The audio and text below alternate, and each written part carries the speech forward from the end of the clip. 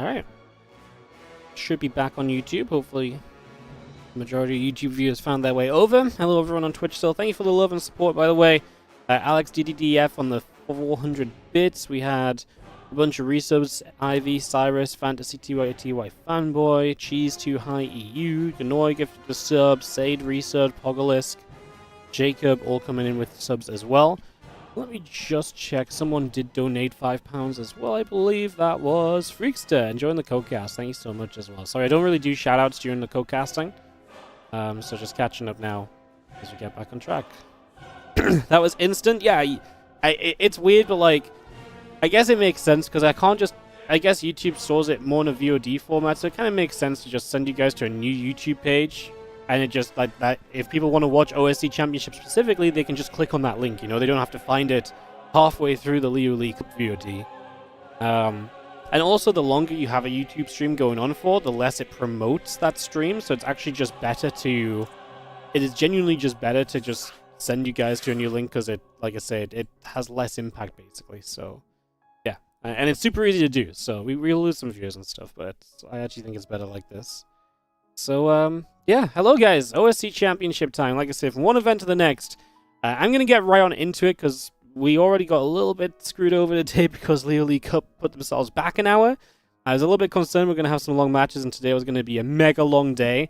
It's going to be pretty long anyways. I mean, this is 6 best-of-5s, and we're at the really good part of the tournament as well. I reckon this is a good 6 hours of StarCraft coming up, so we're looking at already going into a 9-hour stream. So I'm not going to waste too much time. We're going to get into some games, we're going to enjoy some games. And that's exactly what we're going to do. Let's cast some StarCraft 2. We're going to start out with some PvP. I know PvP to start, but that's okay, because we've got some great matchups. There's a couple PvPs mixed into today, but then there's a lot of great matchups kind of alongside it as well. I mean, not that the PvPs are bad. Skillless Hero already is a pretty fun one. As this is... I maybe should have mentioned that this was in the upper bracket and showed you guys the bracket. We'll show you guys the bracket after the first series or so and just show you where we're at. But basically, for the first 4 matches you watch are the upper bracket quarterfinals in this tournament. It's all best of 5. Let's get into it as we dig our heels in deep to cast a lot more StarCraft 2. Starting off in the top left-hand corner of King's Cove, it is going to be our blue Protoss player. This is Hero. And in the bottom right, our red Protoss player is Skillless.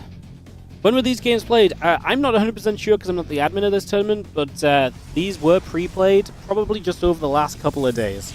The reason they are pre-played is because we're obviously on a shifting schedule and different tournaments going on, and these are long streams and long days, so it's unrealistic to potentially ask Korean players to stay up until like 5 AM in the morning. So the OSC Championship games are pre-played, just to add a little bit of simplicity to it, to the scheduling, because like I say, there's a ton of matches. When you see the bracket, you'll understand. The bracket is pretty heckin' sizable. There's a lot going on in it, so... Yeah, but the games are fresh. No one has seen these games before. The only people to have seen these games are the players. I don't know the scores because I don't have to admin anything. No one hands me any replays. The only replays I get given are in super spoiler-free format, so I have no idea either. So yeah, just imagine over the last few days these got played. And yeah, I'm not sure. Next weekend's the final weekend of OSC Championship. I'm not sure if that actually is... I would be surprised if all of it was from replays. Maybe some of it's live. I'm not 100% sure. Either way, it's very enjoyable any which way. As we get into the bottom right-hand side with Skillless, top left-hand side is Hero. I mean, do you see already a difference in this PvP between the two players and their options? As Hero sets up to, well, I mean, expand, basically. Gateway coming down onto the low ground already. Skillless sets up the double gateways, so he's going to be much safer back at home, having those 2 gates and looking to play out of those over the next few minutes, as we currently have a probe chasing another probe around, centering the warp gate on the way on both sides, and the Stalker will start up from Skillless as well, so we are going to see him absolutely utilizing that second gateway for the moment. Get that straight into play right now, as the probe pulls back into the main base, and the Zealot is going to go a-chasing, so that probe gets chased out of here for now.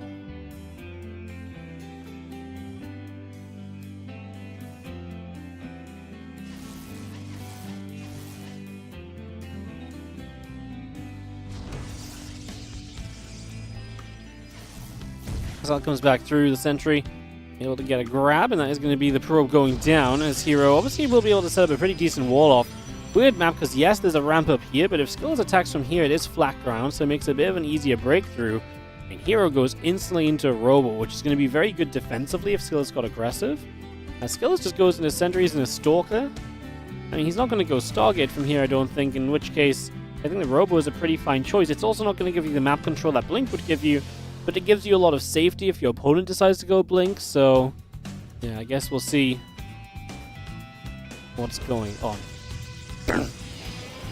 What's the best way to reach out to me about personally sponsoring a 5 to 10k tournament? If you want to reach out at any point, you can just email me. I can put my email in the YouTube chat, I think that's fine. This is available everywhere else as well. Obviously, don't add the spaces in. There you go. You can just email me. Already organizing a couple of tournaments for people who want to put a couple of things together and think a couple of different formats would be cool, so yeah. Whatever the size, if you want to sponsor or reach out or put some StarCraft on, I'm very happy to help with that, guys, so if anyone is interested, just let me know. I can help you with that. We're always about running more StarCraft 2.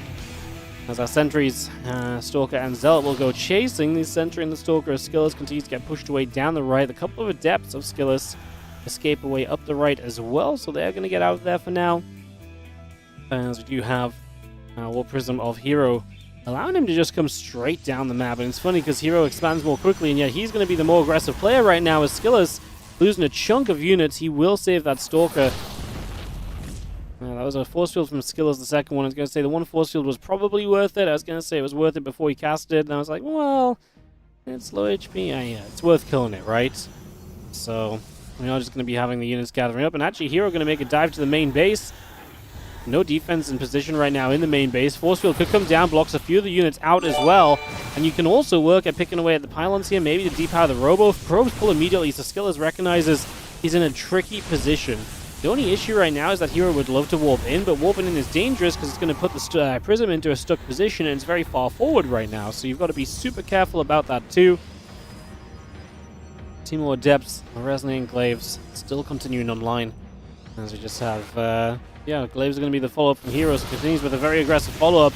Force field's there, a little bit off, lets the Adepts slide out through the top, where there was a little bit of a gap on those force fields and the ramp set of rocks. Units here of Skillus still gathering together and getting about a little bit of a push forward. Now Stalks in the main base going to come through, and they're going to go and try and clean up these Adepts, which are trying to get some pros, but miscontrolled by Hero. Felt like that could have done so much more. Immortal and two Stalks come in. A couple of Stalks taking a lot of shots. Prism going to be taking a few more hits as well. The Immortal about to finish up. Resonating Glaive starting on the Twilight Council. And the two Adepts of Skillus make their way up the right-hand side, making 3 Adepts up the right-hand side towards the main base. As the next few moments play on out, the couple of Adepts will shade again. 2 more Adepts once more. Stalk coming over. The Adepts get into the main base.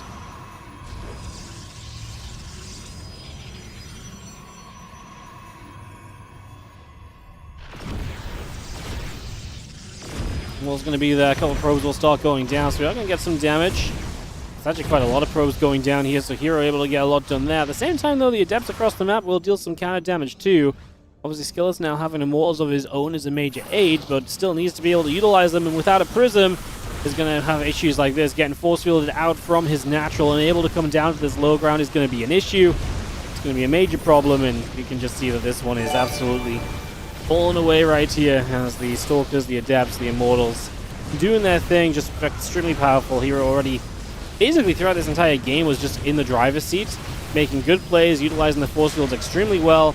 That earlier Prism did absolute, God's work for him. It did so much, and now the Prism is here from Skillus, and yet it's just too far gone. Hero is going to take game number 1 of this best of 5 series, and is going to own the lead of this matchup. So Skillus gets off to a 1-0 lead, as we'll be kicking off into game 2 pretty quickly. Like I say, guys, we are going to have a lot of games to cast today, so we're not going to mess around. We're just going to pretty swiftly go from map to map within the series.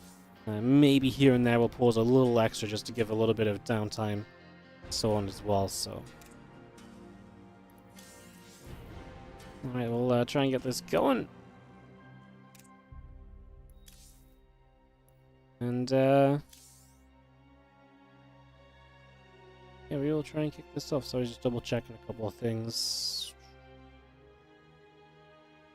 Cool. Alright, game number 2 coming up.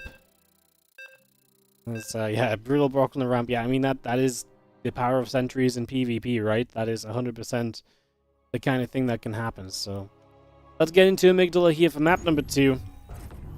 As we will have in the top right-hand corner of the map, the blue Protoss player who takes the lead in the series. Up 1-0 right now, it is Hero. In the upper bracket, quarter-finals of the OSC Championship. Bottom left, it is going to be our red Protoss. It is Skeulix.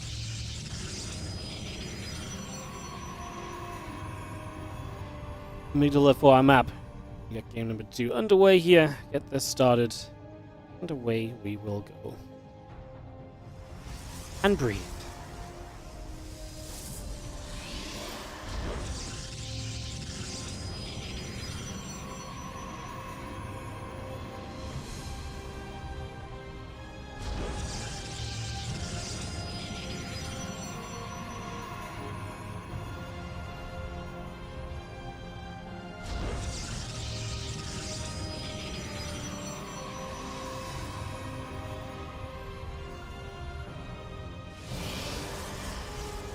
Boost coming around.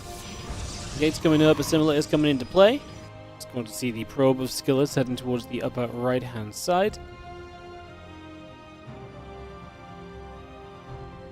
Let's just make it up, of course. Scouting. Pretty important. Both players are going to be doing it at the start of this game, number 2. Yeah, a couple of things just to be set up into this game, guys. First of all, our Royal Match sponsorship is still ongoing. I got completely addicted to this since I started playing it again, so you guys can check out Royal Match. And the more levels you complete, the better it is for the stream. We have a WardiTV team now, although I think the team is...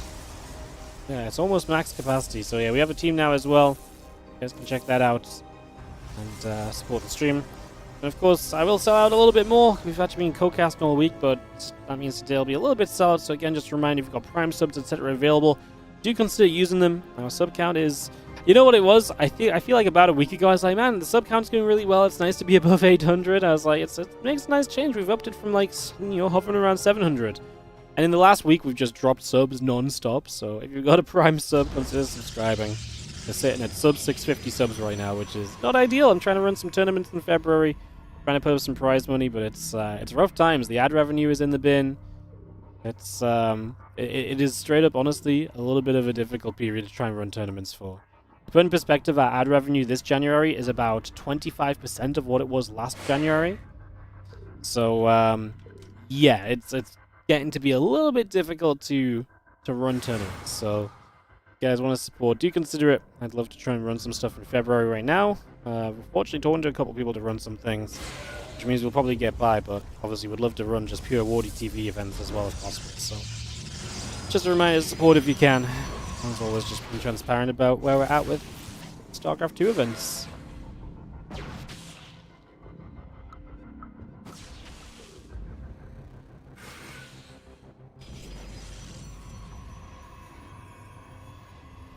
Just gonna see the Adept's gonna go moving it around. So they're gonna get busy.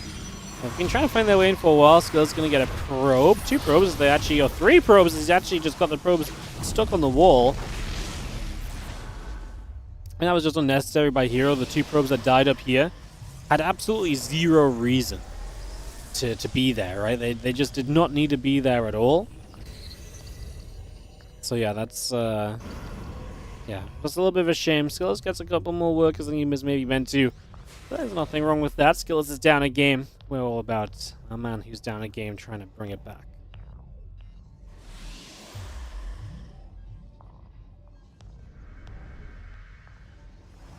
Our pros will just gather together for a few moments here, and we'll just have our Stasis Ward coming down at the front as well. Going to take that Oracle and send it out to the other side of the map, so I'm going to bring that straight across the other direction. And away we go.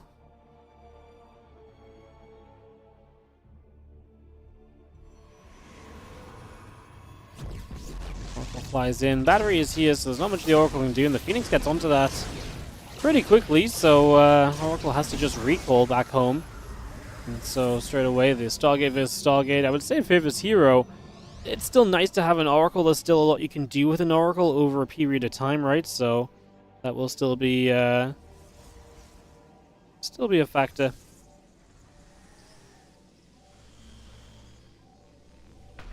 As the Oracle gathers up together. Stalker just warps in. Again, Blink coming through. The Nexus is on the way on the third base as well. An hallucination of Hero. This is going to come down to the bottom left-hand side. Again, a couple of Adepts are going to move through. The Blink is coming up.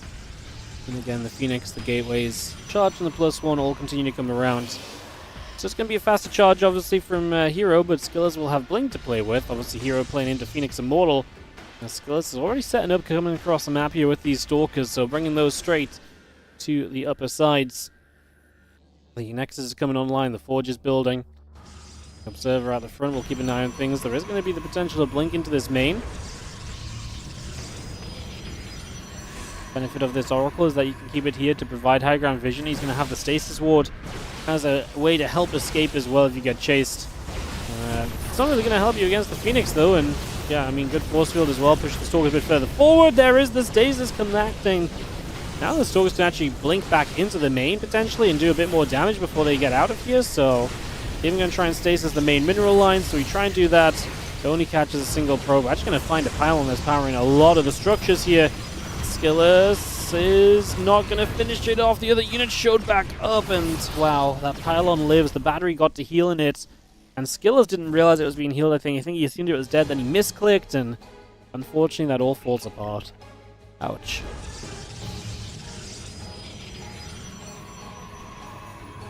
So all of that falls apart. Again, the extra gates coming online already here from Skillers. The couple of Stalkers returning back to the bottom left. The Oracle shows back up, going to try and stasis again. Hero is paying attention, pulls away immediately, turns around with the probe, sets off one of those, sets off the stasis with just 1 or 2 workers.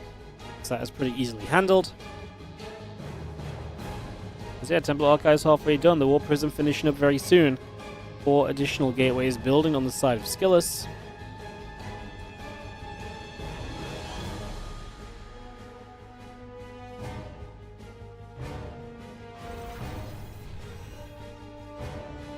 Here is for the +1 advantage, +2 halfway done. Man, there might be a time window where he hits +2 to 0 upgrades. Should be very powerful. He could forcify during that period using the Phoenix still to lift up and guarantee some kills here and there. Obviously, the Immortals are going to be very powerful on the ground. Has that charge we mentioned earlier. +2 is really creeping to being done. Hero sets up to potentially fight on into this third. Now, there's going to be some problems. This, Stasis Ward, for example, could cause issues. A good stasis here could do a lot. As we actually drop the Revelation down, so Skillers will watch Hero as he moves from the right side of the map to the left side of the map. Just figuring out what kind of stance he wants to take on this as the armies still gather up. Again, +2 attack about to finish. Another Archon morphing in. We take position on the left and start to see some of those Stalkers getting blasted right away.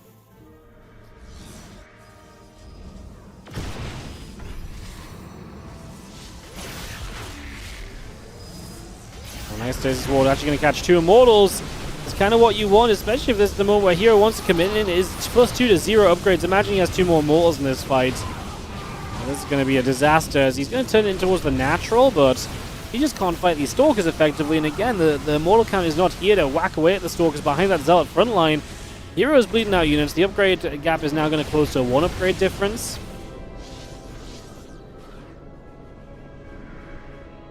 The Stalkers will pull back away as well and try and figure out what we want to do next. Guardian Shield still very much so active here as the Stalkers come blinking through. Immortal getting jumped on now. Archon's getting jumped on.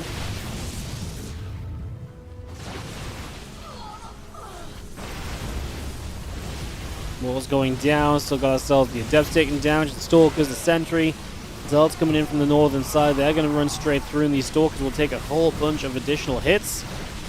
The Archon is going to go down. So the Archon falls. The Prism backing away as well. Just going to get back to the center.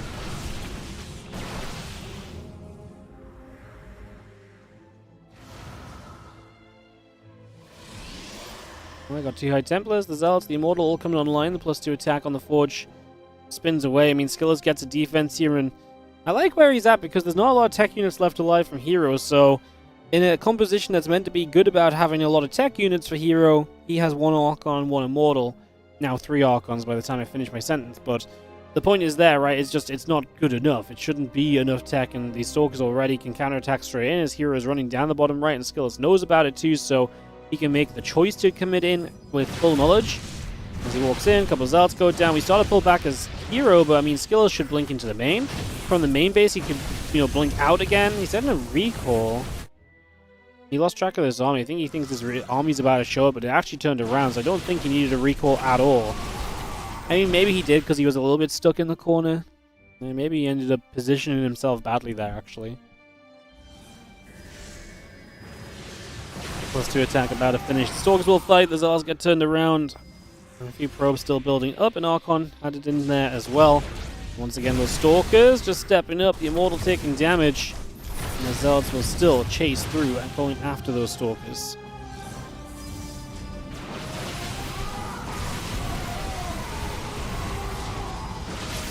Those Zealots getting picked away at. Stasis Ward is going to catch a few Zealots once again. The Archons and Immortal stepping through. Stalkers going to step up and get rid of 1 Immortal as well. As Stasis Ward catching a few more Zealots. We take those down as well. More Stalkers warping in still. I think Hero, his timing really was on that +2 to 0-0 upgrade fight, but was not able to do enough in that moment, and I think right now you're seeing the part of this game where it's just gone a little bit too far. The Archons will continue to trade. A few Zealots are going to get freed. We actually do blink in for the Prism as well, so we take that reinforcement and micro potential away, and Skillus is counter-attacking too. He's looking very good here on Amygdala to take the 1-1 scoreline. Get rid of that 1-0 lead from Hero already, as our Stalkers still press forward. And that's going to be GG called. So Skillus is going to take a second game in this series, and Hero taps out. So we are tied up 1 game apiece. 1 game apiece. All right.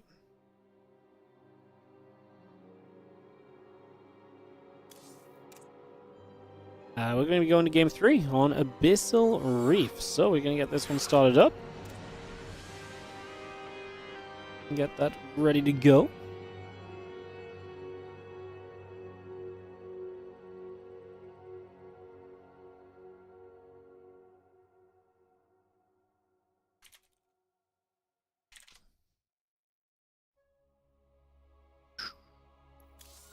Alright, 1-1 tied up, and game 3 coming up in a couple moments' time here.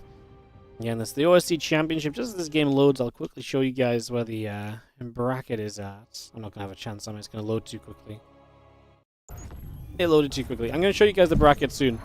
Probably between series. I want to show you guys what the upper bracket looks like. But at this point, I guess I'll show you guys after this first series is done. As in the bottom right-hand side, our blue Protoss player missed his timing window, could not break in. It is going to be Hero here on Abyssal Reef.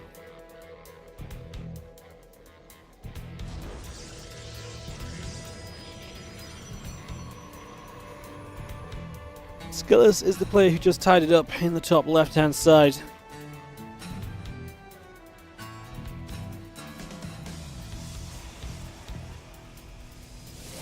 In 3 of our series, we get a gateway on the high ground. The probe is going to move forwards.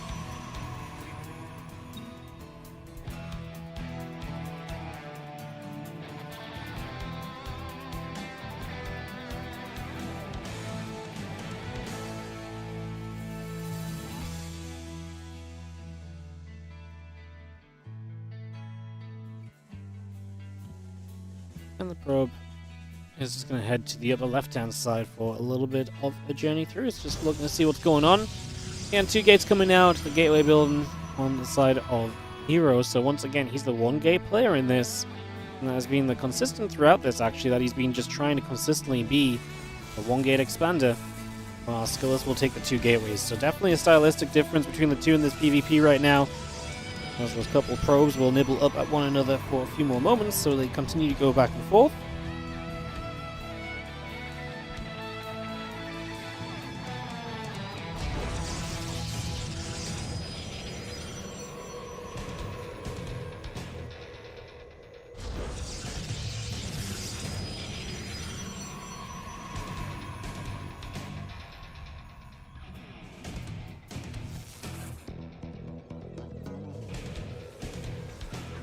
Type of about a finish. Next is coming through. We do have our Corona boost on a Stalker and a Warp Gate. So 2 Adepts on the way from Skillus.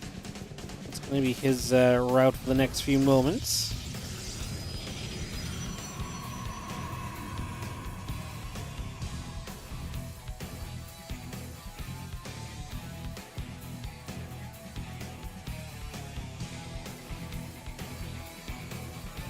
Pulling this probe around. There's gas steal from Skillus as well, so Hero is a little bit limited gas-wise, which might push him away from some of the sentry openings that he likes to go for, so it's kind of interesting too.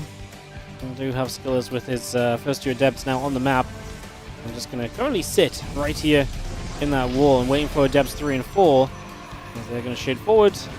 They will be able to go and try and approach. I mean, they're going to catch that probe. I don't imagine they want to stick around the Stalker, to be honest.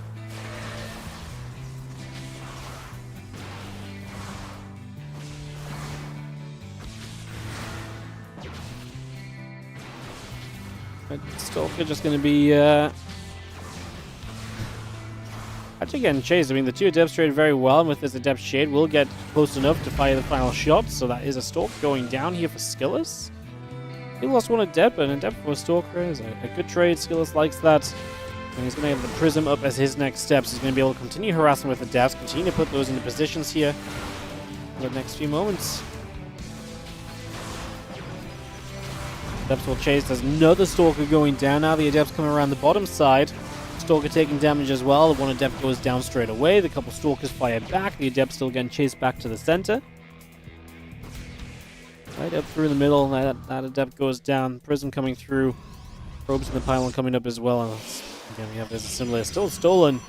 And that is something that at some point Hero has to actually go and deal with, right? At some point you've actually got to stop and go and, do something about that. So hopefully we can figure that out sooner rather than later.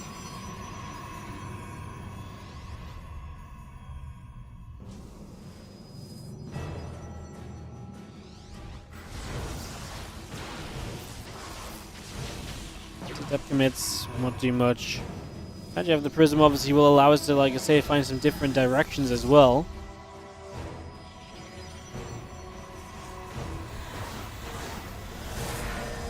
Adepts on low, just going to be chasing after those probes. Those probes getting hunted around. We do have the Prism into the base. Stalkers in the sentry coming through. A couple of Adepts again, just going to go after those workers, and a couple more begin to drop down already. 2 workers. So that might be it. This Adept's just derping. What is it doing? What are you doing, bro? You could have killed so many probes. Could have helped his buddy out and so much more. And this is not going well enough at all for Skillus. He's just 1 base, by the way. So 4 gates, 1 base. He's given up way too many units for 4 gate, though. Like, there's no power behind this right now because he's been losing so much throughout. The Prism now low HP as well is going to be difficult to get back on track. Hero building Immortals and Prism of his own is going to make this tough as well. This is very rough, as you can see. The 2 Adepts going to try and shade up. A couple of force fields go down. The Immortal will be taking a bit of a beating. And as the Stalkers will be there, Immortal will indeed fall. The Adepts are going to get across. Sentry going to take damage. It means Adepts continue to just fall on down, so we just kill up 2 so far. 3rd Adept taking damage. The Prism is super low. We're going to kill that. That's going to cancel the warp in, and that's just going to be game right there. Skillus completely blunders this attempted attack, and that's going to be game 3 going the way of Hero. And Hero retakes the lead in this best of 5. It's best of 5 all day today, by the way, guys, so yeah. As when I start this game, I'm just going to go and turn the light on quickly. It's kind of a little dark in here, so I'm just going to go do that. As soon as we get our caster in. Well, I'll be right back. Literally 5 seconds.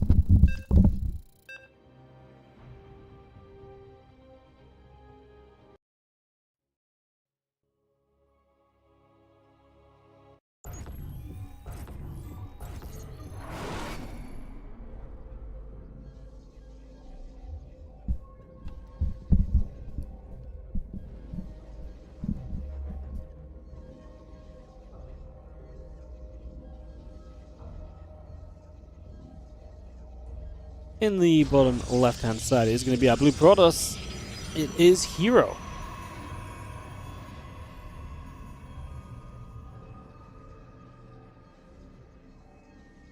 Taking on the red Protoss. On the top right-hand side of the map, we have got Skillus.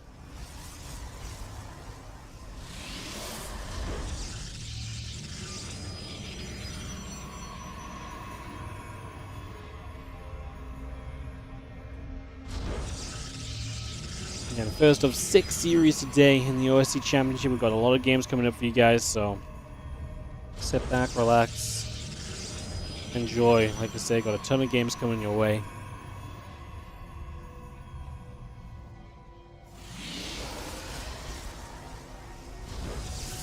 If simulators come through, our Nexus will go chrono boosting.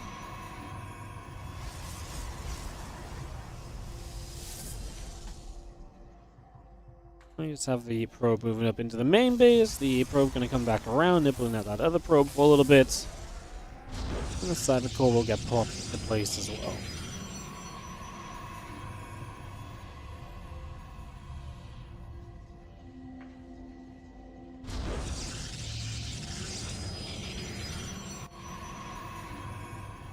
So yeah, cyber core's coming through. The probe will come across from Skillus as well. It's going to be heading down toward the bottom left-hand side. A scout in here for a couple of moments.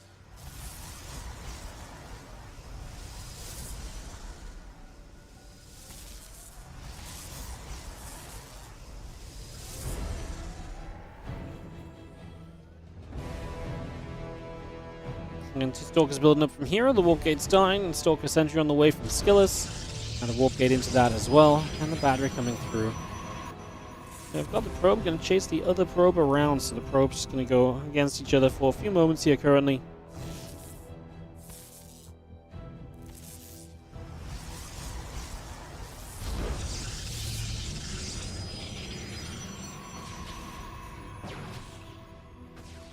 Stargate will be the choice of hero. Gets that on the way.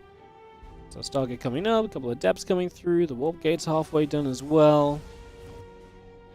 Sentry continue to build as our Stalker chases the probie back up to the top. So yeah, Stalker is going to get the grab. And that probe is not going to go down. It gets turned away. The Stalker gets pushed back out of the top. So Stalker and the Sentry coming back over this direction. Let's see that Stalker coming through. Again, chasing the other Stalker down. Hallucination is going to morph into place. And we just have ourselves an Oracle building from Hero. From the Oracle, we go into a warp gate, and again, the couple Stalkers of Hero just get chased down the bottom left-hand side. For the moment, away they go.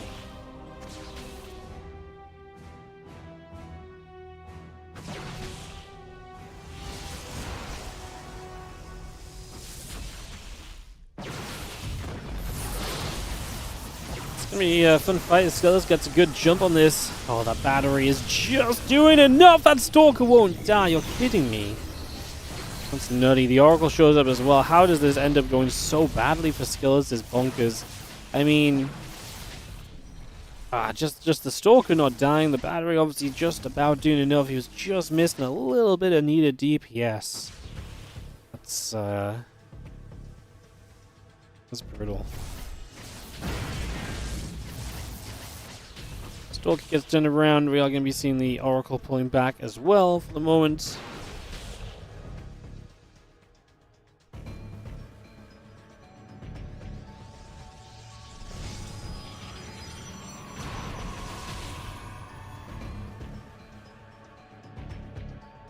Stalker and the Sentry back to the center. The Oracle on the top side. Here we're going to move in toward the main. He's going to try and find some probes here. This is where the Oracle should be able to deliver. And there's no battery. There's no defense. How do we have nothing? How do we have nothing when you know the Oracle is into it?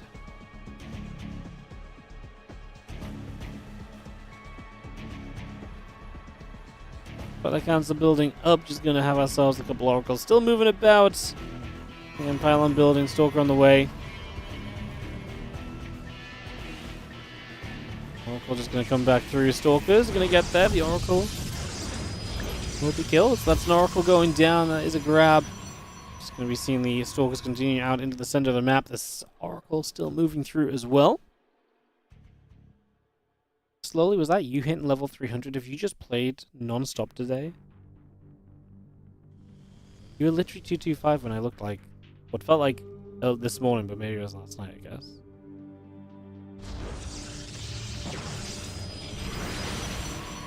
Oracle's going to be there. Stalker's coming through. One Stalker going down immediately. Again, the blink is coming about. I'm just going to be seeing our Nexus building on both sides. The Forge starts up from Skillus. And the Stalkers will get to the top here. So Skillus pulling back over to another Sentry coming into play.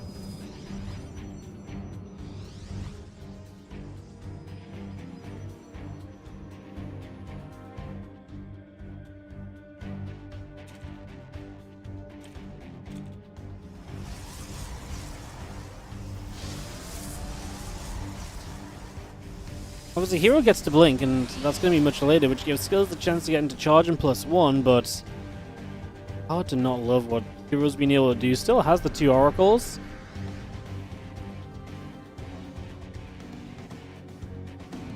Blink of Battle complete. Again, charge and +1 coming over.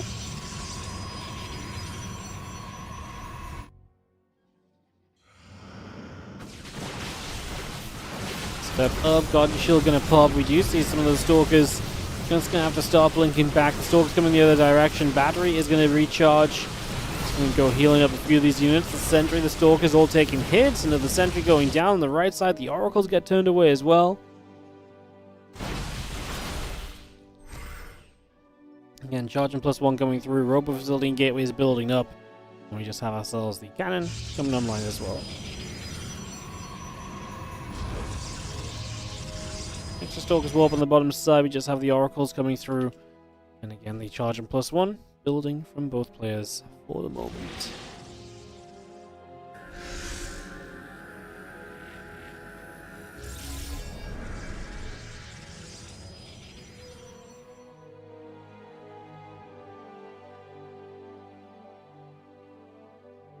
Oracles down the bottom right side. Just gonna see the probe still moving about again. +1 charge coming over. Gates coming in across the board.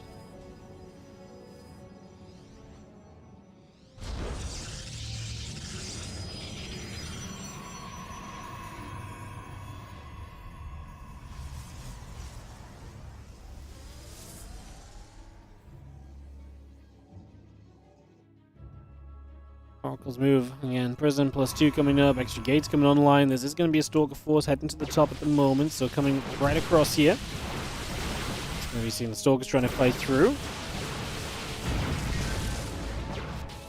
Go back and forth. Skillus and Hero joining together. The couple of Oracles going to peel back over to the left.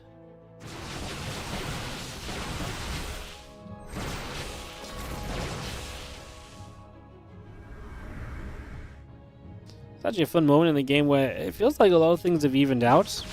I actually just lost one of the Oracles as well, so 1 Oracle down. I was about to say that as things even out, one of the advantages Hero has is still the Oracles, and obviously he's got a faster 4th base as well, but the worker counts are within reach of each other. Hero actually going to take a jump back onto this army, and charge will allow him to chase a little. Some of those Zealots going to force the Stalkers to turn and fire some shots, which allows you to blink underneath. I think he could have targeted the Prism there, maybe. Might have been a nice catch. This time you definitely should get the Prism. The Prism is huge. You actually lifted Stalkers into it as well, so Skillus makes it an even better target because he put 2 Stalkers inside as it goes down. This Oracle will fall. I'm not sure what Hero's trying to do with these throughout this, but it was a complete disaster.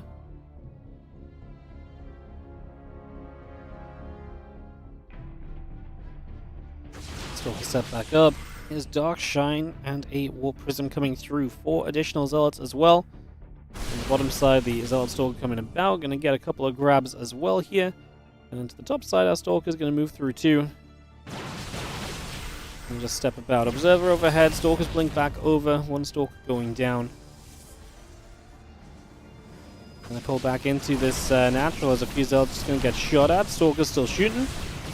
It's going to be seeing another Zealot getting warped in. The cannon is going to go pretty sizable here. Good damage output from that cannon at the moment, as you do have a couple more units still warping into this. The Stalkers on the left-hand side coming through too. They're going to go jumping onto that Immortal. It goes down. Now the other Immortal is going to be taking some big damage. Stalkers taking hits as well. Additional Zealots warping in from Skillus. Warp Prism starts up. Both players are going to drop down about 100 supply each. As Hero gets turned away, his army supply is absolutely dwindled.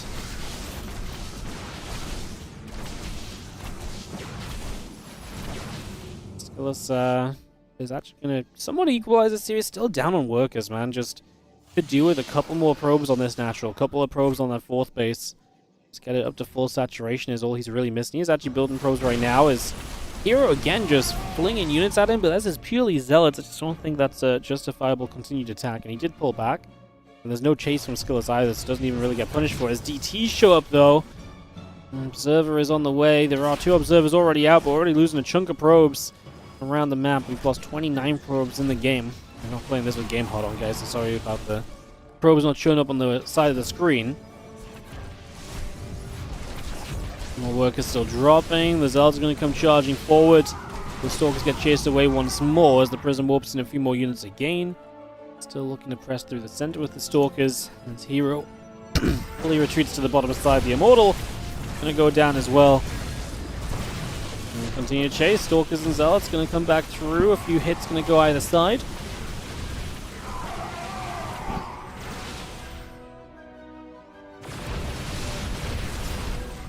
Back towards the right again. Still the Stalkers getting cleaned about. A few more Zealots warp in again. Stalkers should be able to do something here as they blink up. One Stalker goes down. The Zealots still being chased.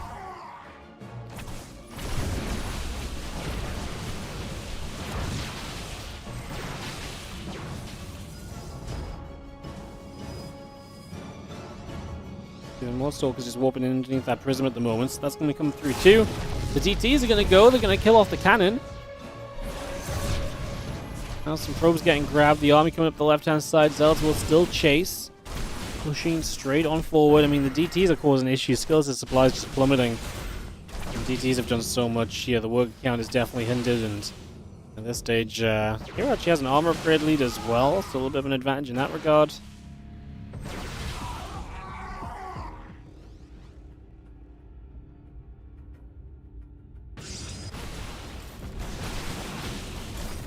Stalkers blink up one more time. Still going to go after a few more Stalkers now. Chasing down as we go. The Immortal and the Assimilator coming up. The Observer is about to finish. 5 Stalkers producing on the Prism.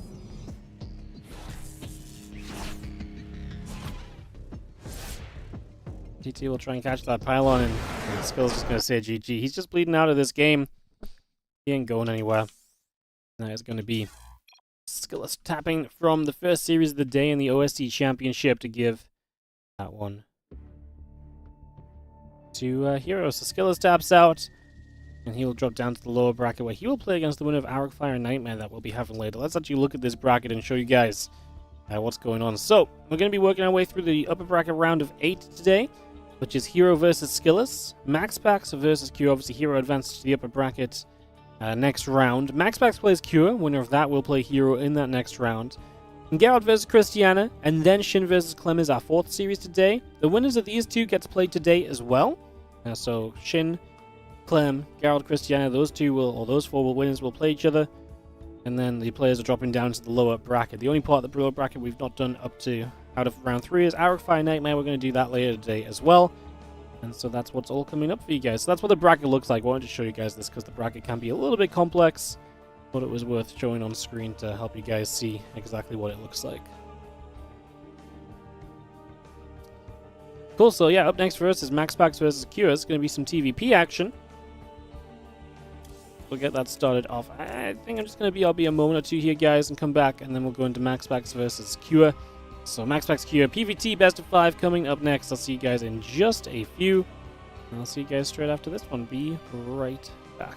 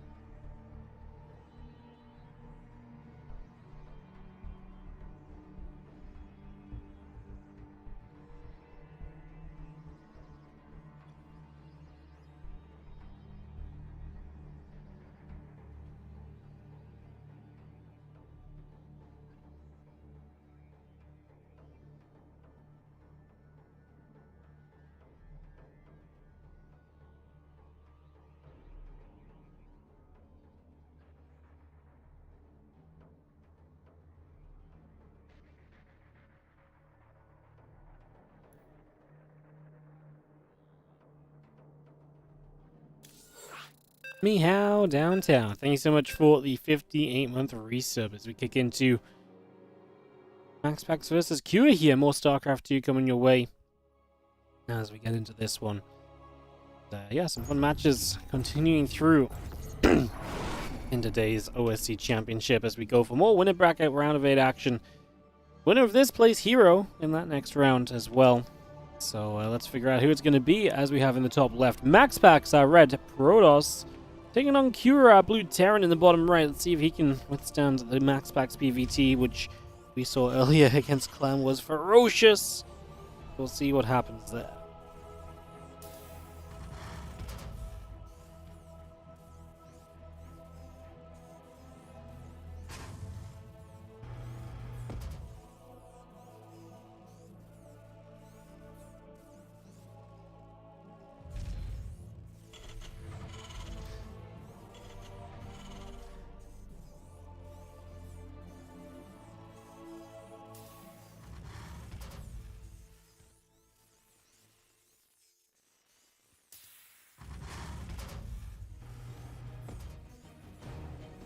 So, game number 1 of this best of 5. Just watching SCV build up a barracks.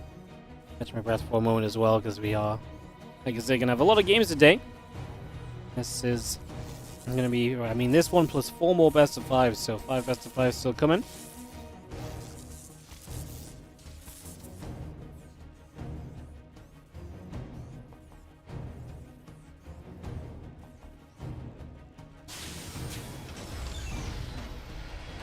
There's the probe nibbles for a few moments here, and MaxPax likely to play a lot of blink, a lot of pressure. You know, I think you have a pretty good idea of what is typically the plan from MaxPax.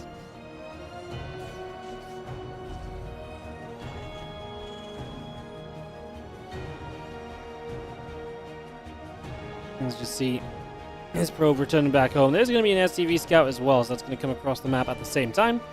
And get that going, get that over the other side, and away we go for the moment. So SCV heads towards the upper left for now.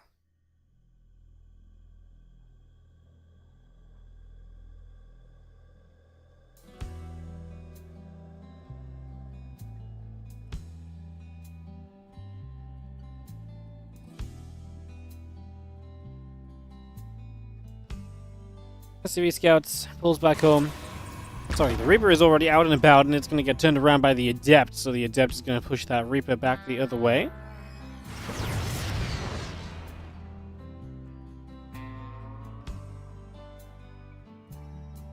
Actually a shame to lose the Reaper so quickly. He gives so much more freedom to MaxPax now as he's able to just come across the map and, you know, move these Adepts over. You don't have to worry about scouting a Reaper around or chasing a Reaper around at all. So you can really just come focus, like I said, on coming across the map. As the 2 Adepts will shade on forward. Remember when Q was the Protoss killer? That was not really that long ago. That's the craziest part, right? That really was not so long ago. Year and a half. I mean, it's not no time at all, right? But in the grand scheme of things, yeah. Q was so good at TVP then. He was so freaking good at it. As the Adepts will fire through. Yeah, CV going to come place a depot down in the corner. And the Adept's still just going to try and shade up and toward the main base. Trying to see what else may happen.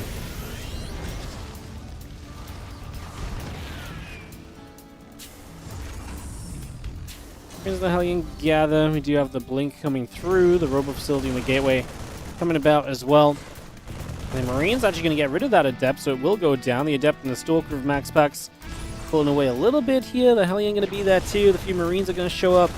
It's going to go back and forth as we do see the Medevac going to get overhead and doing a little bit of the healing. The Stalker and the Adept still getting turned away for a couple of moments. So good defense from Cure, going to push MaxPax out. Now immediately lifts up into the Medevac and starts to go the other side of the map. I mean, MaxPax will see that happening, so now he knows he can keep pressuring. And so Cure decides to come back in with his units. Actually going to turn this into pretty good bait. He's going to get the Adept, going to get the Stalker. Actually turns into a very good cleanup. I mean, yeah, like I say, good bait from Cure. He's like, oh no, you saw my units. He's like, well, I'll just turn around and actually kill you if you take advantage of it. And that works very well right off the bat.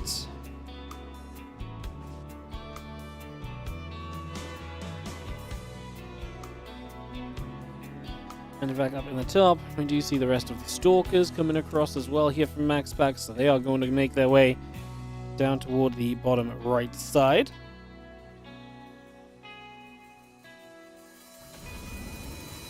Stalkers will get ready to load into this natural. And they're going to go and get a couple of SCVs. We did kill some Marines on the other side, but that's now mostly getting cleaned up. Let's watch these Stalkers, because I do think these SCVs are going to end up taking some pretty serious damage here. 4 SCVs already down. The Stalker's going to get back onto them. I mean, just 4 Stalkers still going huge, as we get 6 SCVs in total. Good save on that Stalker as well. MaxPax showing us just one of the ways in which you can utilize these Stalkers as well. Worth mentioning, I don't think I mentioned it, but this is Romanticide, which is actually obviously an old map. The reason they're playing an old map is that OSC does use an extended map pool. So they have 3 maps voted in from previous map pools / from TLMC events that join the official ladder map pool. So there's much bigger map pools in OSC. That's a great blink, because he gets rid of the siege tank that was coming down the ramp. MaxPax with good micro as well with those Stalkers, lifting them in the prism after blinking forward, allowing them to get away with much cheaper kind of losses. SCV's already going down, and we continue to do very well for ourselves here as MaxPax gets set up very nicely so far. Stalker step through again. Bunker going to take some damage and some trouble. SCV surrounding that bunker. Bunker is not going down. MaxPax is not going to get it, so wastes a lot of shots there for not anything gained. Kills a couple of SCVs during this whole thing, but that's going to be about all that we find. And now we have the gateways and the charge coming up and online, the +1 attack upgrade coming up on the Forge as well. And now the Stalkers blink into this main base. 1 depot, 2 depots, both going to go down. So those depots are going to drop, and we continue to press up. Marines are going to take some more damage. The auto turret falls. Stalkers still trying to trade. Raven drops another auto turret into place. Still got our stim and +1 upgrades coming through. We do have refinery coming up. SCVs are on the way. Stalkers from MaxPax will evacuate over the left side.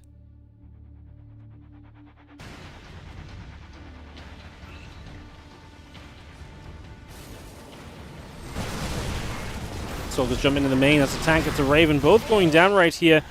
You're going to see those getting dropped as now the Stimpack Combat Shield and +1 all coming through as well. So we continue to bring this about. Continuing to blink away. A few Stalkers in the main base. Going to try and see what else they can do. 2 SCVs get killed. The rest of the Stalkers still gathering up.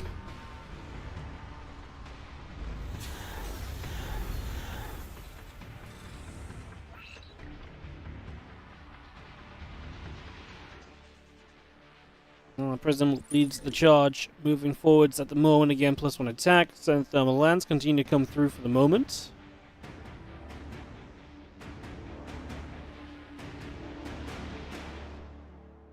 Prism gets back over that right-hand side again. Dark Shrine coming up, the Forge and the gates coming through. +1 attack and extended thermal lands building as we speak.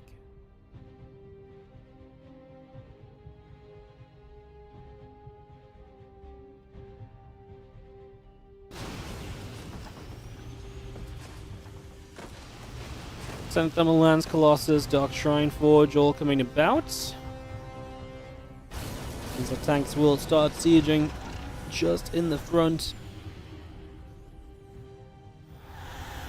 Prism loads, 4 zealots inside.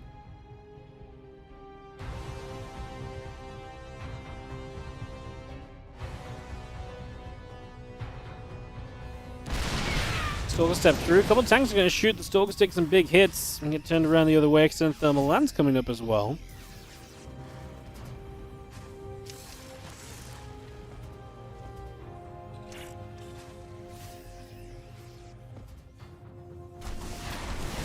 Not going to swipe at the depots. Vikings going to come chasing the Prism down. A couple of Zealots going to get onto the reactor for a few moments. The Stalker going to pop through. Guardian Shield going to activate. The Zealots charging straight forward here as the Bio will stim. The Zealots going to take a lot of shots. We are going to be seeing the Colossus coming through as well. MaxPax just with a massive shove up this ramp just as McHugh is trying to establish base 3. It ain't going to happen. Oh, that's a nice Widow Mine, but that's not going to change things, is it? Second Colossus probably says not at all.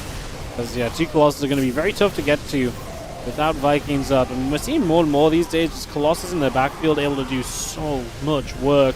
Actually, you have quite a few Vikings do show up all of a sudden, and I'll give credit where it's due. MaxPax actually, I don't think was expecting Vikings to show up himself. He's actually overstepping the line right here. We're going to lose 2 Colossus. The third base is burning, but not dead. Can we get rid of these Zealots right now? The Zealot mass might be a bit too much. Some Stalkers still going after the command center right now. GG is going to get called from Kira. MaxPax is going to take game 1 of this best of 5. MaxPax will take the lead in the series. A little messy at the end there, right? Felt as though there was actually an opportunity for Kira to maybe come through and to do well for himself, but this wasn't quite enough of an opening. GG's. We're going to be going to another of the old maps for game number 2, which is going to be on Grezvan, actually. So, we're going to get Grezvan coming up here for map 2 as MaxPax with a 1-0 lead here over Kira in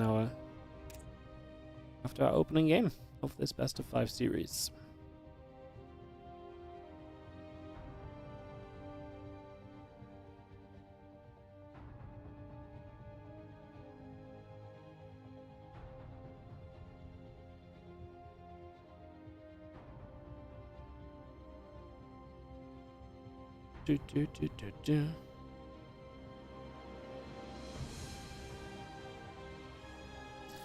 Game 2. Let's load it up. Let's get it going. As we have MaxPax and Kira. Second map coming through. Grezvan, as mentioned, is going to be the battlefield. Get this one started. Yo, Ascalon, thank you so much for the 60-month resub.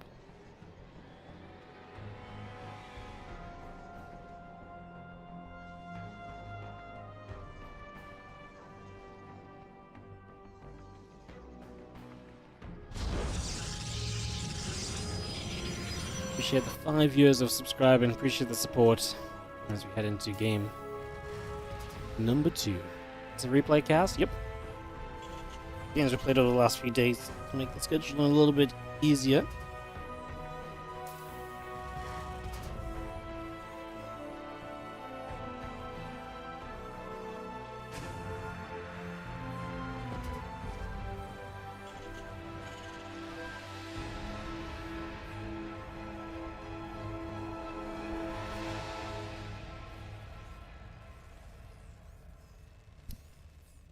So game number 2 is going to be seeing our probe going to the top left, the SCV coming to the bottom right.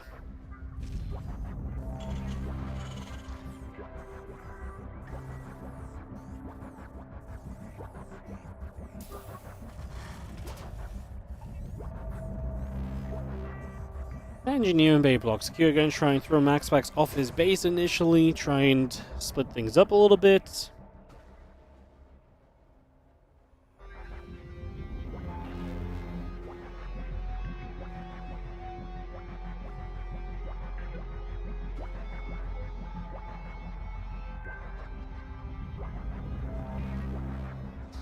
Have that SCV moving, and you actually see what a base to take from MaxPax. A very forward nexus here, my goodness. That is, that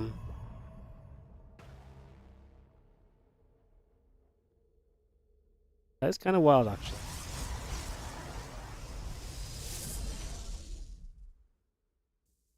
Well, super far forward nexus. I mean, we'll see if Kira can find a way to take advantage of that. Obviously, we'll cancel the engineering bay, get some money back.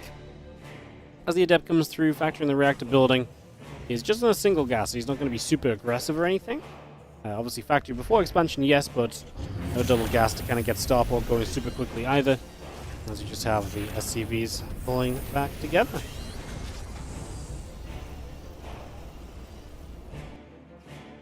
Adept moves into the middle of the map, moving back over. Adept will just go shading towards the upper left-hand side again. Twilight Council halfway done. The next is about a complete warp gate in the gateway building for the moment.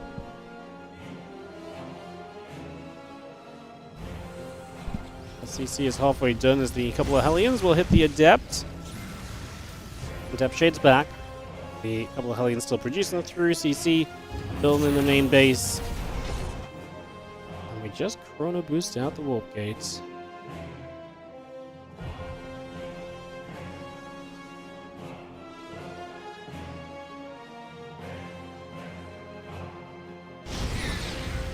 Talons will force the Adept to shade back one more time, so that Adept gets shaded away once again.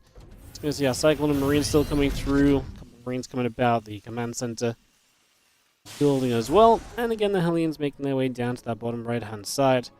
The Adepts will join into this forward base, and just going to be seeing some battery healing coming through. The Stalker going to hit the Hellions as... probes are going to go down as they... Hellions head straight into this main. 4 workers down already. 5 workers go down.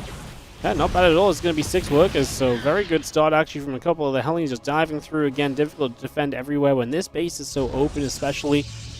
And there's going to be a good defense.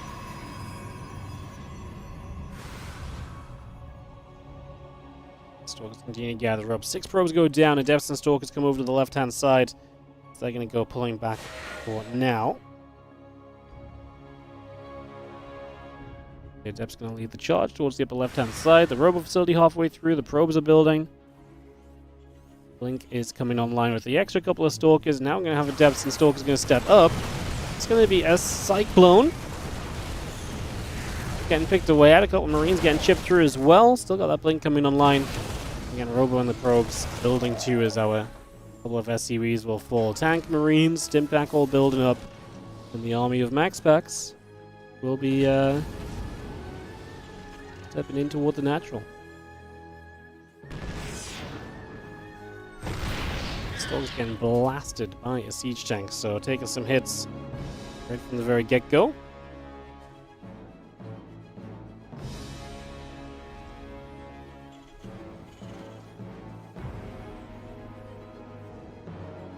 Prism comes over, hallucination overhead.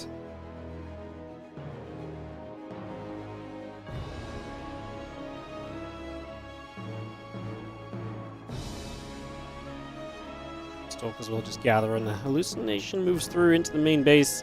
So MaxPax knows what he's potentially attacking into here, looking for some damage so he can step back in this game after taking quite a bit of damage himself initially. So in we go, the Stalkers will begin to unload, and we have 1 Marine already that gets knocked down. Now we blink upwards, and those SCVs will start to drop. So 1 SCV, 2 SCVs, looking for 3. Gonna get there. So 3 SCVs go down as the Prism loads back up. We move away through the top side. 4 Stalkers escaping out of there as +1, Stimpack, and Combat Shield all continue to build. The reactor about to finish on the factory. The starport about to complete.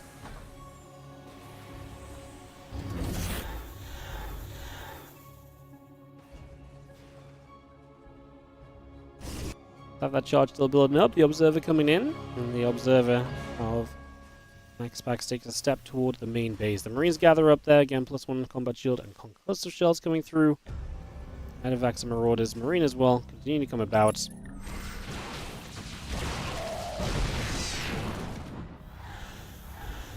Load up Stalkers, we drop them back down. Again, Medevacs, Marine, Marauder, and a +1 upgrade coming through. And yeah, Temple Archives is building on the side of MaxPax, just bringing that across. So other Temple Archives coming online with the +1 attack upgrade too, and again the Stalkers from MaxPax cruising at the front, gonna split 1 Stalker off to the side.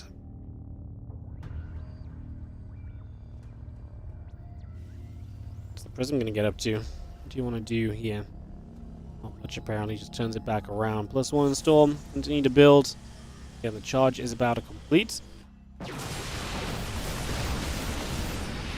Those Marines getting jumped on, as this is what MaxPax would like to do. Obviously shave off some of those units to make it less numbers he has to deal with overall. Already sets up the counterattack of Zealots to hit the natural. So the Zealots are going to go up the left-hand side. They're going to aim for the natural here as the rest of the Bio Army moves through the center.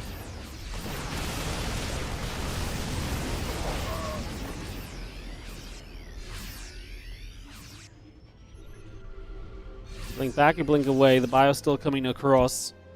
Stalkers will come through again, and actually going to go after some of the Marine Marauder. A couple of tanks get sieged, and the probes will get hit. Problem with taking this base is this position. This is the position Terrans always love to utilize. What a defense on the other side as well. Those Zealots won't do anything.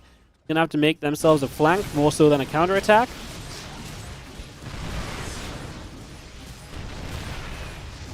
So here we go, Guardian Shield pops up, the Zealot's just going to charge through. We are going to be seeing a storm onto the group of Bio that couldn't move anywhere. Stalkers are going to not find the full medevac. I thought the Blink 4 was going to get it, but We actually get an unload to the high ground. We've still lost 12 probes as MaxPax. Procure's losing a lot of army. Medevac's now getting chipped away out from the skies as they've already used their boost. That's not a good load up, surely. Oh, they just boosted before Blink was available. My goodness. That felt terrifying. As now the Zealot Stalker comes across to the left-hand side. A lot of reinforcements coming. MaxPax wins this fight, and I think he wins this game on a shove into the natural. Defensive setup doesn't matter now because there's no units to work with. Kira's just fighting out the front anyway, so it's not even going to matter. As a couple of Widow Mines go off, some Zealots take some hits. They come across the left-hand side, and this really does look to be about all they rode. 2 SCVs dropping. A bit more bio still coming through. Going to pop Guardian Shield up once again. We charge on in. I think as a Storm drops down into the mineral line, SCVs begin to drop. I think that is really pretty much all there is to say about this one. Is we'll just have 132 to 66 supply. Quite clearly heavily in favor of MaxPax here. He takes 2-0 lead in this best of 5 series. Currently just dispatching of Cure.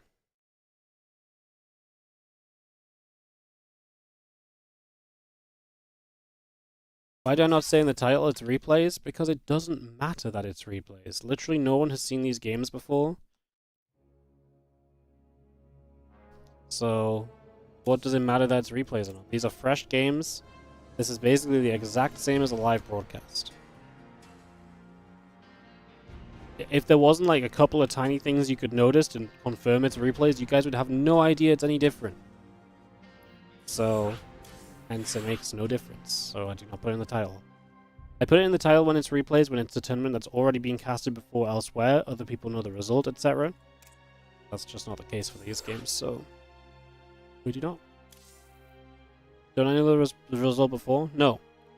This is what I get. Look, I will show you the replay package. This is what I get, because it's so spoiler free, it doesn't matter. Look. I'm in MaxPax versus Cure, and it's just map 1, 2, 3, 4, 5. I don't know, I can't see anything until I go into one of those maps, so we're in map 3 right now. There you go. So no, I do not know the result. I've got no idea. It's literally the same as casting it live.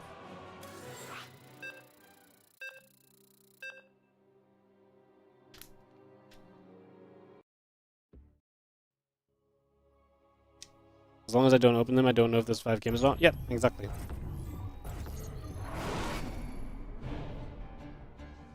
I've got no idea.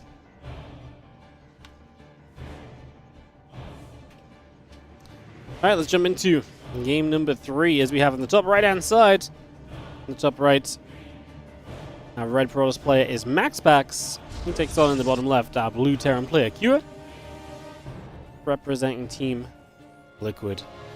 Of course, MaxPax represents Psystorm as we get into game 3 of this series.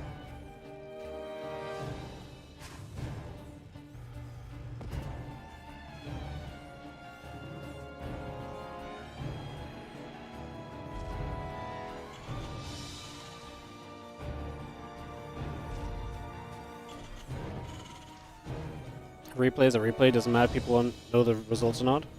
No, I completely disagree, because the whole reason I put replays in the chat for casting something that's been cast before is because people might have seen it themselves before, right? They might, you know, it's good for them to know that this is something they might have already seen, because actually that might change whether they want to tune in or not.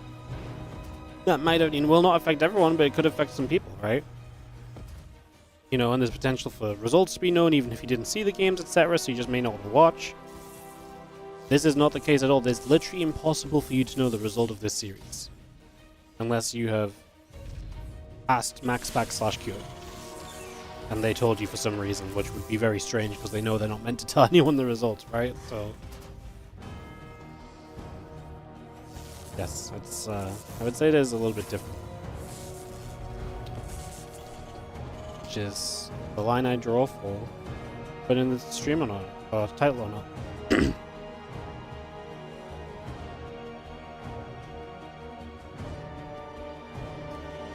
Game 3, as we do have our probe. Obviously, we saw just nibbling there a little bit. Factory coming up from Cure.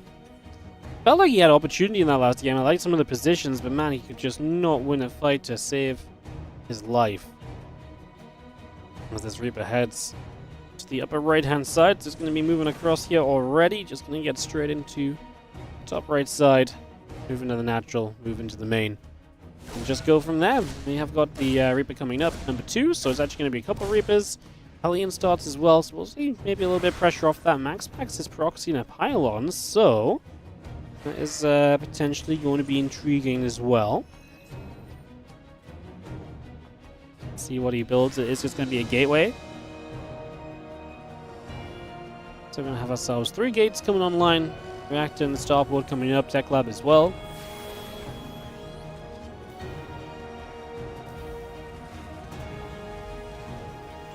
End up shitting down the bottom. CC coming through. And the probe of MaxPax heading back towards the upper right hand side as a gateway. And the front of the natural coming about as well. Step gonna fire. Depots will take some damage. Reactor about to finish on the barracks. Reapers come through. 3 probes go down immediately.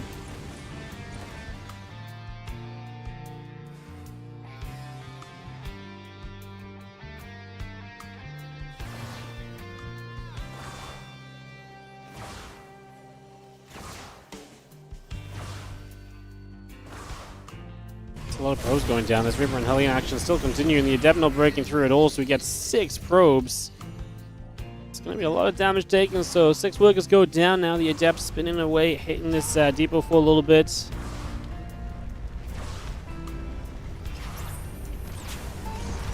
Cyclone lock zone. Just going to be seeing the couple of Stalkers. Going to go after the Cyclone as well.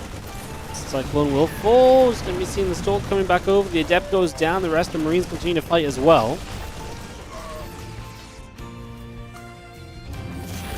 Just on the one base right now. I mean, the thing is for MaxPax though, losing workers like this and having no tech behind it is obviously pretty scary. Not having tech especially is pretty darn dangerous. As our Stalkers try and step up again, a couple of Marines will begin to go down. We lose 1 Stalker.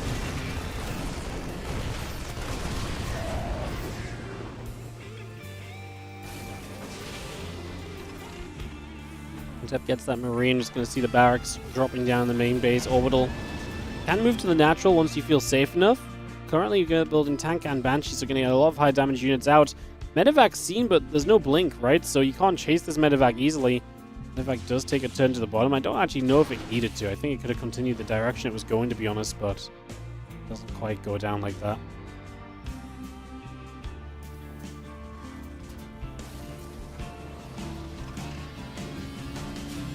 So Medevac pulls all the way back into the main. As Stalker count adds up, but like I say, still no blink. So there's not too much danger here, and as soon as tanks are sieging, these Stalkers just can't do anything right now, because without blink, there's no realistic attack in that's going to work out well for you. So that doesn't go anywhere at all. 2 more simulators coming up, the Robo facility coming through.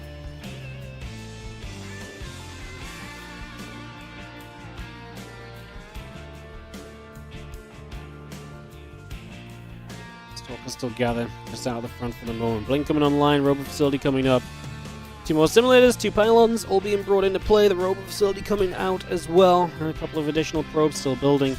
There's a pylon going down for MaxPax. On the upper right hand side, as the hallucination heads down the bottom left. Now a few Stalkers will join up. And this hallucination makes its way straight into this main base. So hallucination into the main. That's taken down right away now.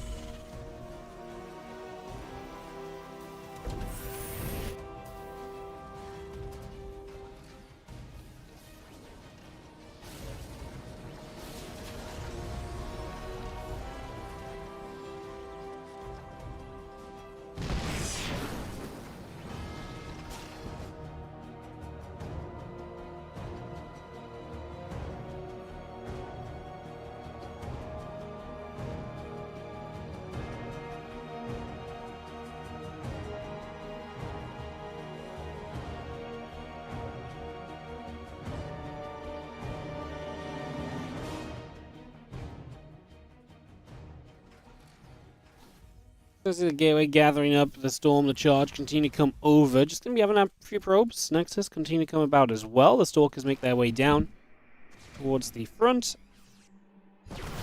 As our biotank force will settle in here, and a few of those Stalkers taking some shots and getting pushed out the other direction. Storm building, charge building. Prism coming through. Our Banshee going to go after a few probes. Stalker gets underneath, and that Banshee is going to take a bit more damage. It's going to be 5 workers, 6 workers going down. Banshee will fall, and we just have our few Marines on the left-hand side. Going to get rid of the pylon. That will depower the gateway, and the rest of the Biotank force settles down on the left as the rest of the Stalkers pull back to the 3rd base. Yeah, Storm and Charge both coming up. Again, the +1 attack. And Concussive Shells coming through as well. We just got ourselves our Biotank force coming over 2 now. Get rid of 1 probe already, and we do have the few Zealots and the Sentry just gathering on that left-hand side. Stalkers joining up.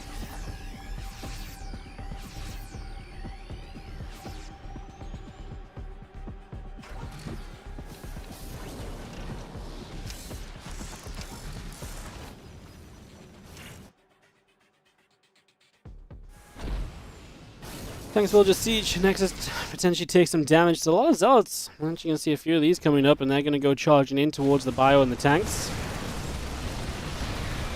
A few of those Marines going to get jumped on, as we do see a big surround here from MaxPax.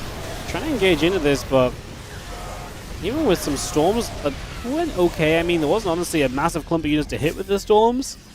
And the few units that were there, I mean, tanks, look at this, all surviving on some amount of damage taken, right?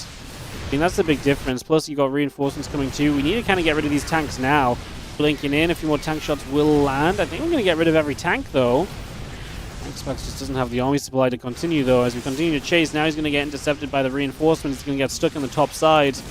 He's running for a blink away. If you blink away, though, you just turn into the 3rd base, and then what? The Zealots are going to try and save the day. There's a storm. It's a nice storm as well. The storm gets recalled into death.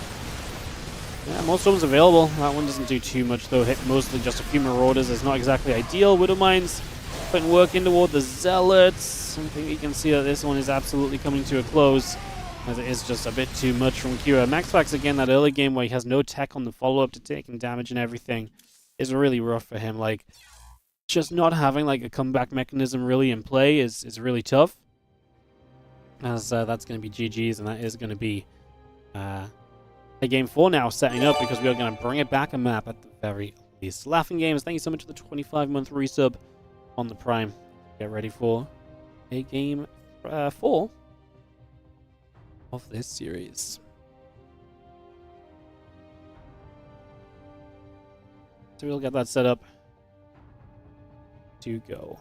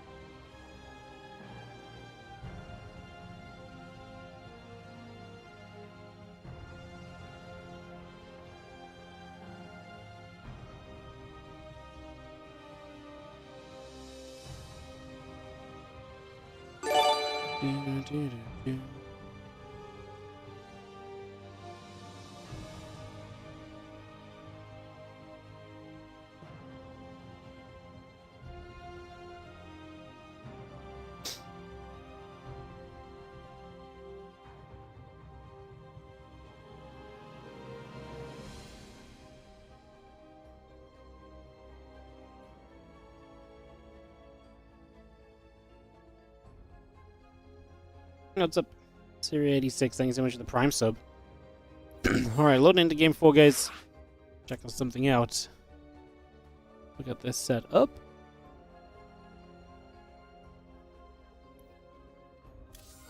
Let's send it.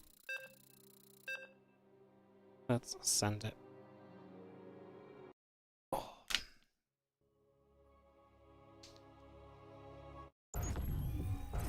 Ultra Love. Map number 4.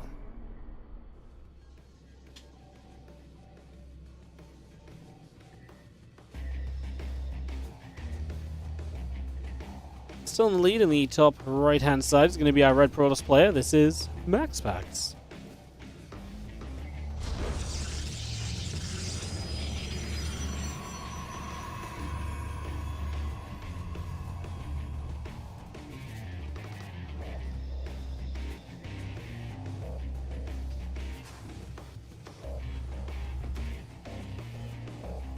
Bottom left, Absolute Terran. And Team Liquid is Cure. trying to stay in this winner bracket of the OSC Championship with another map win. So, again, just to tell you about the lower bracket where players are dropping into. Well, I would be if I had it open. Apparently I don't. One sec. So the loser of this, we actually know, will play against Spirit. So the loser of this plays Spirit. Actually, if Q loses this, we're potentially set up for a bunch of mirror matchups, actually, in the lower bracket. We could be having, like... It wouldn't be ridiculous to see ZVZ, PvP, TVT, PvP. Oh no, we're gonna have freaking mirror match central next time we stream OSC, aren't we? Depends on some other results as well, but I would say in terms of likely results, it's the way this is going, especially. It's possible. It's possible.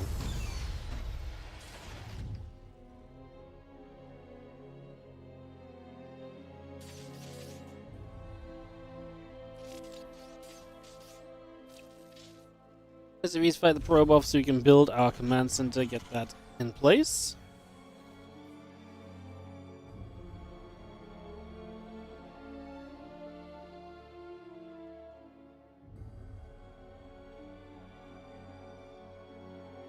As you see this probe going back towards the top. Next coming through, as that moves out, the Adept is on the way as well, so we just get that ready to roll.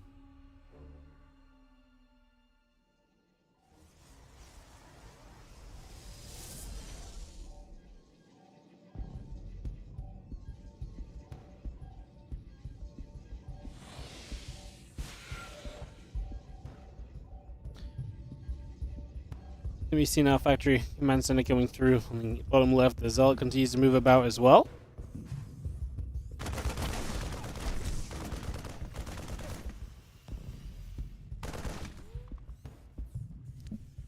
Marines coming about. Zealot gets chased around. We play the CC just a little bit as well, so a little bit of a slowdown there. Let's just have the Zealot and the Adept coming through. Marines going to take some damage.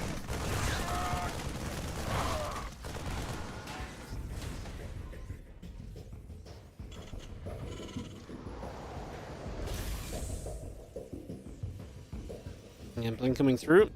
Starport and our reactor orbital coming through as well. Can be seen and ready. This Adept coming over. Trying to shade up toward the main base. Not going to do much there just yet. Get shut down for the moment. Again, the Hellion about to pop as these few Marines of Q maneuver around the bottom side.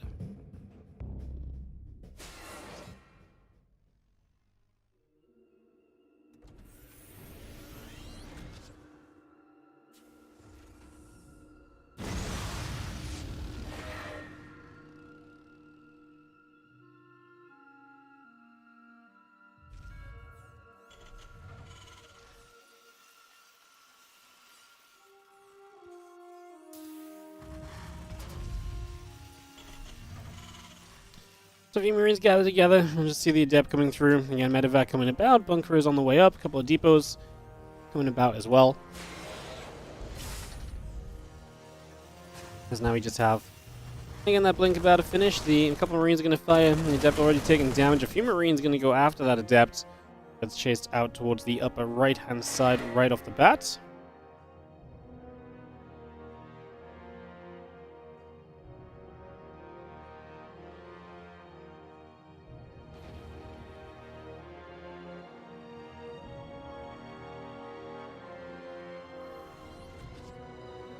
That just comes back over. Medevac gonna come boosting across.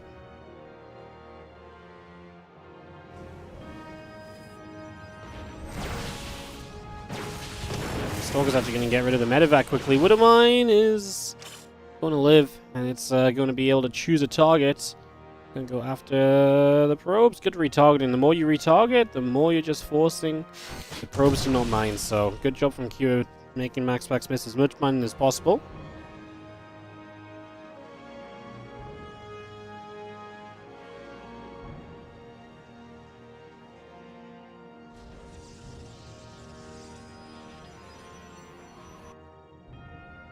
Stalker's heading out down toward the bottom left.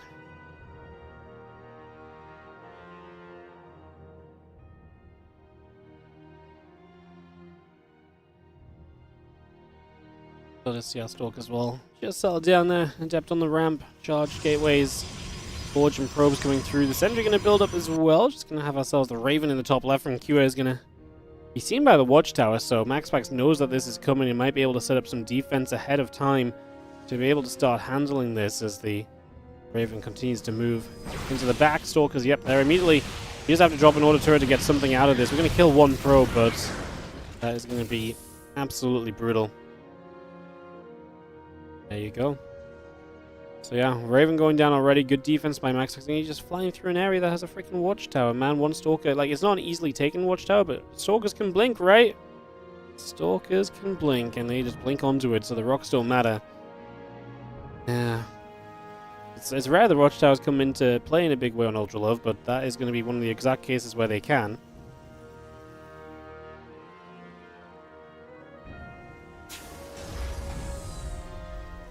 Stalkers keep gathering. Observer just going to siege up in the main. A couple of medevacs coming across. The Marauders coming to the low ground. Tanks will unsiege. We are going to see those tanks sieging up. A little bit of bio going to be there for the Stalkers getting turned away.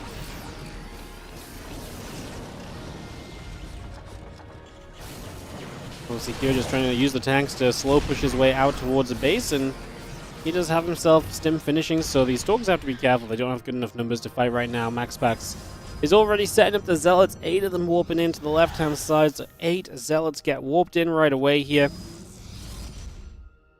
They're going to make their way down the left. There are a few Stalkers here from MaxPax, cruising about a little bit. Pylon setting up on the front for 4th base. Yeah, Prism just going to hit the main base. Some Zealots going to unload here already, and as we try and take a 3rd base, Q is just going to have to turn around because the Prism shows up. The Zealot's going to run to the natural as well. And yeah, you got to come deal with this, otherwise you lose way too many SCVs. 6 workers going down already, 7 workers going down. And like I say, some Zealots on the natural as well. So this army actually turned back around, which means the Zealots on the natural are going to be even more effective. Yeah, I mean, this is ridiculous. 15 workers killed already in just a simple couple of Zealot moves is going to do a lot here for MaxPax's Q. Gonna go out back onto the map. Force fields, I feel like, yeah, they help, they also hurt. I mean, it kind of blocked your Zealots, but at the same time, maybe you didn't want to be fully surrounding that army because it looked pretty scary, honestly. Guardian shields pop up. The army is gonna have to run away to the 3rd base for the moment.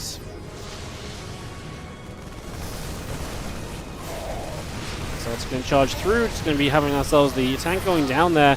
As long as the Zealot stays the front line of this, it is looking as though MaxPax is going to have more than enough to keep on moving, cruising through this.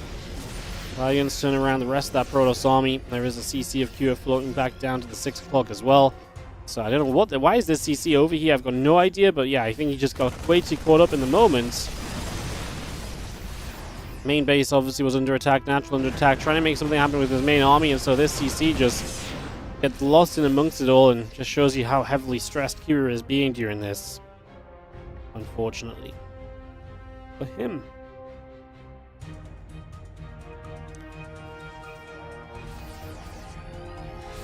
Vikings, Marines, and Marauders coming up. So see how Stalk's coming through. Marauders going to take damage. Again, just have the extended thermal lance, the +2 attack coming online. The Bioforce will sit between the natural and the 3rd base. Just 9 minutes CC time in attack, yeah. Maybe it was coming to be a planetary. Maybe it was just gonna plonk down right here and be a planetary. We would have all laughed, and then it would have killed everything coming from any base. Yeah, clearly that was the plan. Clearly that was the plan.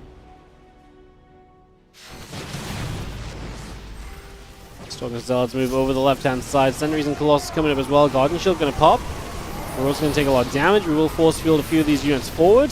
Stalker's going to blink back. The sentry goes down. Medevac's going to get popped as well. The Vikings still just trading away. Those Colossus still taking hits. You do at the same time have the Prism setting up Zealots in the main and natural, so again, just issues for Cure as he takes damage pretty much everywhere. Not really. I think MaxPax is obviously losing supply, he's losing Zealots in this, but he's got 70 workers to 29. So he's got an insane economy to the point where, realistically, I think his economy is going to be good enough to see him through this game, so yeah. I mean, he's down on army supply, but he's got 3 Colossus that are not easily answered, and it's going to take a lot for Q to find a bust through, especially when MaxPax can rebuild so much, and he's going to say GG even. Not going to do anything else.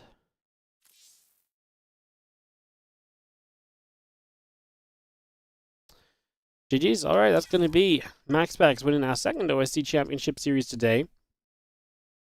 He will advance to the winner bracket to play Hero, and Q will drop down, as mentioned, to play Spirit. Neither of those matches will be today. Up next for us, we're going to go into Geralt versus Christiana, guys. So we're going to get into some PvP action and kick this one off in just a few. So we're going to get Geralt versus Christiana PvP best of 5 coming up. I'm just going to take a couple minutes and come back and cast our next match just after this.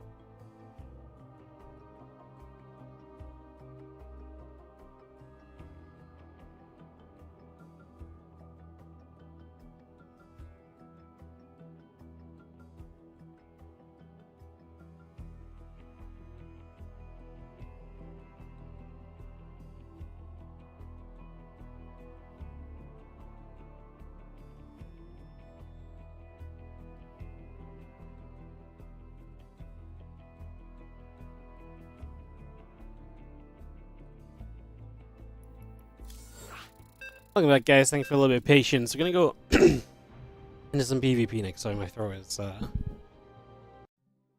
not handling all the casting today very well. So we're going to go into Geralt vs Christiana PvP. Series 3 for us in the OSC Championship today, as it's more winner bracket action right now. We're going to see 2 series from the winner of this series, because we'll see this one, and the winner of this will play against the winner of CLEM and SHIN in Series 5 for us today. So that's where we are at. In the bottom right, our blue Protoss is Geralt. At the top left, our red Protoss is Christiana.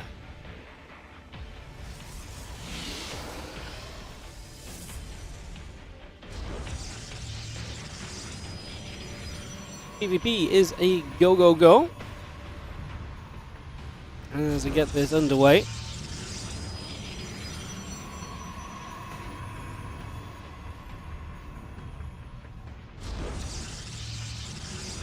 Honestly, a pretty cool series. I don't know if I have a favorite here. I think, honestly, both of these players could have a realistic shot at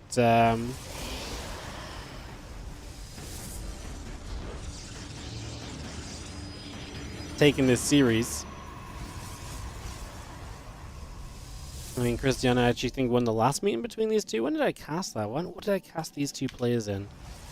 We have a little search on the good old Ligulac.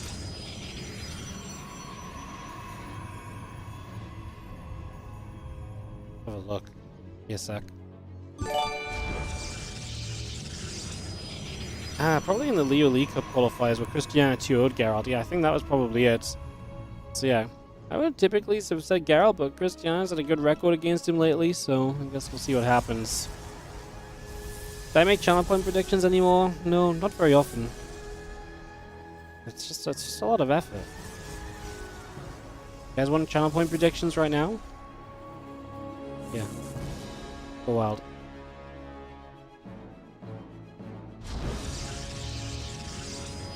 So thank you so much, Ventum0, for the Prime sub. Appreciate it. Thank you very much.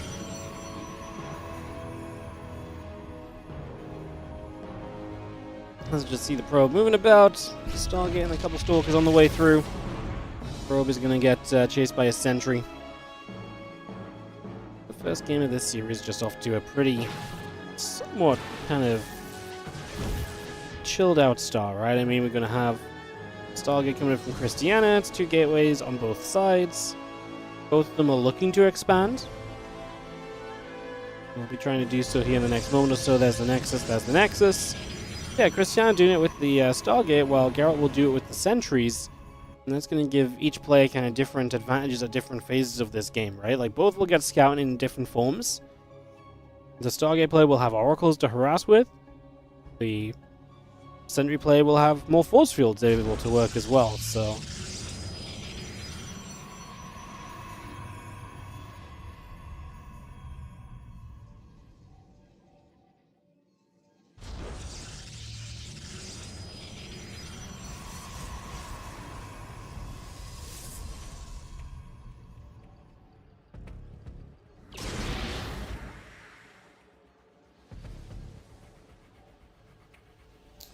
Oh, do you have the Oracle moving out? Let's follow this along because that is probably the most interesting part of this for the next little while. As the Oracle comes down to the bottom right-hand side. Straight a blink from Geralt, so you will have a blink advantage as well, so you'll have a little bit of a timing window to get something done there. And Oracle just going to activate. Couple probes go down, so we got 2 kills.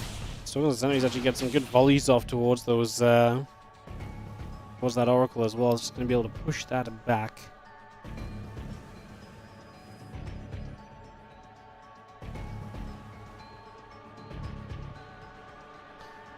Oracle just peels away. Like I say, going to be that blink advantage here, slightly timing-wise from Geralt. We'll see if he can utilize that well at all.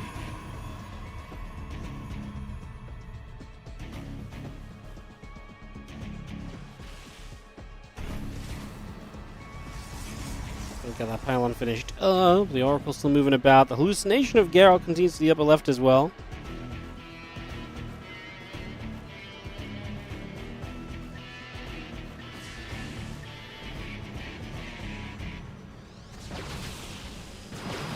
Hallucination takes some hits, is going to go down. Blink building up on both sides. The gateway's coming through. The Nexus now building from Geralt as well. There's the Oracle already turned around up the right-hand side too, so it can get pushed back up the right. And obviously, Geralt finding this proxy pylon and gateway attempt here is going to be huge, because now you can deny this. And it's not going to be, yeah, that's not going to be getting anywhere at all. So proxy gateway is denied. Any pressure that you wanted to apply here as Christiana kind of gets shut down already, as the blink comes up on both.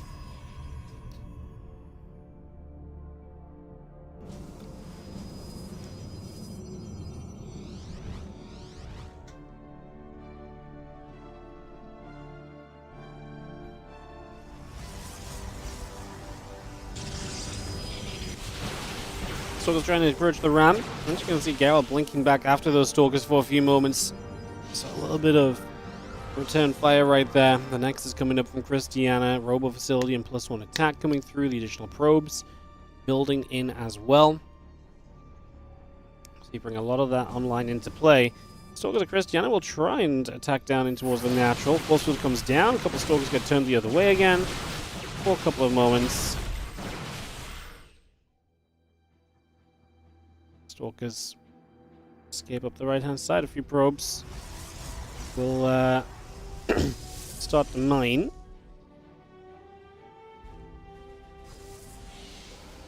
Oracle gets chased up. The rest of the Stalkers coming over.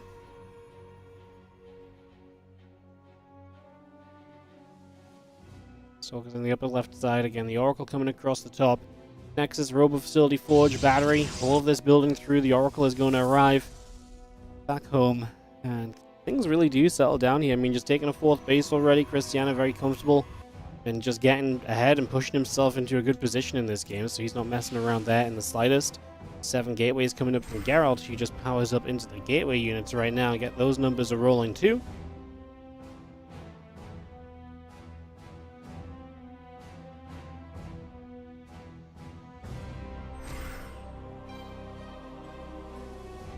Stalkers around the left-hand side again. Prism charge, +1 attack coming up. We get 5 gates and the Nexus coming online as well. We got a couple of Robo Facilities building for Christiana. And these Stalkers walk into the natural. Gonna get a killer right there. So straight away, just gonna be a Robo Facility going down as we try to go into Robo Bay. It's actually a pretty good scout as well, right? If you can see that this is a Robo Bay coming up. He actually denies the Robo Bay too, so it's actually a pretty insane blink through. Super worthwhile for Geralt because he completely denies his opponent's intentions in terms of tech. Sets off both those stasis wards nice and quickly as well, and Streamer Zone's Geralt is just pushing up into this 4th base, and this nice fast forward that we're enjoying out of Christiana is in some serious trouble. Now he builds 2 new Robos, and the Robo Bay has to restart building as well, so again, major delay there. And like I say, maybe most importantly, Geralt just aware of the fact his opponent liked the idea of going into the disruptors, and so that might still be a factor here that he has to consider. And not only now does he know that idea, but he's got some time to prepare against it because of the delays he has caused. So that's the Stalkers hit the Nexus. It will go down, so that 12 o'clock base falls already as the 6 o'clock is up from Geralt, so he is now a base ahead. It's ahead in supply as well. Christiana will, like I say, bring those other couple of Robo Bays and Robo Facilities coming through too. Stalkers themselves back down to the bottom. A couple of assimilators will set up.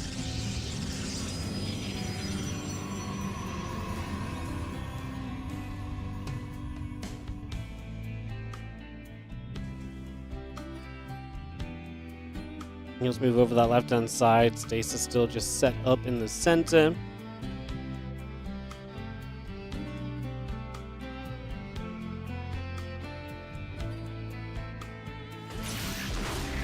Gonna be a nice stasis. Catches a few Stalkers. Disruptor shot firing. Stalkers playing straight across as we are gonna be seeing a couple of the Zealots taking damage as well. Gonna be seeing the few more Disruptors Chrono boosting out. All the Robos in the same place. It's not an issue right now, but that might be an issue later, right? Like, you know, it's one of those scenarios where if you kind of get into a weird place, that could potentially be maybe slightly problematic as Stalker Zealot Sentry pulls away down that left-hand side. You see the Prism unloading, and a couple of those probes getting shot down, so the Immortal be able to go through. Like I say, some probes going down. A couple of Zealots are getting grabbed as well. Now we see the Stalkers on the left-hand side showing up. They're going to grab a Disruptor, looking for another. Oh my goodness, he actually gets the kill on it just before it hits. I mean, I'd say this is where I'd be worried for the Robos if I wasn't actually just worried for Geralt, because I feel like he is in kind of a dangerous spot. No, I mean, he's super tucked into the corner. He's going to warp into the main base. I mean, this army is not going to survive a fight, so he's just got to do as much as he can with it, figure out a way to extend his life with this army. Blinking into the main will help that process. Knocking down Paladins. I mean, Sun on the high ground is decent. I think he wants to actually get over here to blink back down to the low ground. Maybe at this point you turn with those Stalkers and target fire down some Disruptors. Like I say, Geralt's going to end up losing a lot. Revelation down, so the DTs here are revealed. They are not going to go anywhere. The Zealots still attacking into the 3rd base.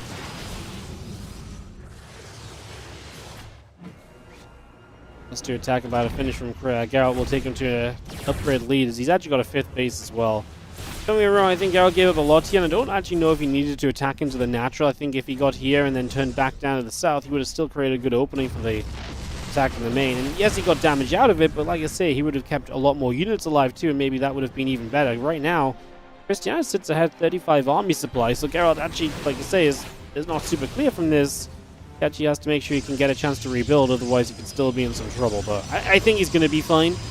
Just maybe the riskier way of going about it.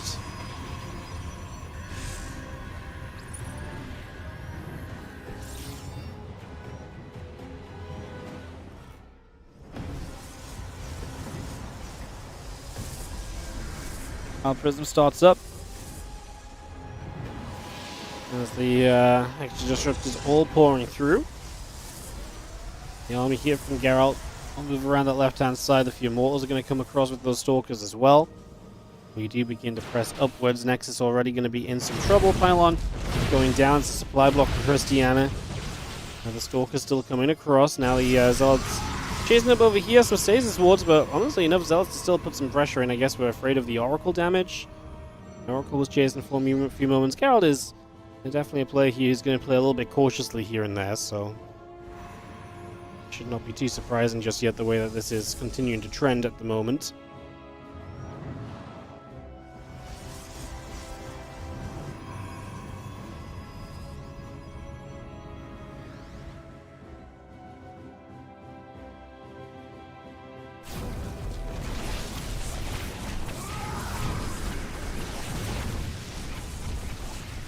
Shots going through, Zealots is going to go slicing, Pylon going down. Move into this main mineral line where we will see some more pros getting knocked away at the Oracle activating the Archon. Gonna get killed as well. The energy overcharged the Oracle and it actually kept it firing. Okay, well, I mean, we're still losing probes as Geralt is maxed out. The funny thing is his max out is the same army supplies as opponent. In theory, if Christiana could hold Geralt off right now and actually mass up more army supply, he might be able to win it with one big push.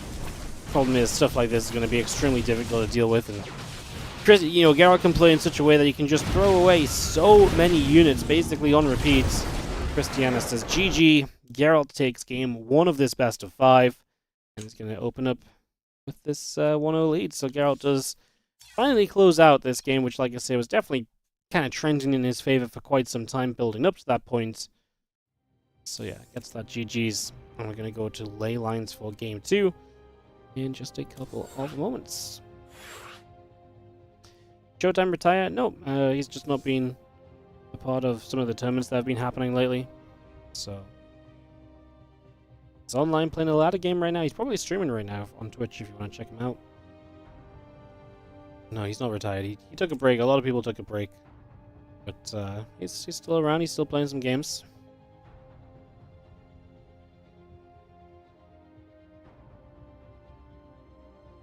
Let's go into game number 2, guys.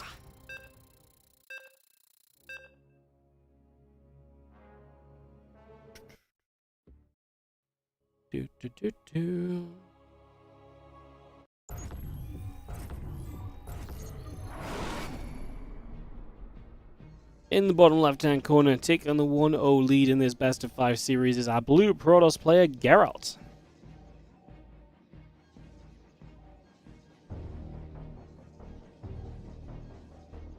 Taking on in the top right-hand side, the red Protoss, Christiana.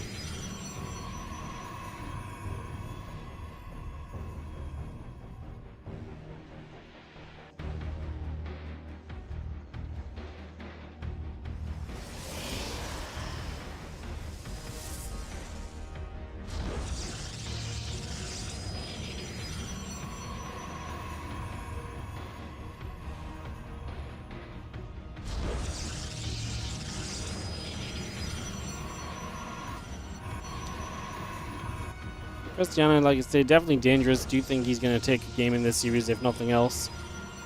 Like I say, I wouldn't even say he was necessarily the an underdog per se.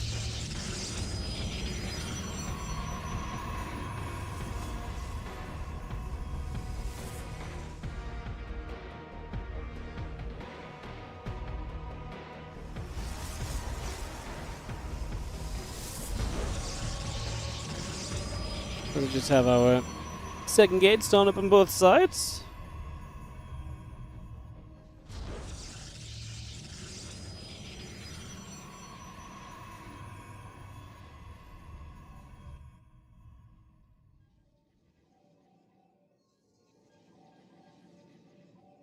As the probe moves through.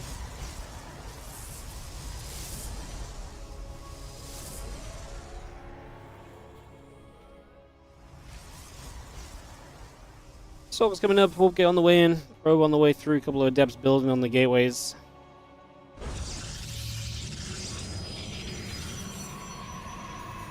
Probe chasing the probe around. As again, adepts and stalkers coming through, the warp gate coming up. So two different openings here. The adepts from Geralt, the stalkers from Christiana.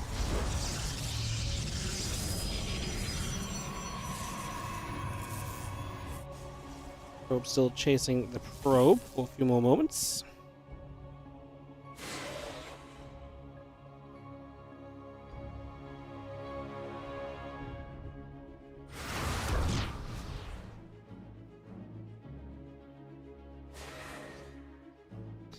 Probe comes back down the bottom side. A couple of depths are going to go moving across, so just going to go journeying over for a little bit. As they're actually going to get caught by the stalkers immediately. Not ideal. The stalkers get pulled out of position here. You just need to make sure you've got some stalkers back at home to handle things, and your stalker's going to be right there. So this is awkward because now you've got to commit to that shade, which means you're shading into two more stalkers. That obviously is not good, and this is going to be very bad because you're going to lose both of the adepts. So both adepts going down is going to be a little bit brutal. It's a little bit unfortunate. It's going to be very tough for you.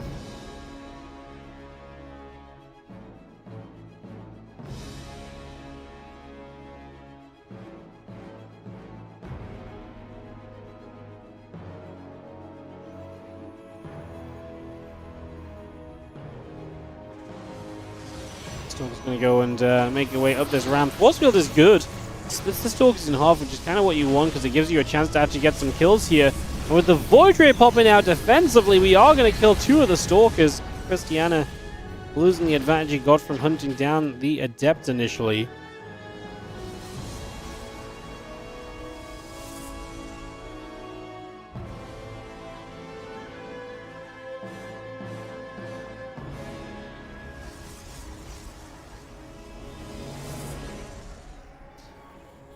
Stalker the Cinder is still moving through. We do have a couple stalkers going after hallucination for a couple moments.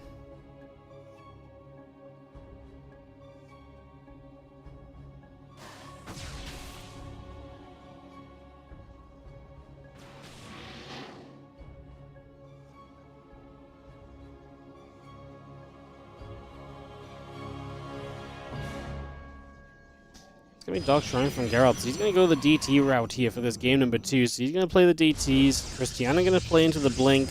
That's where we're going for the moment.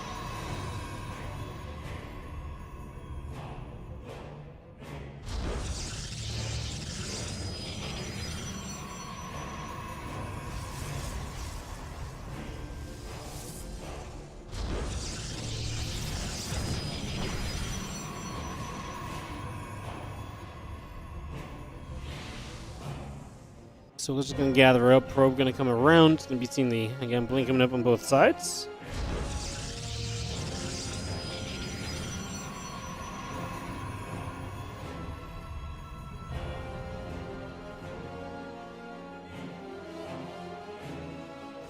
The probes go down. The Oracle up to the top. Again, Blink about to finish up here from Christiana as the Nexus is coming through. Robo Facility coming about. Fortunately, Dark Shrine coming over. And the Nexus coming over as well. It's going to be that DT still building up, then Stalkers will take some steps through. And the Oracle still dealing some damage. I mean, the Stalker push is nice. We've got an Observer on the way too, so the DT opener is unlikely to do much as long as that Observer can get in the right place. Obs is going to pop right over this DT as well. It's just a little bit too late though. DT actually gets to slip by into the main. Oh, he blinked to the natural. He knows it's coming, but it's just in the wrong place. He guessed. That's not going to be ideal at all. We're actually going to fight over this side. We're going to finish off the Nexus. Christiana takes that down. We'll take some losses, though. Good force field. Try and buy a bit more time where you can hit these Stalkers, but they do have a blink away. So the blink away comes down. Fortune probes coming through. The Stalker's going to get there. The Dark Templar goes down as well. Observer still overhead with those Stalkers, as you have the Oracle chased down. Very nearly going down, but does not quite fall. 10 probes lost from Christiana in the end, so actually comes out on a worse work account than his opponent, but has the third base.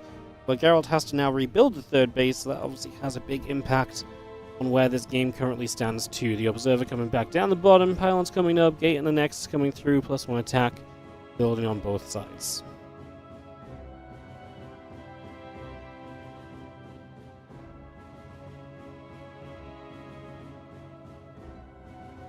Yeah, the Ob's just going to keep on wandering. Coming out down to the bottom side here. Again, that Nexus coming online as we speak. Bringing that into play. As yeah, +1 charge. Extra gauge all coming through.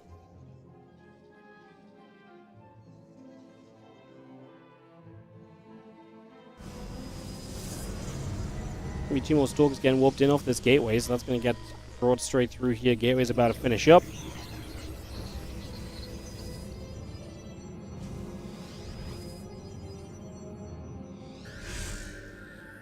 Gonna see a Stasis Ward coming down. Just gonna get that positioned as well.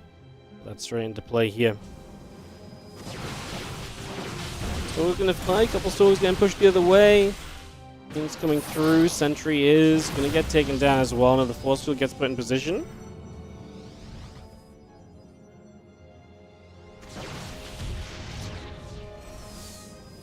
+1 charge still coming up.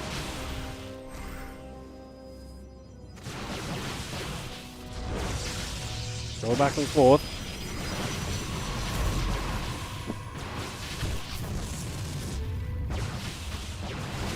And +1 charge, both coming about. The Nexus and the Gate Cannon as well coming online right now.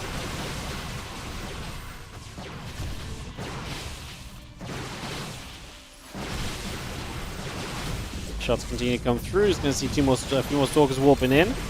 You go back and forth here. I mean, Geralt really is pressing the issue. 6 probes going down.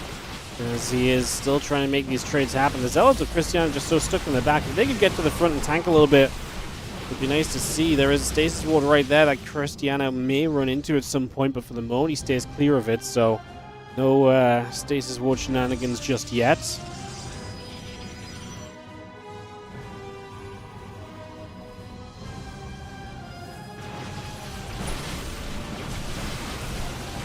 Will charge forward. Stalk's coming up as well. There is the Stasis Ward popping on just 2 Zealots. Not exactly super crazy or anything.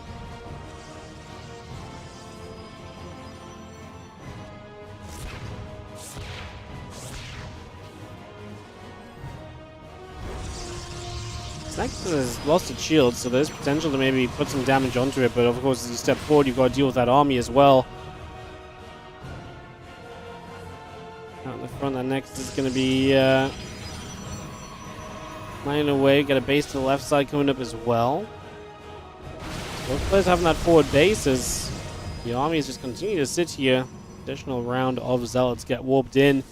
As these Zealots get into this mineral line, a few more probes going down. 6 workers, 7 workers. Built 14 workers. The entire natural here has been under attack from a DT, so both players are now going to lose 14 workers pretty much. 14 to 14. All things are equal in this game at number 2 of this best of 5 right here.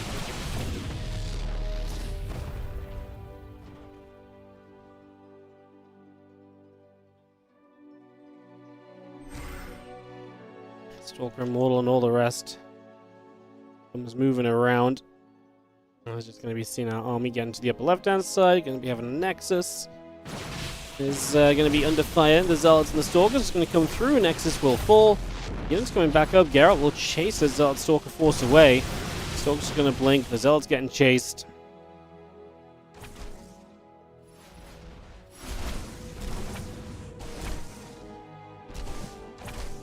Doing a decent job of this so far. The Zealots just come through here. The Immortal is going to get chased as well. So those Zealots still coming across. The Stalkers will come through.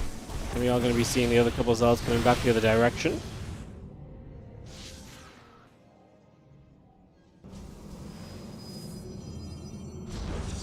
"16 dead probes for Geralt, but takes a massive army supply lead. Can he actually put that army supply into work? He's continued to lose just these Zealot run bys.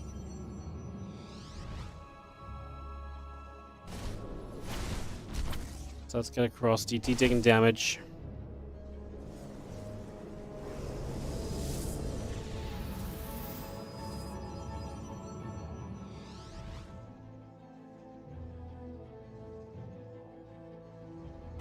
We're seeing the Zealots just going to die. We're just going to see those few Zealots getting grabbed. Just going to get those picked off as the DT's on the right side trying to find a base cancel. Still gathering up. The DT's just trying to get rid of base number 5. Garrel trying to stay in control of this game.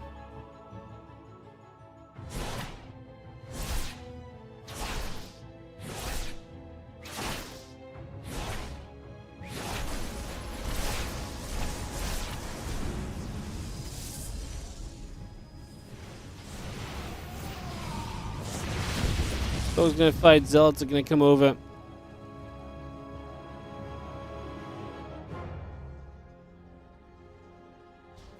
Coming up.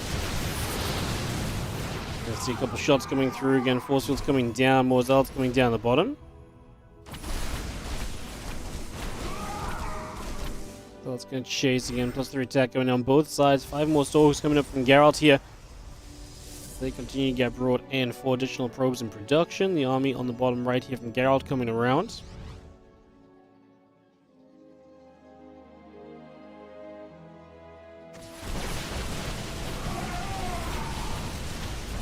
Nexus Falls just going to be seeing the Zealots continue to charge up, so we finally get rid of this 5th base. Now the DT is going to hit the left side again. Geralt multitasking well and keeping it difficult for Christiana to step back up in this game. A few Zealots trailing forward need to be careful because they're going to get shot down a little bit too. And +3 upgrades coming in both sides. Gates, Forge, Cannon continuing to produce right now. 10 additional probes have fallen, so again, work is going down. Additional warping comes through. 6 more Zealots are going to be on the table.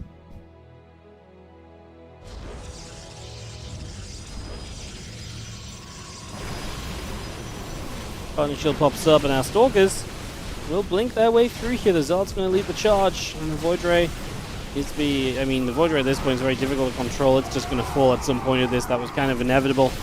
And again, Zealot Stalker continues to just push straight on through.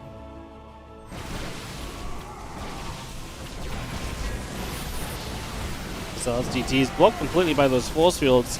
As the DTs blink in, they are now going to go for a good amount of damage.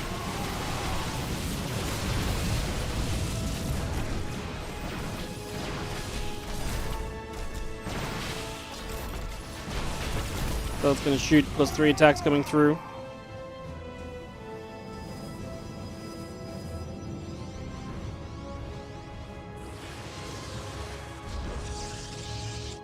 And again, that +3 attack coming online right now. The +1 armor, the +1 shields continue to come up. Stalkers and Zealots continue to come through for the moment.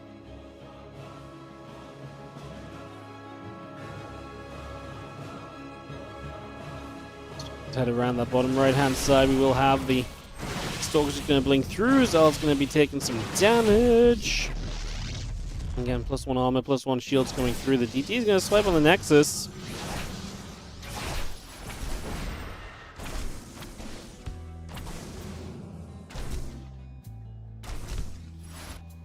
And Geralt's still just in control. He's holding his bases. He took some damage throughout this game, right? Like, let's not lie. He took 30 probes damage, but he's killed 63 workers. Christiana had to throw away a lot of Zealots to do that damage as well, and so in a moment like this, we're going to cancel a Nexus. That's going to be a kill, but I mean, Geralt is still holding on comfortably. That said, Christiana is equalizing the base count. I mean, the army supplies are close enough that this can just be a back and forth kind of game, and one fight could start to determine what the next stage of the game looks like, you know. We're at the point where things will continue to move fairly evenly.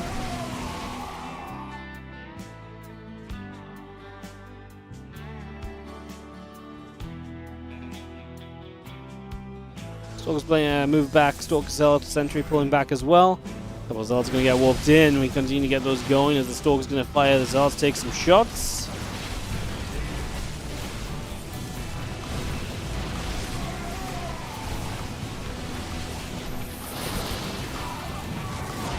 Zeus is going to completely place plant into that group of force fields.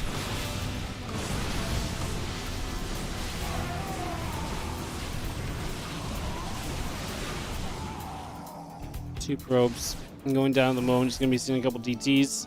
Still slicing and dicing. I mean, losing the base is rough. Bottom right base goes down as well.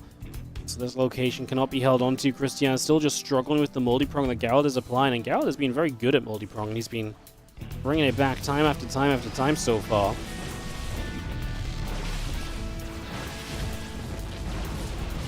Guardian Shield pops up. Those Zealots start to charge through. Stalker's going to step through as well. I'm just going to go after those Stalkers, continue to chase down over to the left-hand side.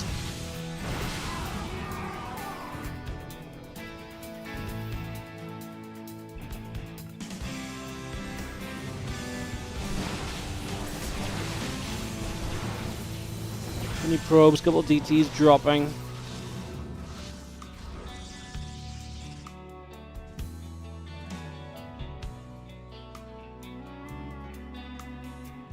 Stalkers will move back into the center here. More Stalkers joining up. The Zealots of Christiana coming around the bottom.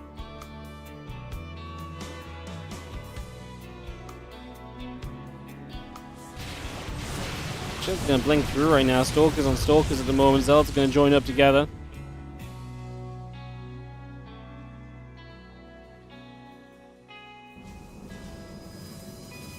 So a few more weapons going through. Cannons and batteries coming up. Upgrades building right now.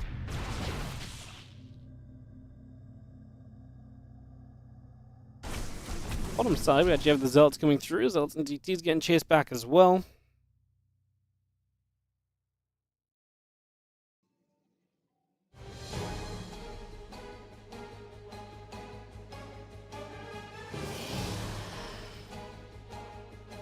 Almost 20 minutes here on late lines, like I say. Geralt controlling, but Christiana definitely within reach. All it takes is one good fight.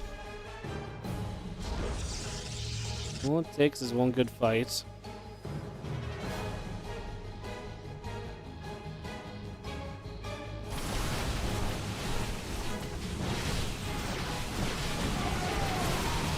So this is going to shoot a few Zealots taking damage. We're going to get the next on this bottom right side as well.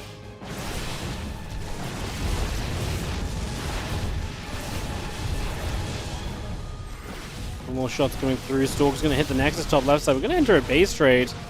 And you're base trading some with the DTs. I mean, there's only one observer out for Christiana, so I like the base trade a lot here for Geralt still. He's got a lot more money to rebuild as things get traded out a little bit too. As he loses a lot of probes, he can rebuild army and just instantly get that ready to start defending or reinforcing, take your pick. He's actually starting to bring his army back though, so he's going to try and put the base trade and go back to... I mean, to be fair, if the DTs get rid of that base, he's going to be up multiple bases no matter what, especially if he defends right now, and it doesn't look as though that's going to be the case. As Gal just steps through. I mean, yeah, we're going to be on two bases here that aren't mining from Christiana, so he has to win the game off this. Gal still has money in the bank. Can open more Zealots if he needs to as well, right? So, yeah, he can take his pick off the 12 gateways he has. Weapons should be plentiful. Observer right there is not going to matter. GG's called. And Geralt is going to take the 2-0 in this best of 5 series, so he's going to get the 2-0 lead. And Christiana must make his way back into the matchup from a down and almost out position. Let's see if we can bring some magic back into this series. I have to run ads, guys, just because a couple long games. Make sure we are clear of any ads. Next few minutes.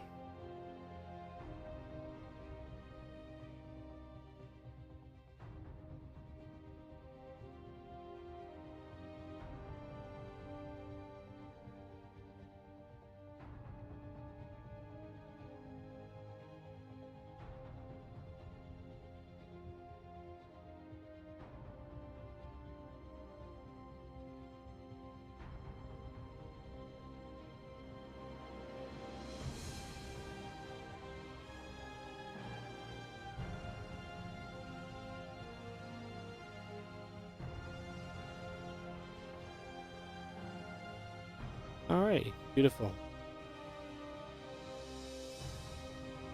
Alright, we'll go into this in just a second, guys. Like I said, just have to run some ads. Help support the stream. If you're enjoying the stream, consider subscribing and so on. miss out too much. My voice couldn't barely get through the games right now, but yeah, do consider supporting, subscribing, etc. Helps out a lot. And January revenue, unfortunately, has not been great, which is going to limit what we can do in February, unfortunately, but hopefully we can get back on track in February. Yeah, January has been rough. Jeez. I don't even know, like, it's not like we haven't even streamed in January. Like, we've streamed a fair amount. And yet it's lower than some of my worst months last year. It's just been completely miserable this month, apparently. Jeez. Even down. Subs? Yeah, paid subscribers are down a lot. Jesus. A lot of people are dipping out. It's rough. Alright, let's jump into Game No. 3 of Geralt vs. Christiana. Will there be another OSC tournament? OSC is already started for this year. There's already partnered events and stuff going on. So yes, OSC will continue. Alright, let's jump into Error Home. Everything's getting more expensive. I also think there's a lot of people who are generally just dipping out of StarCraft because we still don't have StarCraft news and people are just genuinely losing interest. Like, there's always going to happen, right? If nothing ever gets said. So, yeah. I get it. It's just rough. It doesn't, honestly, it's rough because the ad revenue is down. Like, the $100 or $200 of difference in subs from last January is kind of whatever. But losing 75% of your ad revenue for not really any... I mean, I guess we've had less viewers this month because there's been other events going on that other people have casted too. But I feel like the ad revenue itself is just kind of rough as well, so... Yeah, it's just a combination of things. It's okay. We'll bounce back. Find a way to make February fun. As we get into Game 3, up in a 2-0 lead in the bottom left, it's Geralt, and in the top right, it's Christiana. I think this is the first time we've seen Error Home in the OSC Championship. Because this is the third map, alongside Grezvan and Romanticide, brought back into this extended map pool, and no one picks it. Like, Romanticide and Grezvan were always played in the past. Error Home really wasn't. So we don't see it a lot, but we're going to get to see it in this series now. And we're going to get to play out this best of 5 Game 3. In an important situation, Christiana must win this game. Otherwise, he is gone. Gone, gone, gone.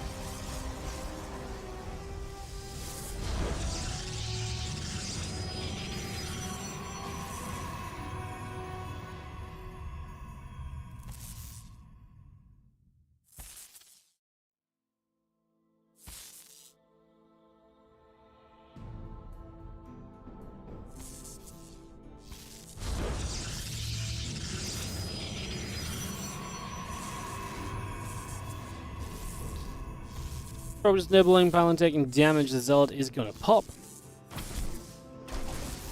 This is gonna go straight onto that Pylon, so Pylon taking some shots, Stargate gonna come down. And Stargate on both sides of the map, Adept coming through on both sides as well. So actually gonna see mirrored build orders here for game number 3. So we're gonna get mirrored up for the first few moments of this.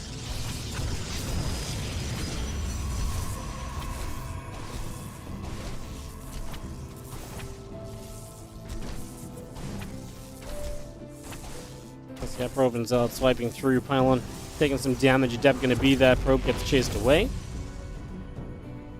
And Stargate building on both sides, the Nexus coming through, Stalker, Walk Gates building as well.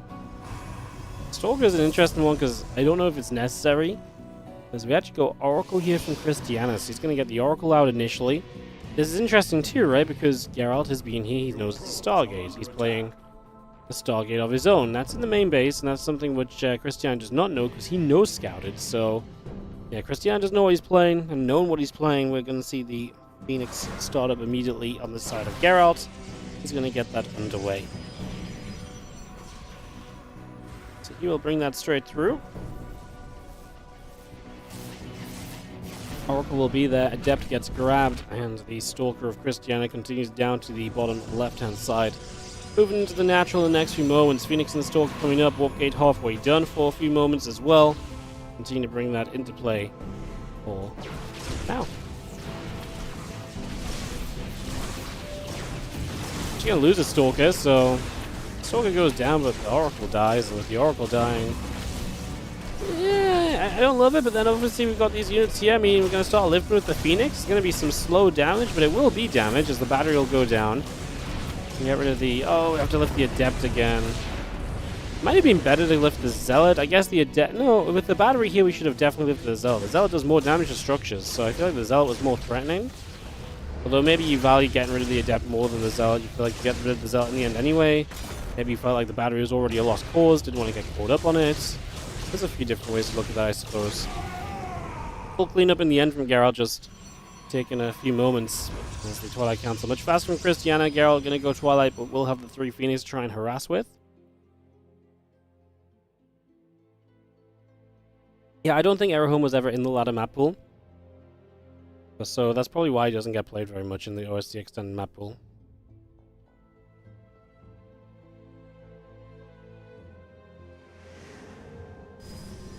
Makes sense. Yeah.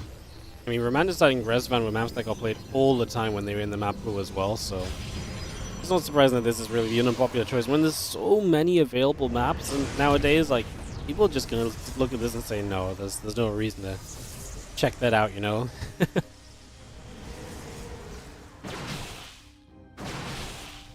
Stalkers turn around, they will get a Phoenix. That'll be a nice initial grab. Nice kill. As the blink continues up, the gateways continue through. Stalker's getting underneath again, and the Phoenix still getting pushed out to the sides. The Oracle going to come along for the ride. As Geralt's going to turn this up the right side of the map and get towards the natural expansion and try to see if he can maybe do some damage. I mean, the natural is full of what? A single battery? Maybe a Stay Sword could be good. Give you some hope potentially.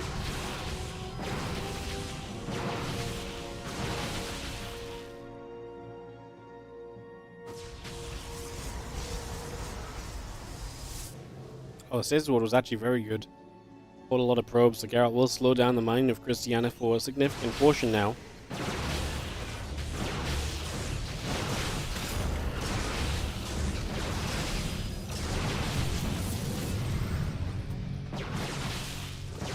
So let's continue to trade out. Twilight Council is being healed. The Twilight Council will go down. Phoenix still overhead. Stay Sword coming through. The Nexus building on the 3rd base. Stalkers get there, pushing the Oracle away to the side.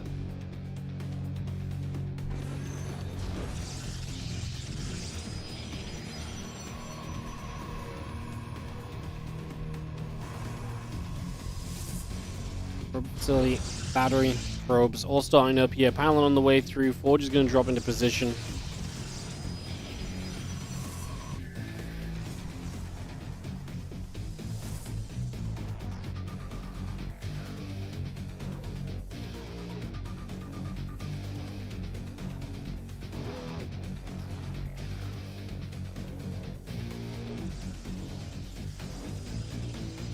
Try to bring that Twilight Council up. The Stalkers will step through, heading towards the center of the map. Again, additional gateways charge. Robo Facility and the Forge all building up right now. Nexus and the gateways building through. The Stalkers and the Blink on the way up.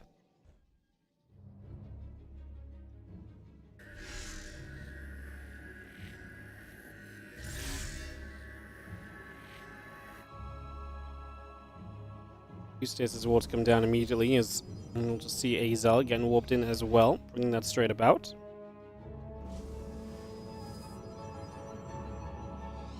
More Stalkers warp in, and again the Stalkers on the left side. Geralt just chilling as we go up to 4th base. I mean, base on the top left up already and not really mining.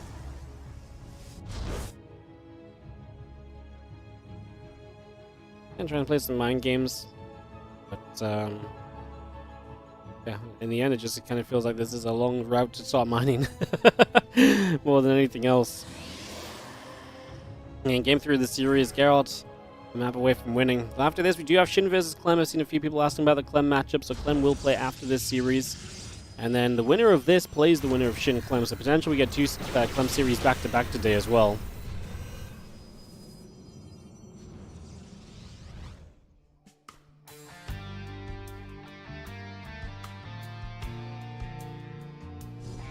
Welcome gets turned back around as Stalker coming through. A few more Stalkers getting walked in across the front here. We are going to see that Prism getting a little bit of micro on the go as well, so picking those units back up, getting those back on the run. Force coming down as the Prism will make its way out to the south.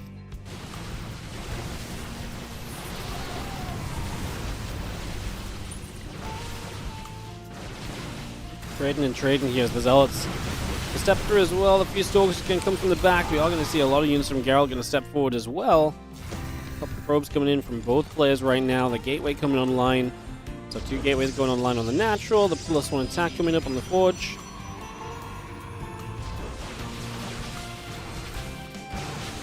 Christiana is so far ahead on the upgrades, by the way. And look at this Moldy Prong about to come through. Drop into the main base. Zealot's going to turn around over here. I mean, he clearly has the better army, the better setup, and I think he's going to get further ahead with this Prism play. Didn't have a warp in though, so he actually is just going to be a defensive warp in from Geralt, and this Prism does very little. That is a miss of an opportunity right there. That was one for the taking, and we just completely whiffed it.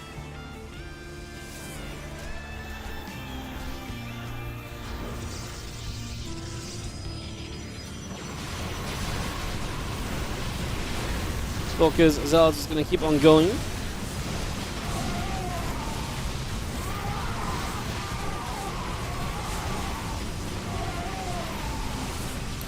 So the Stalkers just going to fire through. The rest of the Zealots will charge up. Going to see the Stalkers blink over the left-hand side. A few more Stalkers going down. I mean, Christiana has Geralt kind of cornered in, which means that Geralt can't do too much apart from rely on the stack defense, just the units that he has and warping into the fight. He could get the Prism. I feel like if he doesn't get the Prism here and stop the warp in, he absolutely loses. And if he didn't, he would have missed the opportunity because it was absolutely there sooner, but he got it in time still. And even without that, Christian, I mean, he's actually pretty close to warping in because of this base location. It's actually not the base you want to have, considering that you're kind of behind in the game, right? So it's going to be pretty rough for you as these Stalkers continue to kite back. Zealot's still going down. Some more Stalkers getting warped in, a couple more Zealots getting picked away at.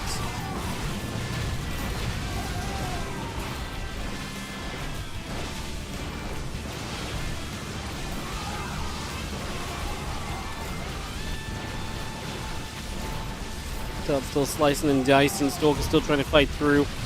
Few probes going down. Zealot gets picked off.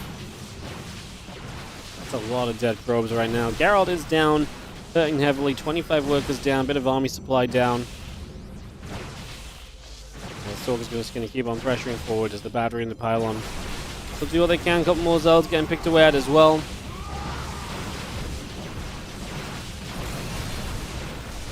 And yeah, this is pretty much it here for this game number 3. We are going to see a bounce back in the series for the moment, at least, as Christiana will take map number 3.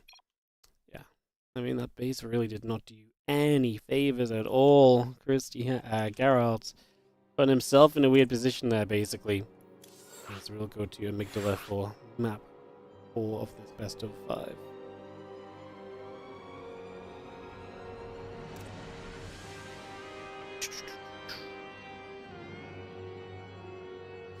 Alright, we're gonna go straight into map 4 as well, guys. No waiting about here. Just gonna go, go, go.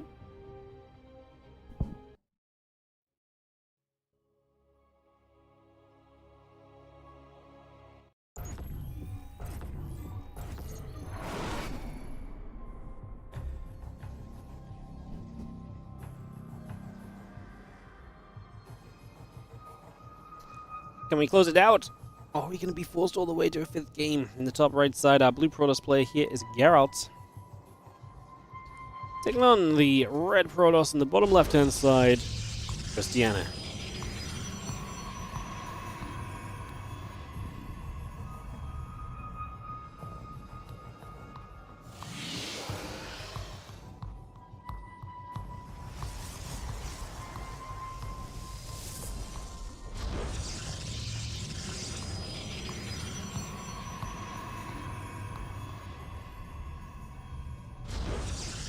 Simulators dropping into play, gates coming up, probes on the way out.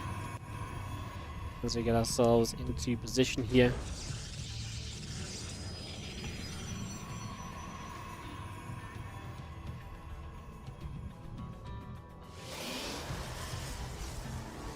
You'll see those simulators coming through. Again, the gateway is all coming online as well. So a little bit of everything coming up right now as the gateways and our probes build into place.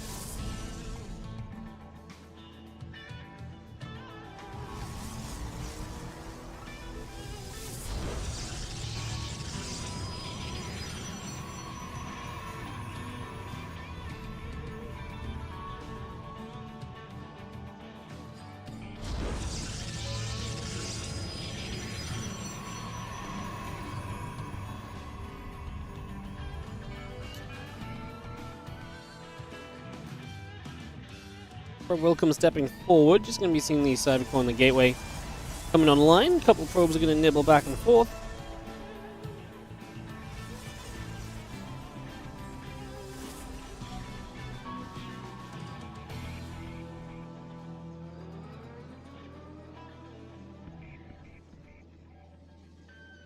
Obviously probe scouting here, pretty huge. Actually, Geralt builds the pylon to lock his own probe in.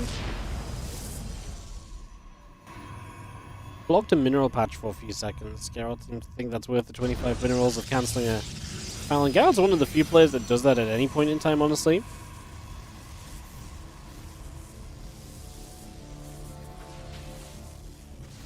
Probe falls back. Again, just having the pylon here. It's going to get taken down. It's cancelled as well, so we can take our Nexus.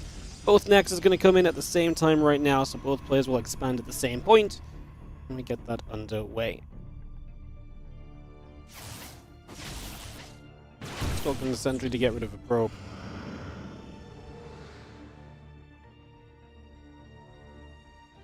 And a hallucination of Christiana just moving across towards the upper right-hand side of the map.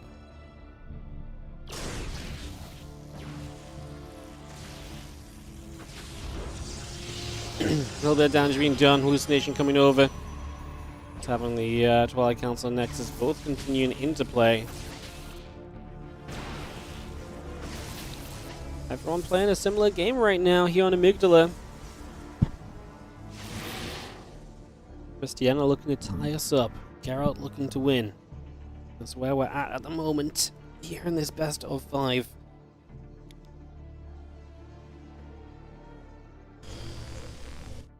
Just gonna keep hallucinating, obviously, information. It allows you to make good decisions. And so we continue to gather information for now. That is the goal currently.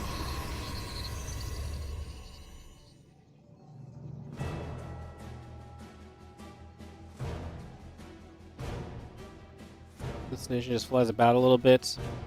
After this series is CLEM, yes, CLEM versus SHIN comes in after this. And then the winner of this series versus the winner of CLEM SHIN after that. And then Nightmare versus Araclay will be our closing series as we dip down to the lower bracket for the first and only time today. And then this is our last OSC Championship broadcast until next weekend, which is when the final day of OSC Championship, or the final 3 days of OSC Championship will get played out. And we figure out the entire rest of the bracket. Very exciting.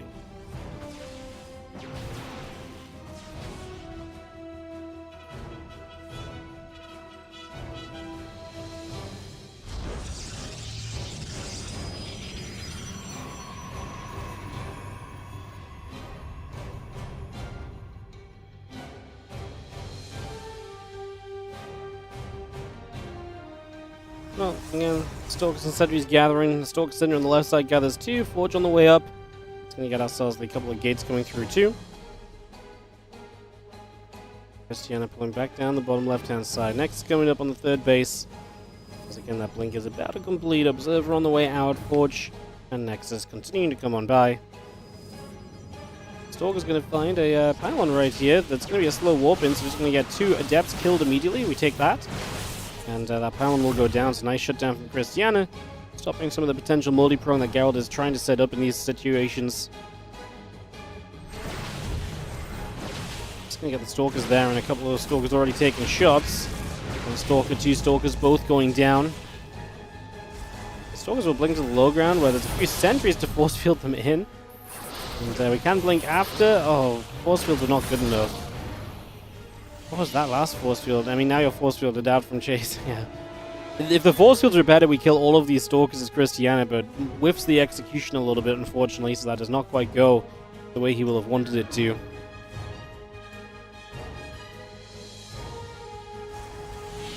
Charging +1 continue now. Next is on the way on the 4th base. Gateway building, +1 attacking charge. Extra gates and an X is coming through as well.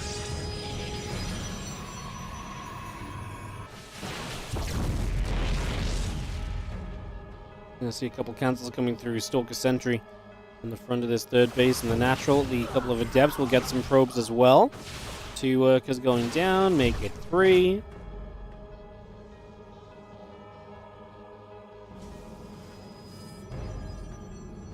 Another Stalker again warped in here as charging +1 continues out. Immortal coming out of the Robo facility.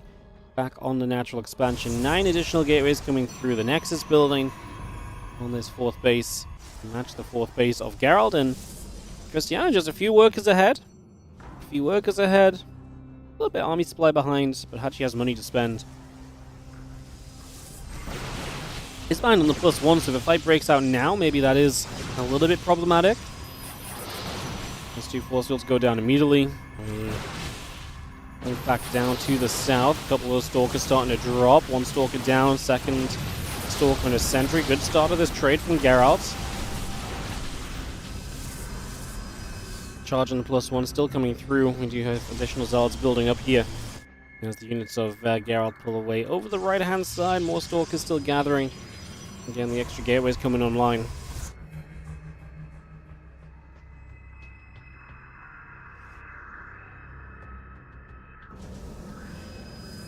We have another group of Zealots warping in right now. On the top, the Hallucination is going to come flying upwards. On the bottom side, we're actually going to see some Zealot Stalker chasing around. Going to come running straight up, chase after that Zealot Stalker force, +2 attack on both sides. Just be seeing the force field coming down as well. A few Zealots trying to get up in the front now, as well as we continue to trade through. Christiana, the one pushing the issue here with the Warpins coming in as well. We blink after this aggressively as Geralt. Puts his Blink Stalkers on cooldown, something you've got to be then very aware of. Got to be, careful. Got to play around those things. More Zealots just warping in. This army of Christiana. He's not going to give up easily. He's going to keep on pushing. I don't think this is going well for Geralt at all. His supplies keep plummeting. The Zealots getting in front are a huge deal, and he just can't seem to deal with it. Stalkers being killed as they warp in, so no Blink Micro to save them.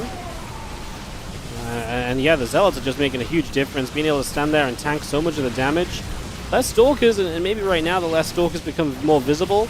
And again, we target some warp-ins there. We warp in a few more Stalkers, a couple more Zealots coming in from Christiana, who is warping in essentially directly into this fight.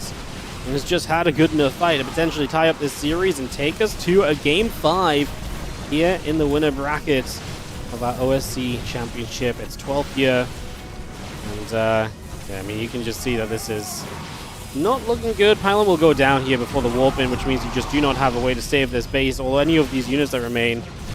Pylon on the right side is about to die and cancel everything, but Geralt GG's before we get to see it. We go 2-2, and we will go to the full matchup here between these players. We're going to see it come down to our final map, which is going to be... Oop, I just clicked way out further. I clicked back way more times than I was meant to. King's Cove! Okay, we're going to finish up on King's Cove. Big map. 2 players that like to play a big game. I could absolutely believe that these 2 play a big game here, actually. 100% could believe it. Alright, we're going to go into King's Cove as we get into one final game of this series. So King's Cove, and let's see what we get as we jump on into Geralt versus Christiana. Best of 5, Game 5. One of these players advances to play SHIN or CLEM in the winner bracket, and they get to dodge playing the lower bracket matchup of, I believe, Nightmare and Arrowfire would be who you drop into play. So, both fairly scary opponents for PvP as well, so yeah. I mean, obviously, get another win already. Very winnable series for both of these guys, clearly. And you can get to that next stage and go from there. Should be a big deal. Alright.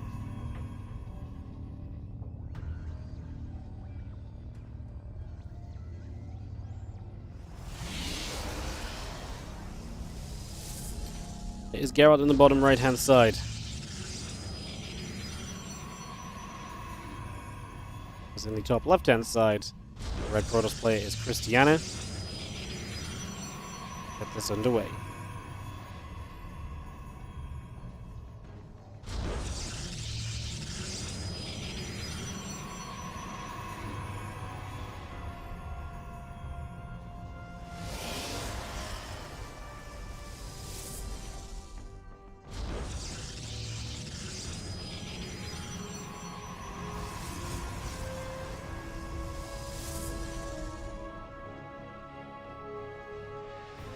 Going to boost on the Nexus, and you just see our probes moving around a little bit as well.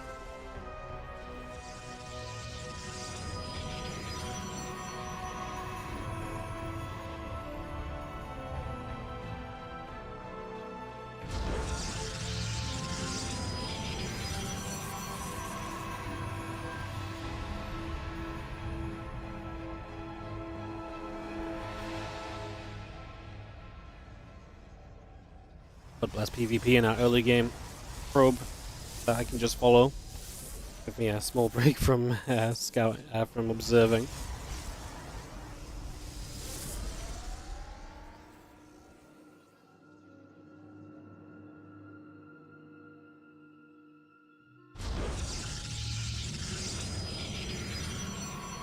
As this probe really is just running around, obviously we'll see two different openings. Sentry Stalker from Christiana, double Adept here from Geralt, so two very different openings, in fact, for this PvP.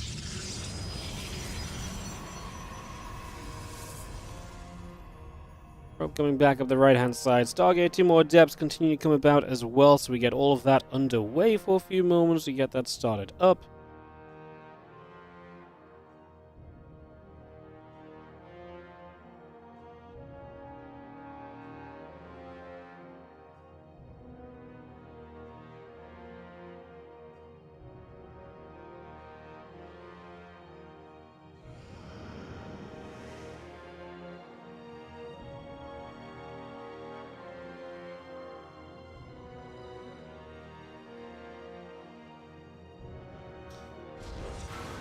Probe goes back home, I guess. Now we'll follow the Adepts. So a couple of moments here as the Adepts move out. Okay, sorry for being a little quiet. My voice has been a little dead the last few days. I've had the very slightest cold, I guess. I've had a little bit of a sniffly nose. My throat hurt for like a day, then it got better, but I've just had a sniffly nose. But talking a lot is not exactly helping it out. We've been casting quite a bit today the last few days. Just apologies for apologies on that regard. There's a couple of Adepts continue over here from Geralt. Just going to go shading those up towards the main.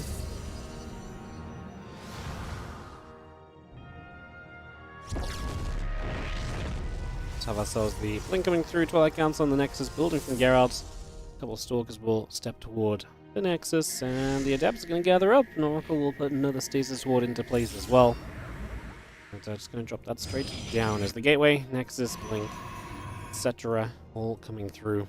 Oracle will keep on maneuvering for a few moments as well.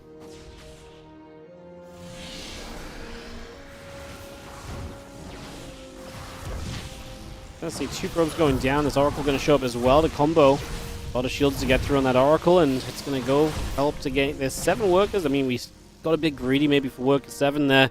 Took a lot of hits on the Oracle, so it's going to be low, but still alive, and alive is the most important statistic on that regard. There's these Stalkers. Now they walk into a Stasis Ward. I was going to say, I wouldn't mind one Stalker walking into a Stasis right now. It's not going to change anything. But yeah, 8 probes go down in the end. Well, giving up some units to make that happen in the early stages.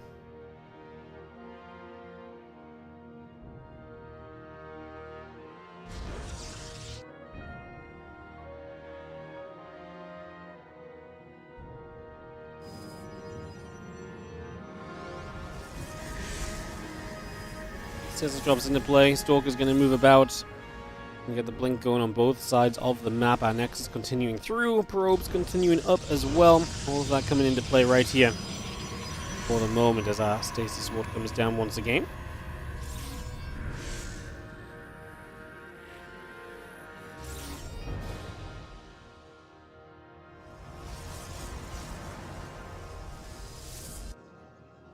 Precision just flies overhead. Again, it's a Nexus on the third base of both players right now. The Forge coming online.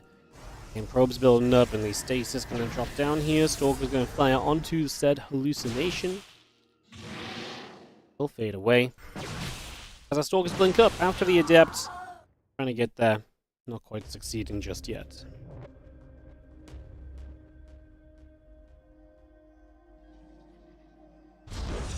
A fast fourth from Cristiano, so he's going to put a fourth down immediately. That's straight into position.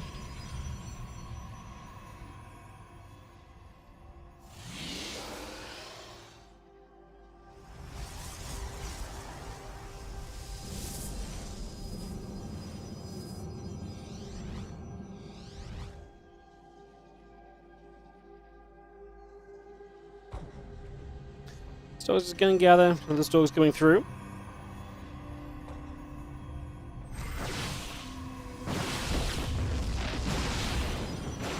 Stalkers is going to shoot in, Pylon going to be taking some damage.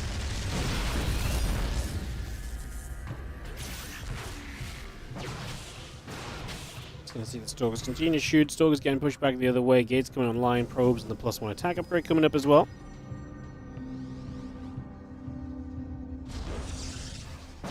Stalkers and Geralt going to get a few probes on this fourth, and this fast fourth is not going to go down, but we get a few probes on it, so going to undo some of the advantage of building that fourth base up quickly.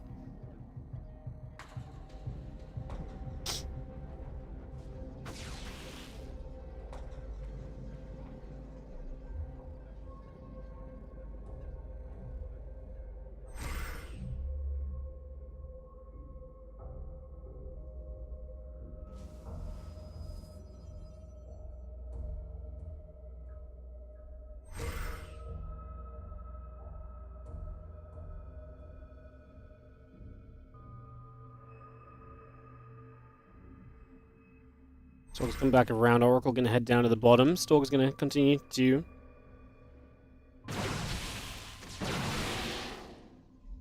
move about. Now we're going to see those coming back up towards the high ground here. The Stalker's going to get shot at. +2 attack and charge on the way up as well. As you can see on the right side, a few more units warping in. The Adepts are going to get there. Probes will keep on going down as well. And the Stalkers will get there. A couple of Adepts are going to fall.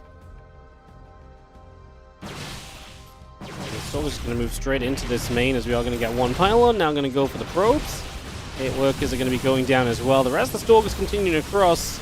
It's going to blink straight over. Those Stalkers are getting absolutely dismantled. Geralt gets probe kills. I mean, he's going to have slow Zealots walking into the natural here. And these Stalkers are going to try and blink away. We will blink after, and that just leads the Stalkers into the Zealots. Maybe these Stalkers should have... I don't know if slow Zealots are really going to do anything anyways. Geralt... not the prettiest of attacks, and especially Stalker count going down. It's tough to justify replacing Stalkers because they're just so freaking expensive. They're just so expensive. We do have a couple of pylons coming down again. Stasis Ward coming up. We get that settled for now.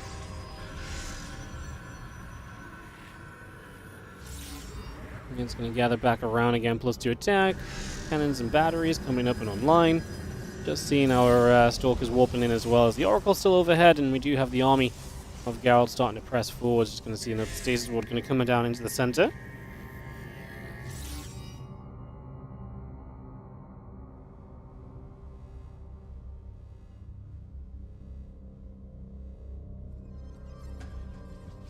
Oracle gathers again.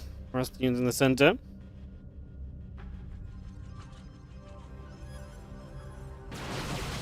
Move across. A little bit of back and forth. We will see our Nexus finishing up on the side of Cristiano very soon. 7 Zealots warping in, +2 attack getting brought into play from Cristiano as well. Robobay and the Dark Shrine. Also coming through as that Zealot Stalker Force is going to get on top of the Prism. Cristiano loses that and its units inside immediately. And there's the Prism in the main base. We just recall to the natural to deal with this? That's going to take a lot of the units away from here, but Cristiano seemingly has enough. Very high upgrade lead for Geralt, who makes his way to the Robobay and a Dark Shrine for the next stage. Playing King's Cove, it's a big map. I don't blame you for kind of getting set up into things which are essentially a later stage of the game right now, to be honest.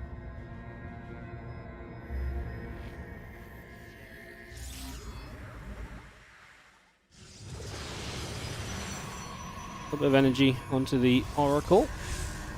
And drop a stasis down to the left-hand side. Zeldstalker. Immortal continuing back across.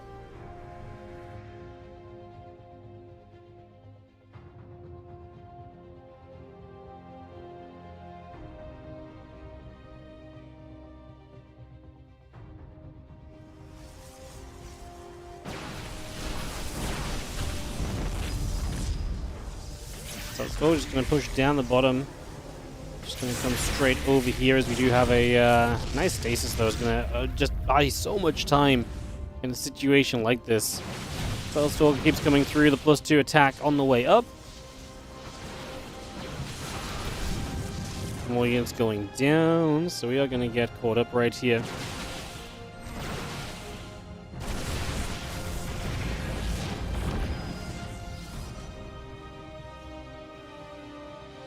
A lot of probes going down because the Zealot harassers continue to be great. And we've also had the DTs available as well, so Geralt is able to make use of what I said was kind of the later game setup and putting some work in with it. Going to get Shadow Stride as well very shortly, but also help out.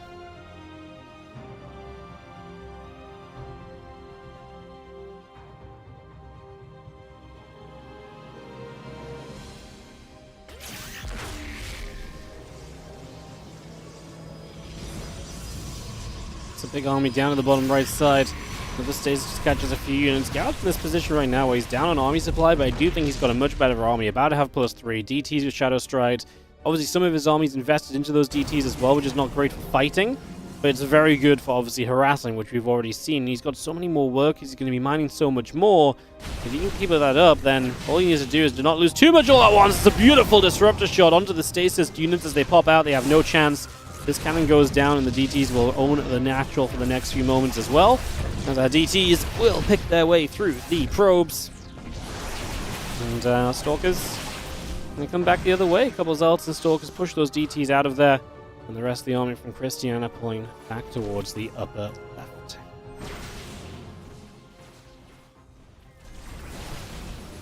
Yeah, a couple of DTs just getting caught. I mean, the thing is Geralt is so rich, though. He can afford to lose a couple of DTs trying to harass here, trying to harass there, and pulling this game around a little bit. Like, this is absolutely allowable and acceptable right now. So, yeah, what's up, Roddy? Stream, how you guys doing? Thank you so much for the raid. Welcome, welcome. We're casting some Christiana and Geralt right now. We've got SHIN versus CLEM coming up. The winners of each of those matches play each other as well. We've got some fun StarCraft still coming your way as Disruptor shots trying to find dramatic emphasis here, but not going to find too much. Sorry, I did not see that raid come in. That was like 3 minutes ago. But welcome, guys. As I've just not been reading my chat, to be honest. It's been kind of quiet in chat, so I've been just looking at the game. What's up, Unstoppable Pork as well? Thank you so much for the 27-month resub. DT's going to hit the Nexus in the top right-hand side, and we are going to get ourselves out. The Stalkers coming across. The Nexus is going to die. DT's blink to the other side to get it. Again, they get cleaned up, but Geralt probably looks at this and says, cool, I'm up like a lot of workers. Like, I've got so much money, I can afford to do things like this as long as I'm genuinely having some emphasis on what's being done on the other side too.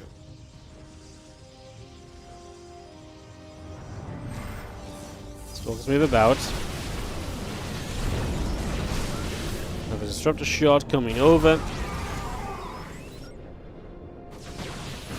Assaults are going to get jumped on. The disruptor shot, batteries, cannons all coming through. Nexus in the disruptor building as well. Christiana's army pulls back up the right-hand side.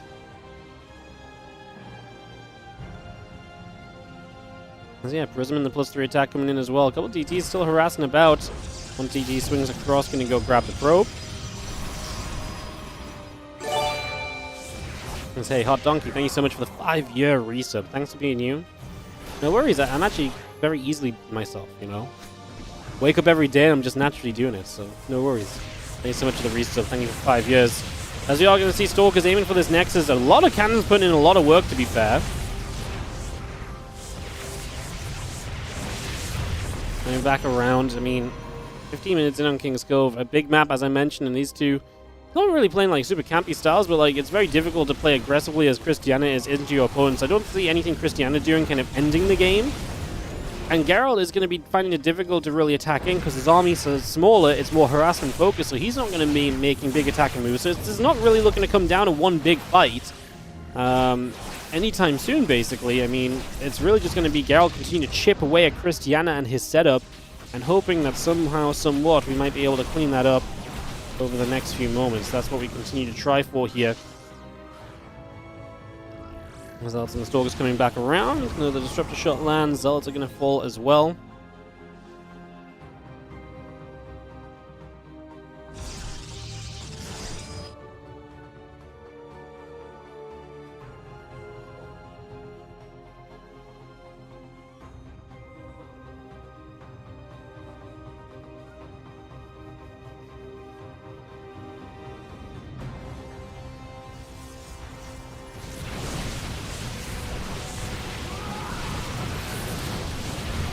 So there's another Disruptor shot coming through.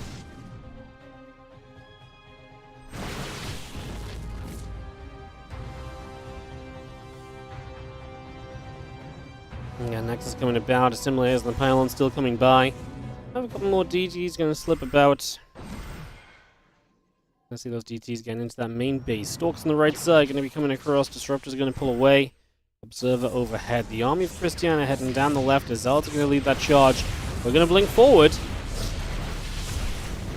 I kind of like Christiana coming in with this group of units. I thought he had more units split across somewhere else. I actually don't know if I love this position. I think Geralt is honestly messing up this attack. I don't know why he's running towards his base.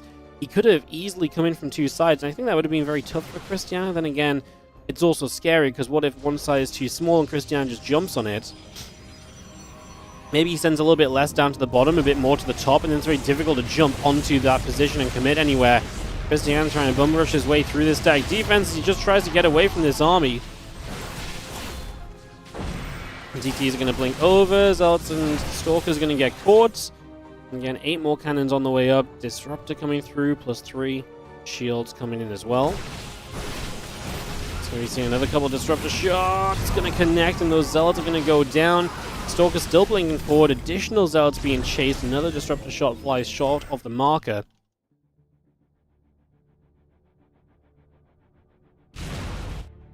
Stalker's just going to work their way through this Nexus. Disruptor is nowhere near anything. I mean, Christian just continues to work his way around. He does not want to take a straight-up fight into his opponent's army. That much is clearly obvious at the moment. Zealots, Stalkers, Disruptors all continuing through. A few more Zealots keep on going down. Stalkers blink across over to that far left-hand side, so they're going to try and get up this ramp into, well, yeah, a whole bunch of cannons. That ain't going to go well either. Really not ideal. Armor upgrade, shields coming through on the forge. We got a pylon, going to go for the Nexus. Going to get rid of all of that, so Nexus goes down as well right now. I'm just going to be seeing a couple of DTs that continue to get going. Continue to put some work in at the moment as the Stalkers pull back up toward the top. It's going to be, again, the DTs continue to get going too. They're going to swipe their way through a Cybercore. I mean, this harass has been huge. How many DTs have been in this game from Geralt? He's lost 25, and honestly, you can kind of feel it. Like, he's been sending them so consistently, but man, they've really added up, and I do think they've had a big effect on Christiana over time. That pullback on the Zealots kills a bunch more of them. The Disruptor, he kind of pulled back away from the Disruptors, and in doing so, the Disruptor shot got a better connection than it was going to have originally.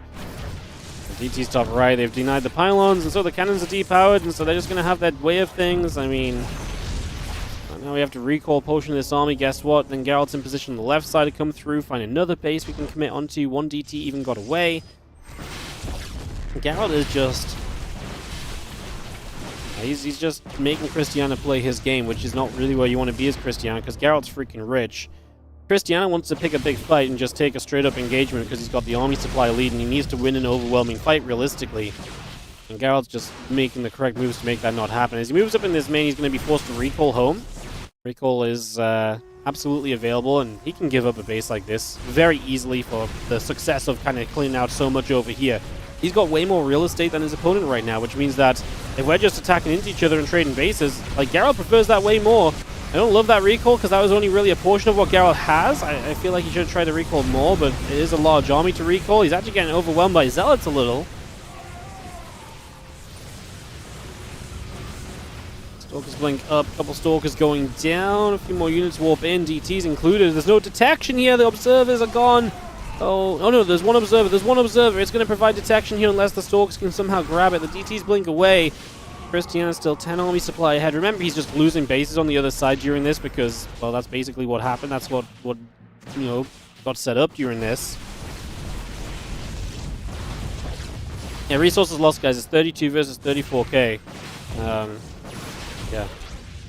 It's been about, Garrett's been about 2,000 to 3,000 behind. Not much different, though. As the Nexus is just going to get jumped on as well. Going to be seen as Zealots and Stalkers coming back up from Christian. I mean, like, he got rid of multiple bases, yet look at the situation. He's now a 2-base Protoss in the top right of the map here on King's Cove. The resources loss has been pretty close. But you know why? It's because Geralt has been throwing expensive units into harass. You know, you don't lose 38 DTs in a game, right? And it looks good for you, you know? But then Christiana has been losing significant amounts as well. He's lost 130 Zealots in this game, for example, right? So that's the thing. It's like, it's been a weird game where it's very easy to misthink about a lot of the value of what's been lost. Christiana going to get overrun as he tries one final fight. Geralt stops the reverse sweep and gets game number 5. GG's. And gets an important win for himself right there. GG. Alrighty, guys. That's going to lead us into the matchup, which a lot of people have been asking for. SHIN versus CLEM coming up in our next round here. So we're going to get SHIN versus CLEM on the go. Thank you, Mr. Dingleberry, for the 28-month resub. Alright, let me grab some water, because I'm going to need to keep my voice alive. SHIN versus CLEM will be coming up next. Let me run some ads. We'll get this first game ready to start. Get it ready to start.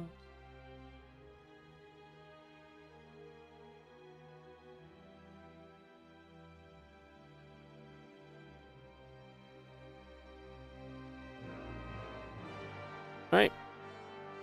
Let's take a quick look at the OSC ways to support, by the way. I'm going to put in the Twitch chat right now. You can check out the Matcherino page if you'd like to support this year's OSC Championship. The Matcherino page is now live. ! OSC in the Twitch chat. You can come and support the OSC Championship, where you can support all of these events. And, yeah, I mean, this is specifically for the championship. It's to be, it's to help fund this event, give the players more money. So yeah, come and support this long-running tournament. It's really amazing that this is still going on. It's already going to be going on for next year as well, so yeah, make sure you come and check this out on the Matcherino page. And there's also a supporters page on that link in the Twitch chat as well, so you guys can check that out if you do so wish. Support the OSC Championship, we appreciate it. Alright guys, we are going to go into SHIN versus CLEM. Game number 1 here will be on Ultra Love. I was going to get this ready to go. Why no Serral? Because Serral doesn't play in any OSC events. To get into this tournament, you either have to play OSC partnered events throughout the year and earn OSC points so you get an invite, or you can play in the OSC Challenger brackets, which are just open brackets. Some of them are restricted to OSC members. That's like a $5 a month membership that you can pay to take part in like special events. Serral didn't play in those, so there's no Serral because Serral didn't want to play. Simple as that. As usual, Serral's just obviously very picky about what he picks and what he plays in, so not too surprising as we go into SHIN versus CLEM, game number 1 of this best of 5 on Ultra Love, as mentioned. Let's do it. And after this, we're going to go with the winner versus Geralt, because we know Geralt won now, so either SHIN versus Geralt or CLEM versus Geralt after this. That is going to be where we go. So, without further ado, let's head in game, as we have got to the bottom left-hand side, the Red Zerg player here in this best of 5 series in the winner bracket of the OSC Championship. This is SHIN.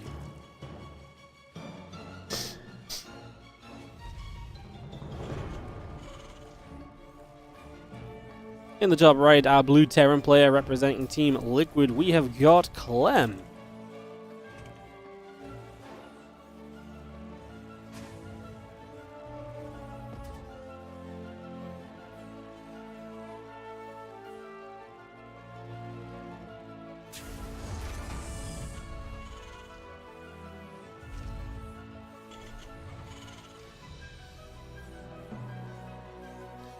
Game 1 is, of course, best of 5 still. Nothing has changed. We just move into another series. This is the last match of this round of the winner bracket. Then again, we will do the next round after this, and we'll be doing lower bracket round 3, the final matchup there with Nightmare versus Arrogfire as our final series of the day. That one got moved a little bit from the other day because stuff ended up going on.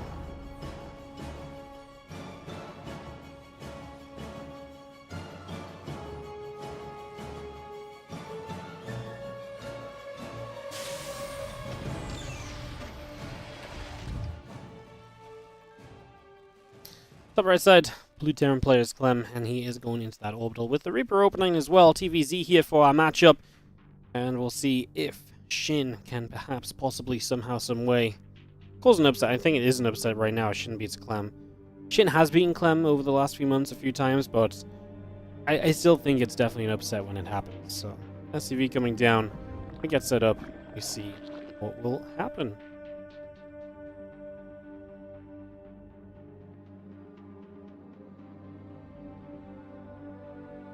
So SCV will just patrol a little bit.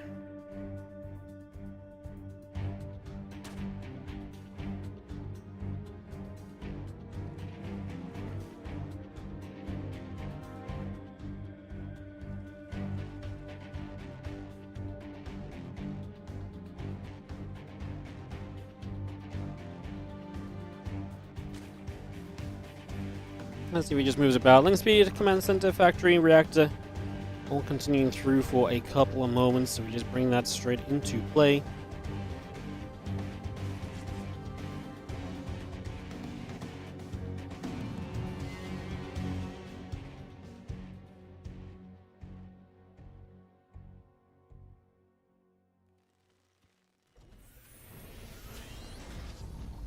So he just pulls back. We had the Reaper, sorry, dancing with a queen. Not too much going on though.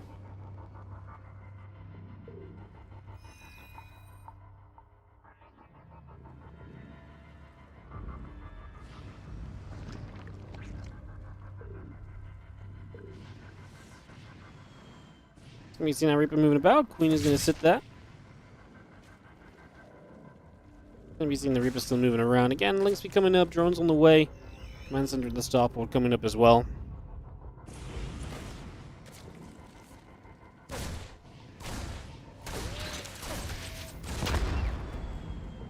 Reaper continues to dance.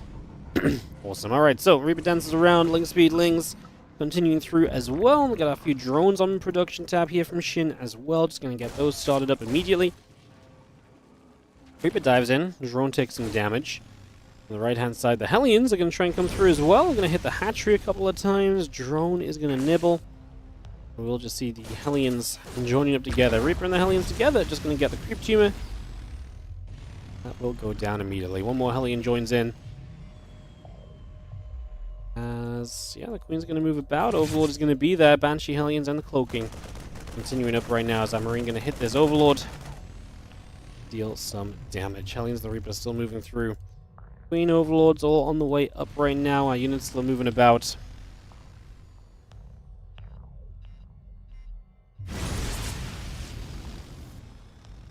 Just very comfortable from CLEM. I mean, nothing really weird from SHIN either. SHIN is a player who will turn on the aggressive builds at times, and he will play roaches, he will attack you, he will be aggressive.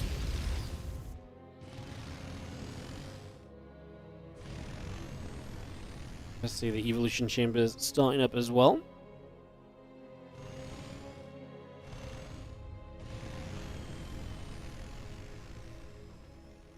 Here's the Reaper just down the left-hand side.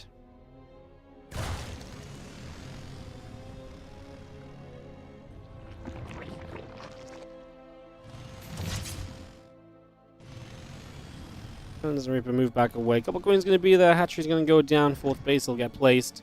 Stim pack in the +1. We'll start up. There's the Reaper going to come back through. Hatchery. A few more shots. Spore Crawler going to come about. The Banshee's going to show up here as well. We can cancel this hatch. Depends what we want to do. Because obviously the Lings start to surround the Hellions. The Hellions are going to fight their way out of the Ling surround. Now we're turning our attention onto the Queens. We kill off one Queen. We don't have enough Lings here. And SHIN is, I mean, he doesn't really want to bring more units into place, has to cancel this hatchery, rebuilds it right away. The Banshee's going to get back onto it, out of energy, so we're not going to have too much more life, but it's a second cancel.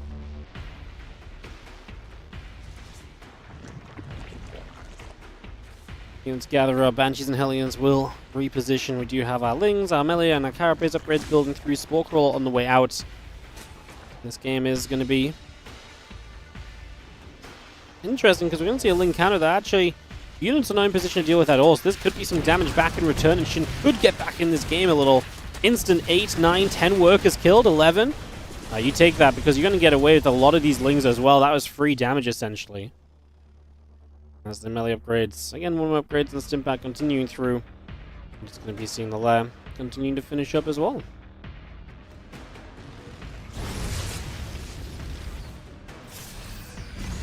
It's going to step through, a couple queens going to get chased. Lings are going to come around the back, looking to surround this army. That might force a lift.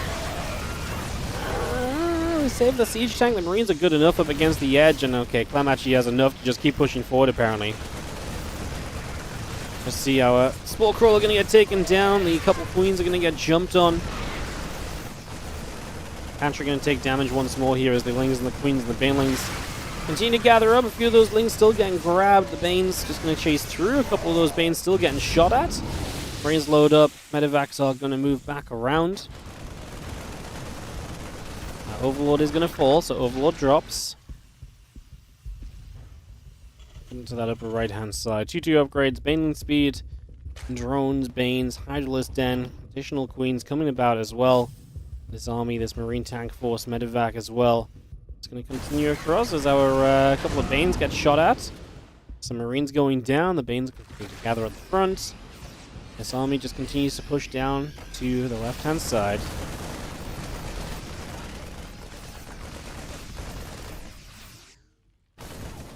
And both those tanks get sieged, and Marines, it's going to continue over.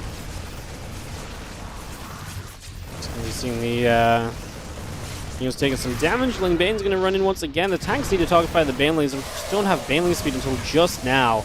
There's been a big impact on what SHIN has been able to do. The Bane speed now will help a lot as the Banshees show back up from earlier, fully repaired and ready to go for more. The Overseers are trailing behind a little bit as we actually do get a good cleanup from SHIN, as the Overseers as well, so we have to back away the Banshees.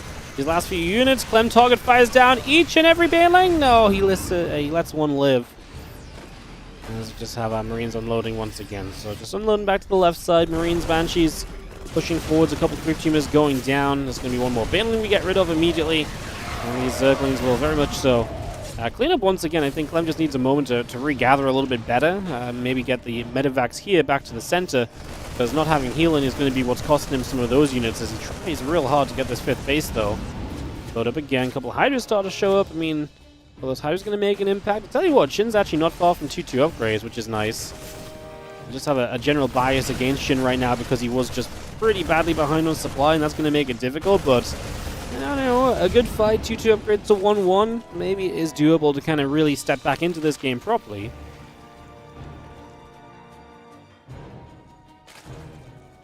We've seen the Marines still coming through. A couple of Banes getting shot at. The Lings getting shot as well. That Baneling doesn't go anywhere. That was not the fight you're looking for as SHIN. Okay, units just melt.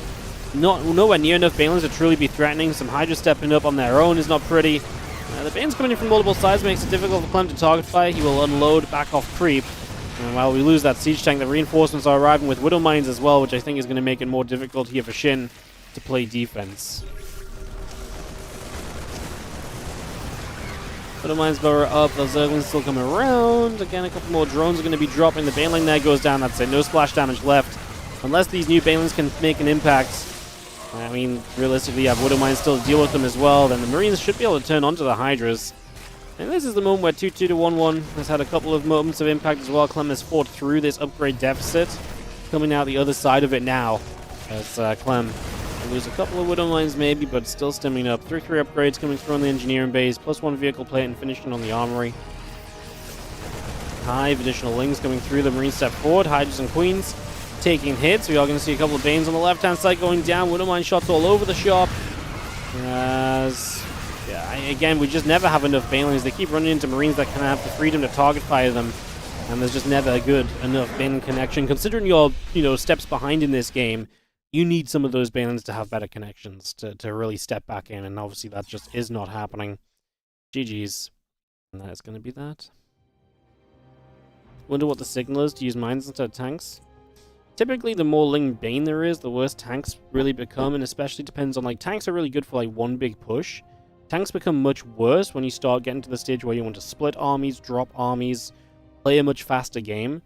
Tanks are slow, solidified positions. Widow mines are much more free-flowing.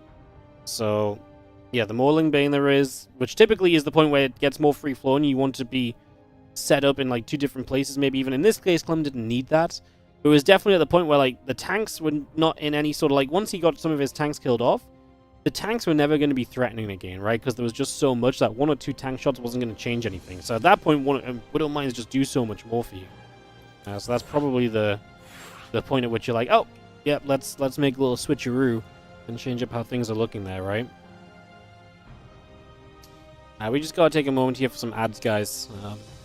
Just in case the last PvP had some long games in it, so I just don't want to, I just don't want to have an issue of, basically ads running in game. We're a little bit behind on our ad schedule. And better safe than sorry. I mean, if it's another 10-minute game, it wouldn't matter. If it was 20 minutes this next game, then we might be in some trouble with ads. So, yeah, we'll just play it slow and steady.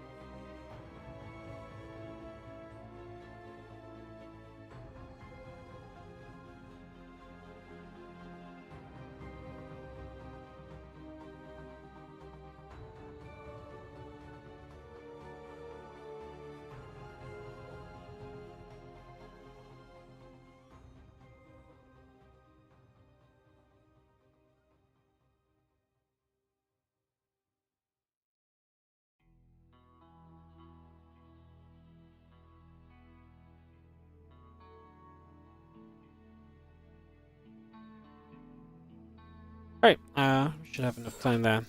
Get moving.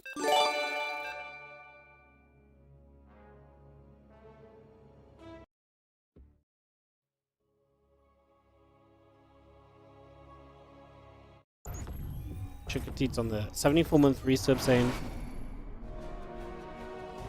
apt. Is that meant to be a song? Is that meant to be apatapta? Apatapta. I don't even trying to decipher it. I'm not sure.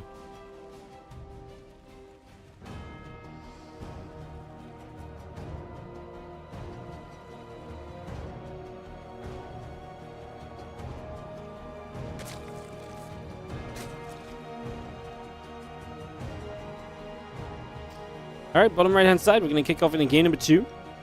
Let's try and catch up and chat a little bit. Is in the bottom right side, our red Zerk here is SHIN. Playing Romanticide, massive map that's part of the OSC extended map pool. In the top left, our blue Terran from Team Liquid is CLEM.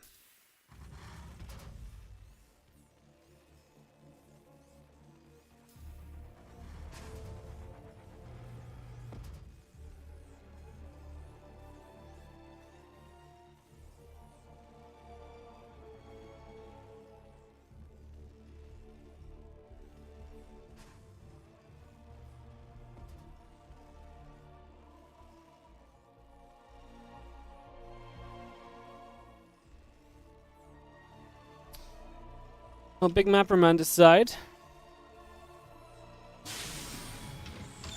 Let's see the Overlord getting into the center.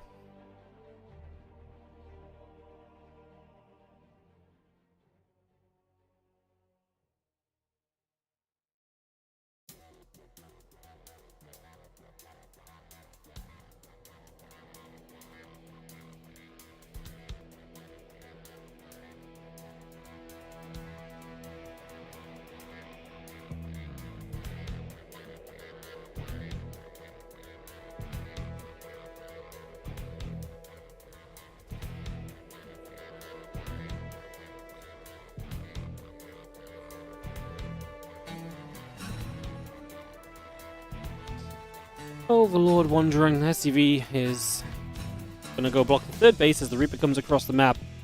And we'll take a position here to try and deal with this. The Reaper is going to put some pressure on. And Clem would ideal. I mean, it's really weird Romanticide because you don't really want to take this base. It's very far forward. Terran can set up behind these rocks and use that choke to push into you. So blocking on this base is extremely powerful. It can do so much good for you. So I think that's a big factor here. Let's see the grenade going down, pushing the Queen back. And the Reaper continues to sit tight for a couple of moments. Thank you so much for reaching level 125 on the Royal Match. Appreciate it. Thank you so much. As our hatchery will drop down into place. Reaper and the Queen going to go up against each other for a couple of moments.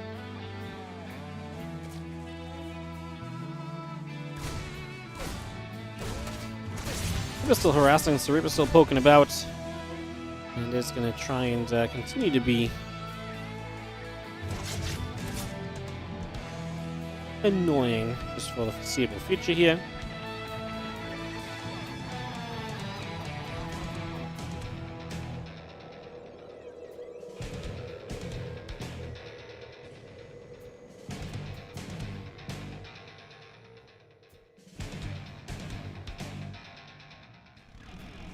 From the Hellion joined up together. I'm just going to have ourselves the couple of units moving through. Again, Lings, Queens, drones all coming about. Another Hellion shows up as well as Clem gets settled with these couple of units.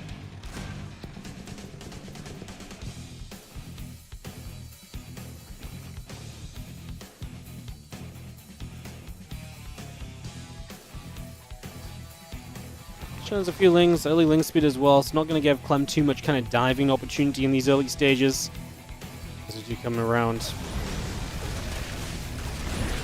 The bottom, Lings are going to get there. Just going to be getting the Hellions forward as well. I'm just going to be seeing the Hellions getting picked away at.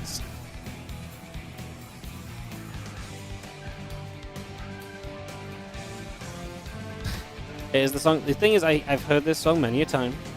I know Helen likes to sing it. I just didn't know what it was going to look like in word form, you know?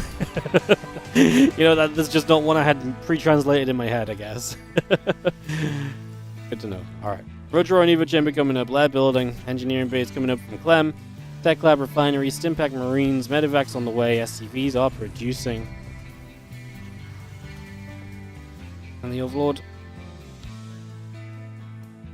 continues out onto the map.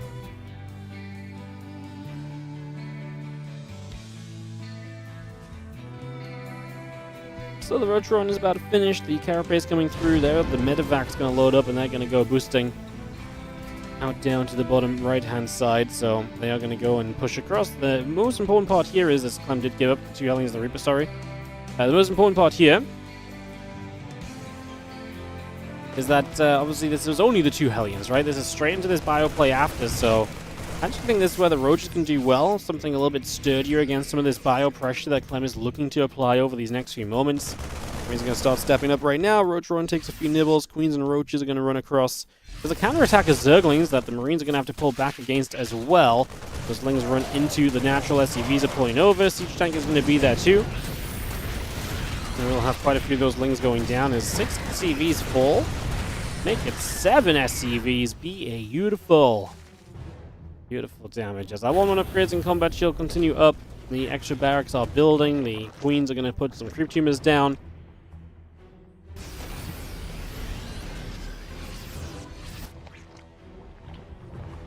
And Roach Speed, Carapace, additional Roaches and Drones all building as well. We are going to be having ourselves the 1-1 upgrades and combat shield building from Clem. Green Medivac all on the way up. Evolution Chamber building as well.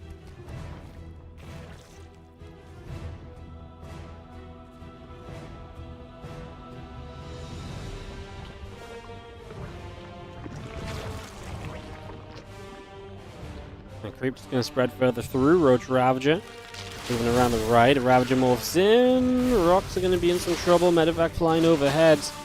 1-1 upgrades coming through on the engineering base as the army of Clem is going to step out further onto the map. I mean, this is not, committed Roach Crush or anything. We've got Infestation Pit, Baneling Nest coming through, so it's just Roaches to survive early. And then stepping to the next stage of the game after that as Marines and Medivacs will make their way into the center of the map. So units going to move into the middle here. Roaches, Ravagers Taking away at those rocks. The Marine's going to have to turn away now as it's a few too many units. They're just going to lift up. Without the support of siege tanks or anything, you just don't really want to run in and fight that. So if that's not what you want to do, that's not what you have to do, right? Hive building. Marines are going to get rid of some creep tumors here. The Roach Ravage is still coming up. A couple of Ravages already going down. Roaches starting to get grabbed as well. More Ravages morphing in. Marine's going to unload. Spore Crawl on this bottom side. Going to get jumped on as well. Spore will go down. Corrosive Vials not going to land as our Marines load back into those medevacs. We pull down to the south. We get ready for a boost into the main base.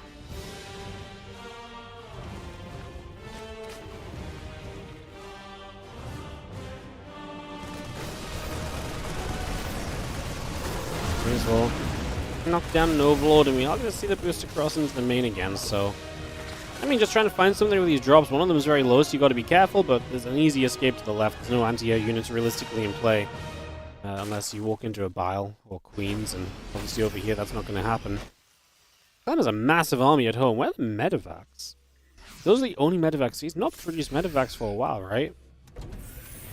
It's funny to see all this army have no medevac support, and now it's like, you know, 2 medevacs worth of Marines have 4 medevacs to support. So it would be nice to maybe send the hurt medevacs back home. If you want to keep the drop on the map, I don't even think that's fine. That's bad. There's no reason for the 2 hurt medevacs to still be out on the field here. You know, this amount of Marines do not need that much healing. These medevacs could go home, get repaired, and then be a much better support to this cast of army as CLEM takes the forward 4th base. So both players setting up into that forward 4th.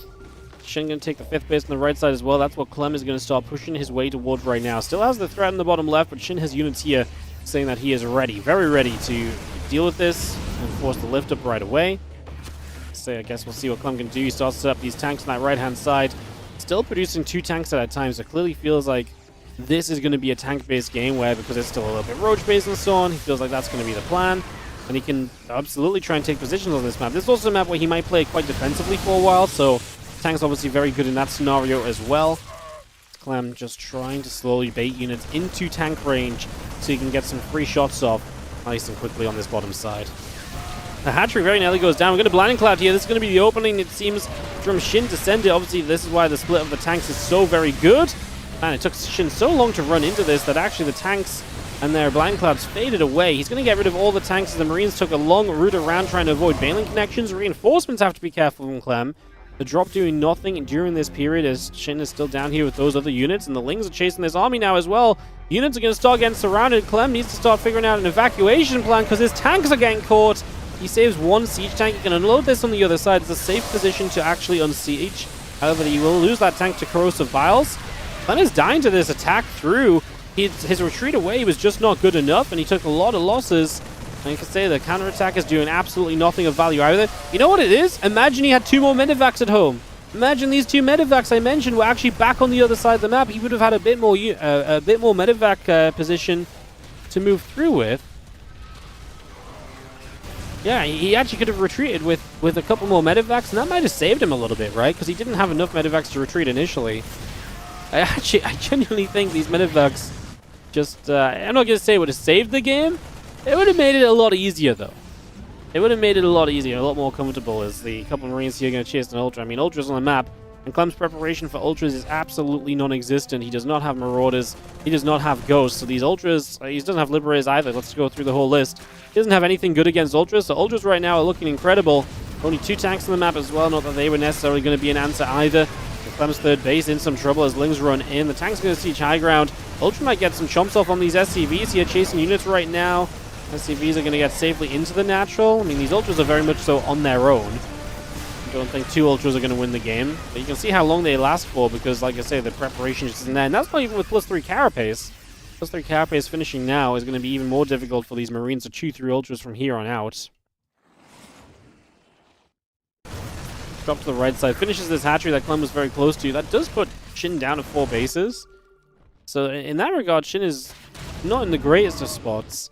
It's just the army and the momentum he got off of that cleanup, which has put him in a position now where I think he might very well be able to push on through. The Lings, the Banes, the Ultras coming through. Thundering Fort is going to get knocked down. mean, Shin's army is still going to take some losses, but he's also going to have a couple lings up here Clem has to deal with. Soldier's just going to have to run away for the moment.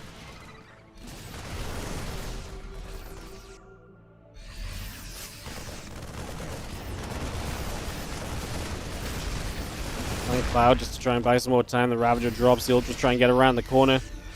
Shin still has to pull together a cleanup on the army of Clem, is what this is going to come down to. As the hatchery and the forward position comes in. Where the Ghost? Yeah, well, Clem would have built Ghost if he'd successfully retreated from up here, most likely. That's the stage of the game he would have been getting to.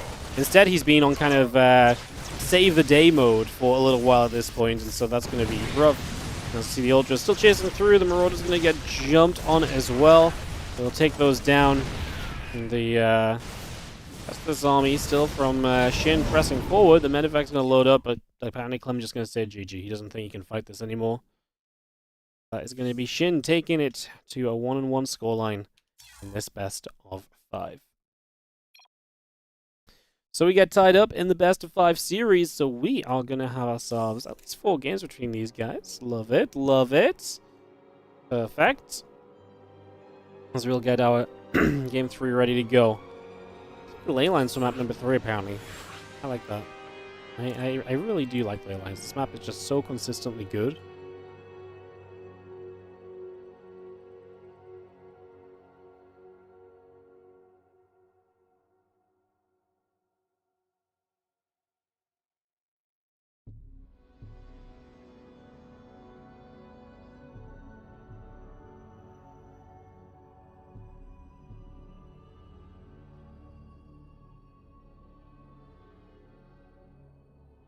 Let's do it.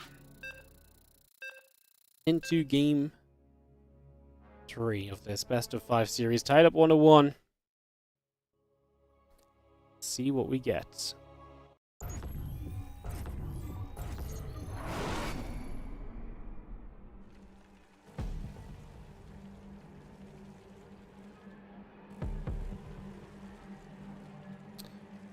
Top right-hand corner, we're going to start off with our Zerg, who is able to tie up the series on Romanticide.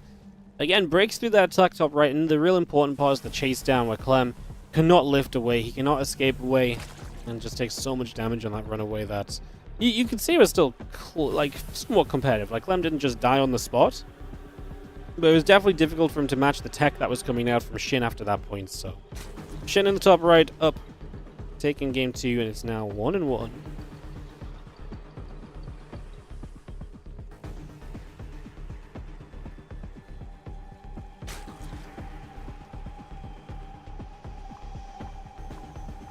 On the left, our Blue Terran player, Team Liquid's Clem. 2 racks at the front, so we're going to go multi-racks Reaper to start us off. Love that. Away we go.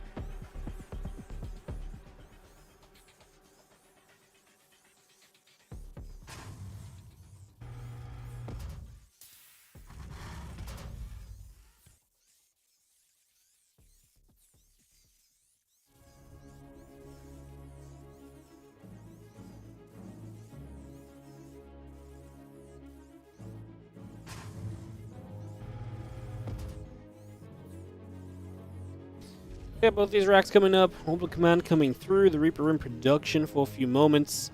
Gonna see our hatch, pool, gas, all on the way in. The Overlord settling down into the center. As it comes in to see that this is indeed going to be the multi-racks Reaper, so Shin going to get that information up in the next few moments. Going to be able to gather that and recognize that he will have to get a little bit defensive here. So he confirms the 2 barracks and he can position that Overlord as he wishes for the next few moments.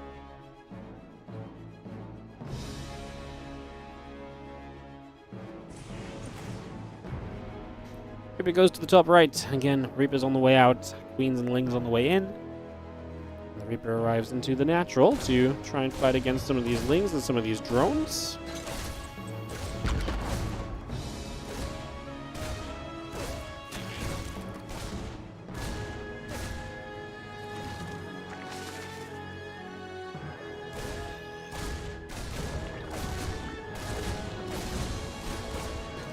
He's just gonna fly hatcher, taking some hits. A couple of shots right now.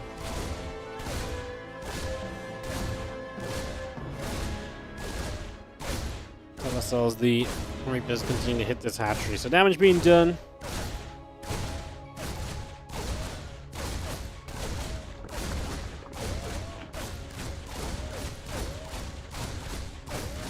So Reapers, if they get the cancel on the third hatch this far along, is pretty neat. Lings don't have Ling speed, so it looks like it's going to happen. Fourth Reaper shows up, and the damage is just going to be there. This hatchery is getting cancelled, because you can obviously just kite away. Grenades will buy you a little bit more time. Okay, well, the Lings are going to make it awkward. Then we'll start a trade with the Zerglings, get damage onto this hatch when possible. Creep about to be there. Another grenade, helping the zone. 10 seconds from speed. Is this actually a defense on the hatchery? It may be, but it's costing you a lot of Lings right now. That being said, I mean, I like that over losing a hatchery, right? The Queen gets bobbed and allows it to kill off a Reaper. Oh, actually pretty darn good defense in the end from Shin. The only problem is that hatchery is still going to be low. Good grenade from Clem. Beautiful grenade. Oh no, he's not going to lose any more Reapers. He's going to kill all the Lings. Yeah, he is a little bit low HP, so he's not going to chase the Queens. It's a bit of a problem though. Shin is building drones, and so if Clem just tries his luck, I actually think he's going to have success. He might still kill this base. Okay, we're not far from a transfusion, I suppose. But the transfusion might have to be used on the Queens. And if you lose these Queens, like I say, Shin's actually, oh my god, 5 Overlords. He's heavily supply blocked. There's a transfusion on the Queen. One more Reaper goes down. Important kills. Without the Reaper, without the transfuse, do you go for the hatch? Probably not. Just gets a drone, goes into the main. These couple of Lings that were left over now going down. But we're going to be able to start hitting the main mineral line and get a drone or two still. Man, this has been a roller coaster of emotions. I really felt as though we were kind of doing it. I felt as though we kind of missed the opportunity. And you get 4 drones in the end. God, this was absolutely a little bit crazy as Marines and Stimpack continue through. The Queens get there. The Reaper goes down. Lings gather up at the front of the natural. A little bit of creep spread comes over as well. The engineering base coming online. Medivacs, Marine, Stim continue to build.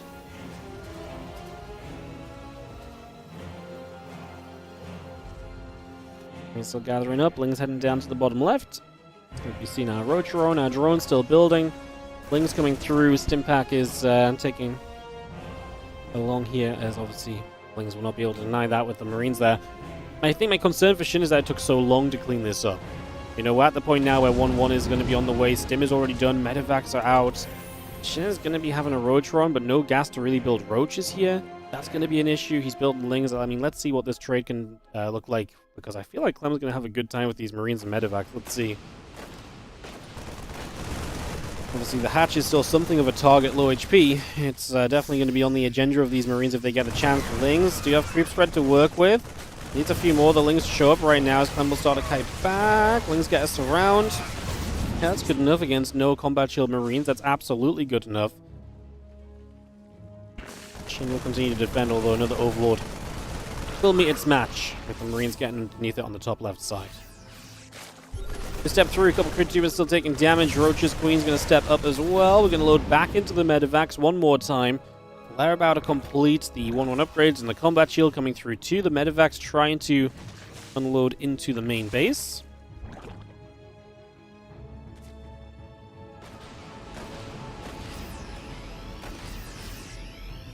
Marines just going to unload. Again, 1-1 upgrades and combat shield coming through. The Marines are going to stim forward.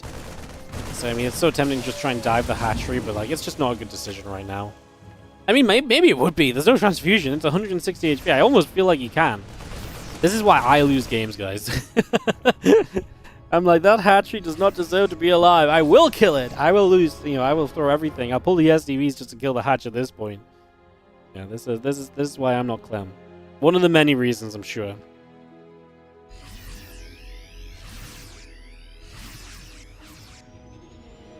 Marines up top. 1-1 upgrades. Concussive Shell still moving through. Armory coming in on Clem's bottom left side, so he will be able to start up 2 upgrades. Already up in upgrades is pretty nice as well.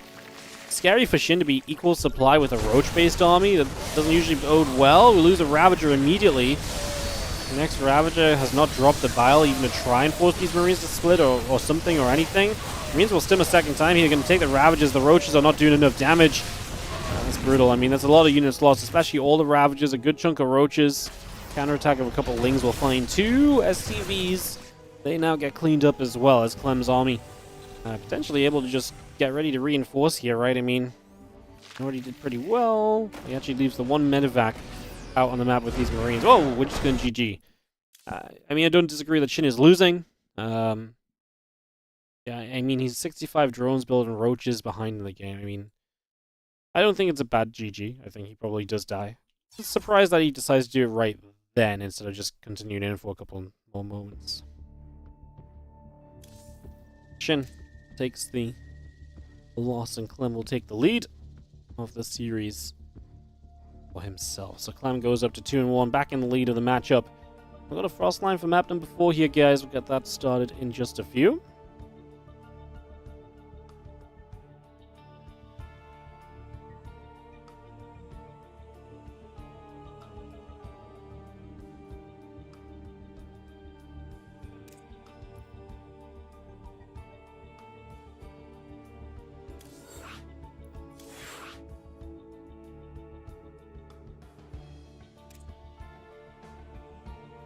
Perfect. Alright, let's go into Frostline then, guys. Map number 4, this best of 5. Remember, the winner of this series will play Geralt, and that'll be our next series up. So if CLEM wins this, we will get more CLEM back-to-back, and I know a lot of people will just be excited to watch some CLEM. So, that is a possibility. We'll get another CLEM series after this. And then we would have a PvP after that as well, which would be Nightmare Arrowfire coming up too. That is where we are going, is in the bottom left-hand side. It is going to be our red Zerg player. It is SHIN. Takes on the blue Terran in the top right corner of the map. It is going to be CLEM up 2-1, looking to make it to another round of this, excuse me, of this OSC championship.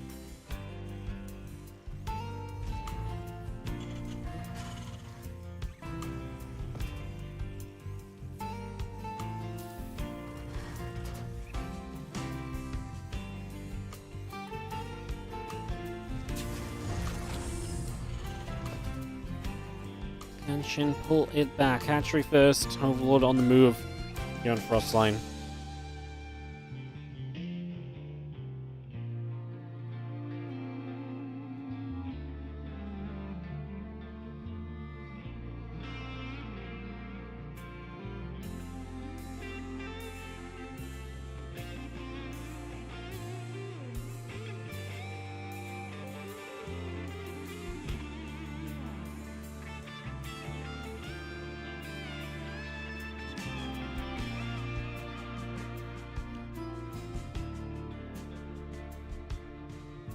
Following our Overlord. Windy weather here on Frostline. Oh, Windsock just telling us what's up. Question, guys, does a Windsock still work even when it's got holes in it like this? I mean, I guess so, but like, I guess the majority of the wind still hits it. So, but like, I wonder if it having a hole in has any impact on how it moves or whatever. I know, asking the important questions as always. SCV comes into the natural, and we'll see the hatchery. A couple queens and lings are in production currently, so that is all coming online. The wind just flows through. Yeah, but does it not get... does the hole in the side not make it, like... you know... move through differently? Depends on the strength of the wind. Yeah, I guess in wind as strong as it is on Frostline, it probably wouldn't matter. But maybe in lighter wind, it would have more of an impact.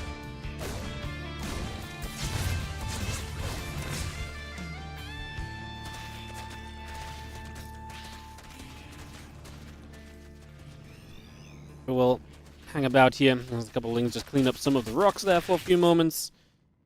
Queen is on the way through as well. You can see just getting set up here early on Frostline for game 4 of this series.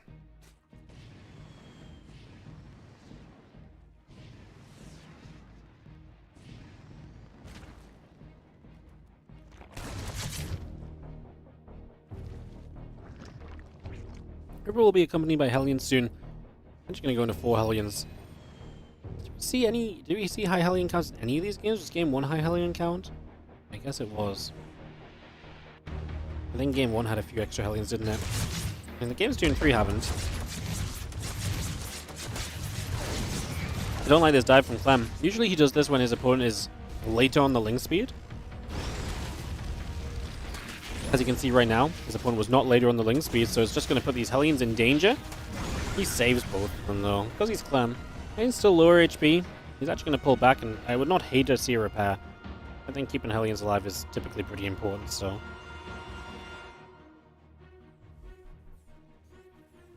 And those Hellions are not surviving if he just sends them straight back on the map again, right? So, yeah.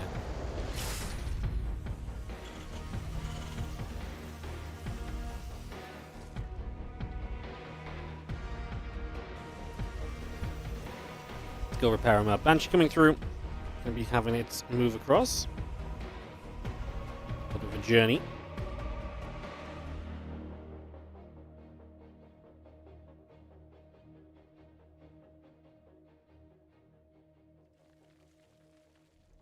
Hellions step through the links, wrap around. Queens will gather. The couple of barracks are still coming through as well. Hellions now move down to the bottom side where Queen is going to be about as well. And we'll just see the Marines still continuing to hit the Overlord for a few more moments. Other Hellions joining up together.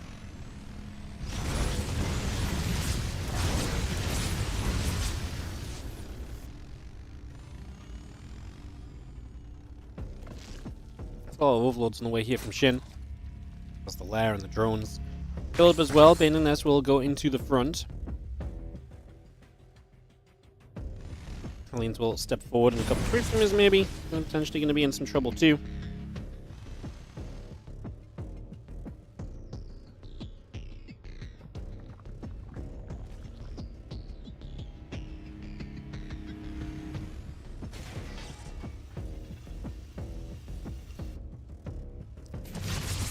And we'll have that stim finishing very shortly as again Siege Tank, Marines will continue to come about currently, so let's get settled here for the next few moments.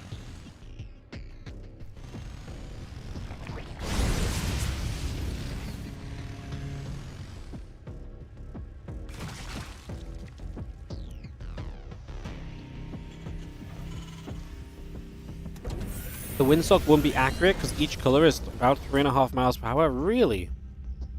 That's so cool. So yeah, it just wouldn't be... Oh, so it would be blowing, but it would no longer be an accurate windsock. Good to know.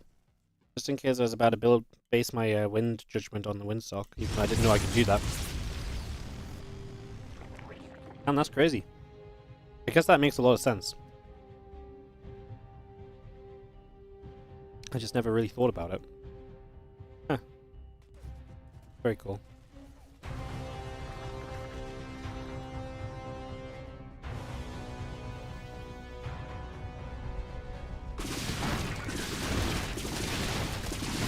Things will hit that third base. SCV start to pull away. No, they turn back around into the Lings.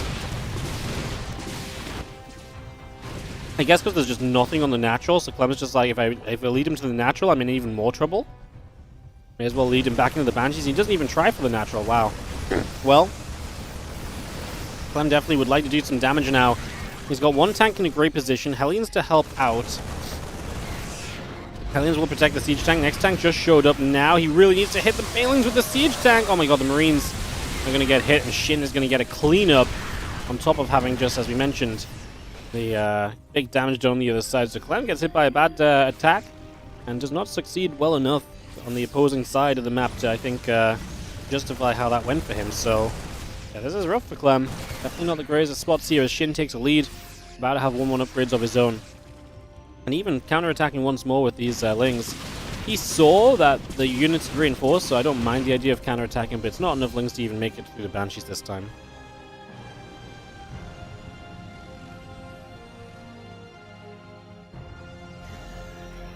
Oh, he's going to send this tank into a really defensive place on the map. In the middle, so he can fall back to that. Interesting. Just basically wants to try and bait his units as opponents use them forward and just utilize that siege tank. Now, Dane's going to roll into this mineral line. Clem's not looking. Oh my god, 19 SCVs. Oh my god, SHIN is having an absolute party killing workers right now.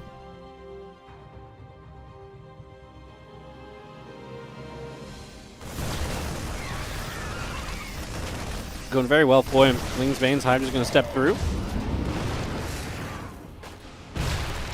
Marines load into medevacs. They pull back. The rest of the Ling Bane Hydra regathers as well.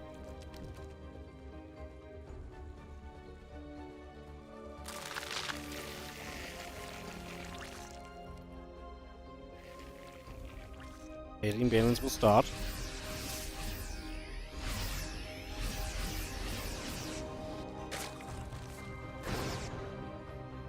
I like the infestation pit. You know, you're in a good position, get the tech down, start moving towards hive, start moving towards lurkers. The sooner you get there, the better the game typically is for you.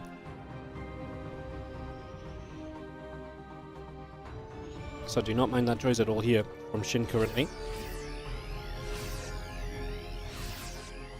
As our Marine tank Calbat will just step through. I mean, I like this position for CLEM. Obviously, the tank's in the low ground. Forces can kind of wrap around, work around this area. A lot of free shots if you run around there initially too, so I feel like if there's a position for CLEM to keep using, I like this being it.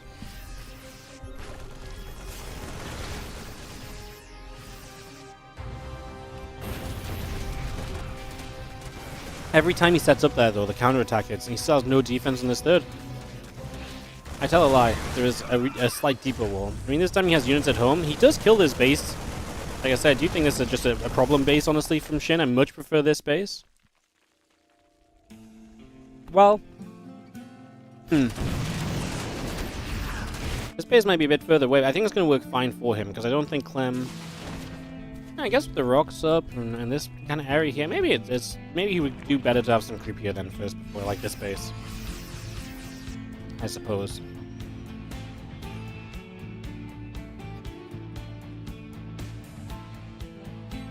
Marine tank medevac coming around the top, pressing through for the moment.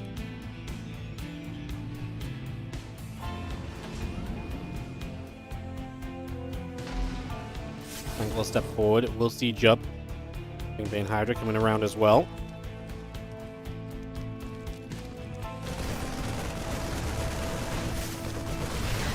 Here we go from two angles, CLEM's army. I'm going to get wrapped around on, man. Those Marines up there are doomed. Have a little bit of space to do some splitting. The rest of the Marines show up, though. They're actually going to do pretty well. The rest of the Banes are too far away to get over here. Yeah, too many Banes over here that just couldn't make that distance to kind of come in and help. So if you all Hydras go down at the very end...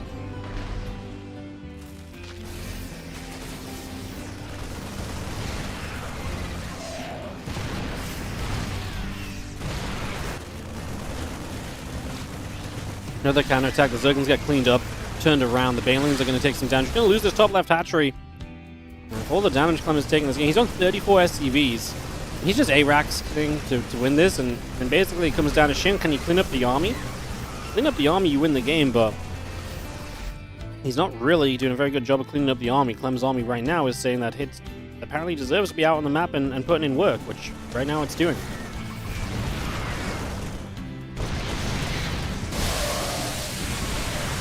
Bane's using that little bit of creep to try and launch towards the Marines. You force the lift off. Cleans up the tanks at least.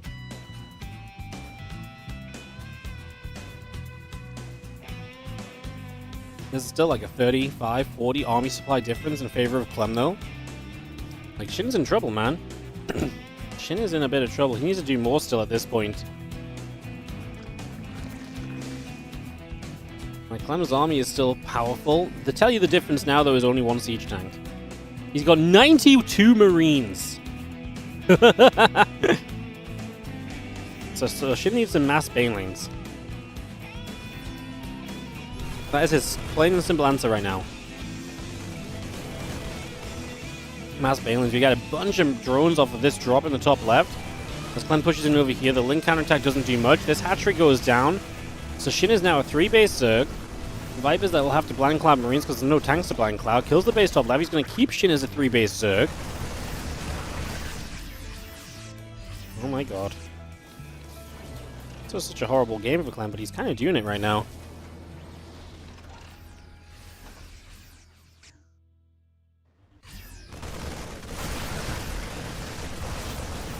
He can always just lift here. This is not looking good.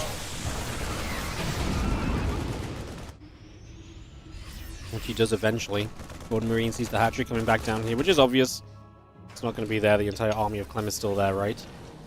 So that does not come in as a surprise. Let's get shot back the other direction.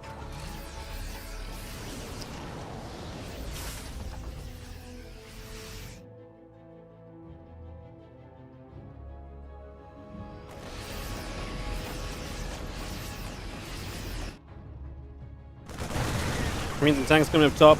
Marines gonna fight there. Lings take damage. Lurker Den coming up. Hatchery and Lings still coming through. The rest of the Lings come over. Tank is gonna fire. Marine's gonna be there. Lings gonna split across into that third base mineral line where they're gonna take some damage. SCV's going down. The SCV's already fallen. Now the Marines stem through. The hatchery drops. Drone's going down again. Lurker Den is gonna be coming up here from Shin as well. The rest of those Lings still making some moves for the moment.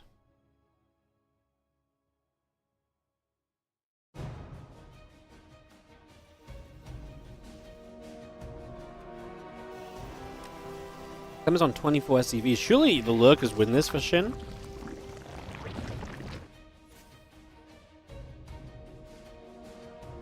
Five tanks. I feel like the Lurkers should be so good right now. This is what Shin's been missing, something more reliable that can kind of take on the massive Marines. Like, yeah, there's some tanks again, but I love the counterattack. Marines tank going down. Runs into Marines as he goes towards the third, unfortunately. I don't know if there's a good way out from there, to be fair. It's a problem. You get some units, but then it costs you a bunch of units too, and you're now down 60 army supply. Oh my god.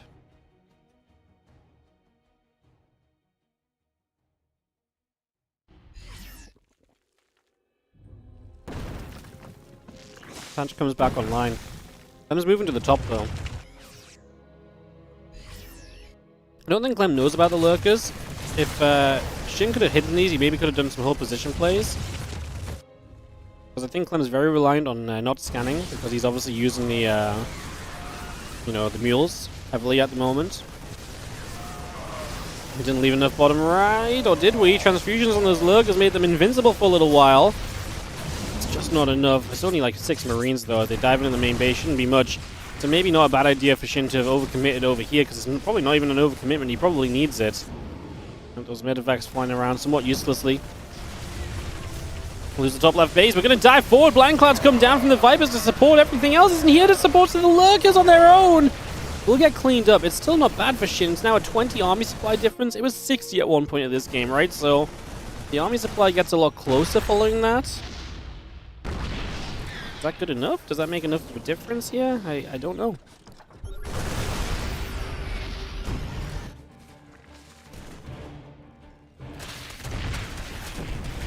I mean, it's great if you can keep building Lurkers, which he is currently doing.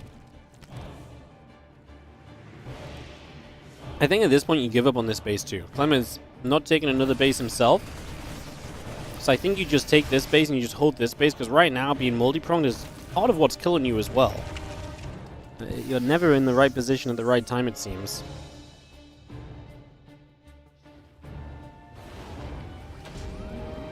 $19 SCVs left for Clem. His income has been not great, but it's not like Shin's been mining a ton either, because he's been losing bases, right? So while Shin has had workers, he's not had bases to mine with them from. Like right now, Shin is, you know, over 20 workers saturated here. So yeah, I mean, you can claim that Clem's on 19 workers, but Shin's also not on a lot of workers either. Massive counterattack. I don't think we need to kill workers. We need to kill the army. I'm just going to lose so many Lurkers here already. The tanks got in reach, and now the Marines are going to overwhelm as they wrap around. Now you're base trading with Lingbane Hydra. I hate it. You don't win a base trade, plain and simple. You just don't. Like, base trades are not good for you in this scenario, because you need to have multiple rounds of production. This would have been way better if the Lingbane Hydra was here and you just took a fight when Clem committed into the Lurkers, because Clem had to keep committing. I don't like the base trade at all. Clem's now at 40 army supply again, and you look at the unit composition, it's 5 Hydras and 78 Lings. The Lings will never touch this army. They might kill like 3 Marines. This ain't gonna be it. And Clem's gonna get this series 3-1 in the end. As this hive will go down, we just wipe out the main base, and obviously eventually we can come through and maybe focus towards this base on the top side. That's the only structure that's gonna be left in the game in a few moments, and we're about to scout it as well with the barracks. So Clem knows where this hatchery is, and Shin doesn't necessarily know that Clem is seen. Clem just has to walk to the top and sure this is going to GG anyways. Clem is going to take it 3-1, and Clem is going to be victorious in this best of 5. Wow, what a game. Kind of wild. Clem bringing it back in a pretty big manner. GG's. Damn. Alright, that was a good one. That was a good one. Alright, guys. Next series up. We've got 2 best of 5s left for you guys today. Next up is going to be Clem versus Geralt.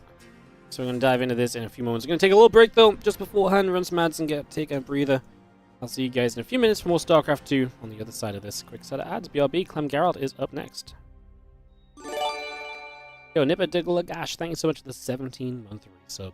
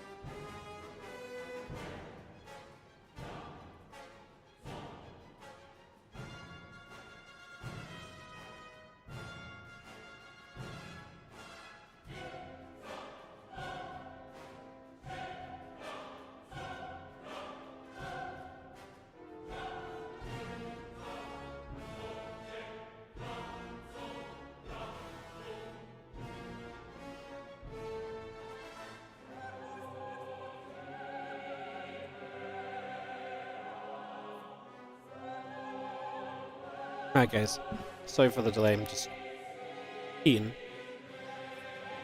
Been live a while.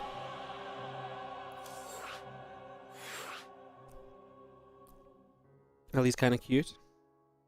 You guys want to see some Ellie? No, the camera's crashed from earlier. She's gone. That's not her right now. Hang on.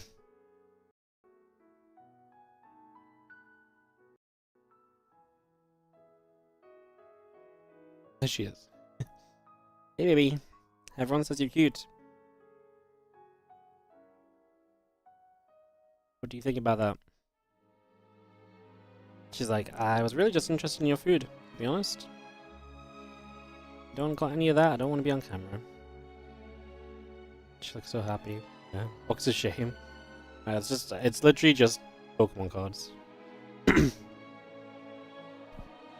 I always keep the box that the cards arrive in, so I can just pull the rubbish in there and then take it downstairs at once. And I still have some to open, which is why the box is still there. Baby, you wanna come here? You wanna come say hi properly? Come on. You can do it. Yeah, you can step over the one packet of cards on the floor. Yes, you can. No, you're broken, are you? You're broken. Okay then. That's okay then. Yeah. Alright, Clem versus Geralt. We got 2 best of 5s to go, guys. Let's get into them. Alright, baby. Go away. I love you. We're playing like maybe 2 hours. Give or take. Okay?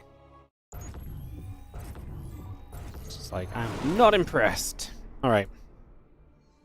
2 best of 5s. That's all you gotta wait for. Alright, let's go into this, guys. Best of 5. In the bottom left-hand corner of El Dorado, we have the blue Protoss player. This is Geralt. Taking on the red Terran in the bottom right-hand side. From Team Liquid, we have got Clem. Ellie, that's just fluff. No, don't eat fluff off the floor. What? I don't have anything, baby. Oh, she's so convinced I have food for her. Okay, she walked over. Cool. Alrighty. So, game number 1, best of 5 series. El Dorado to start us off here. 2 best of 5s left. This one, Clem versus Geralt. Following this, we're going to have ourselves the series between Nightmare and Arcfire from the lower bracket, the first lower bracket of the day, and the only one of the day.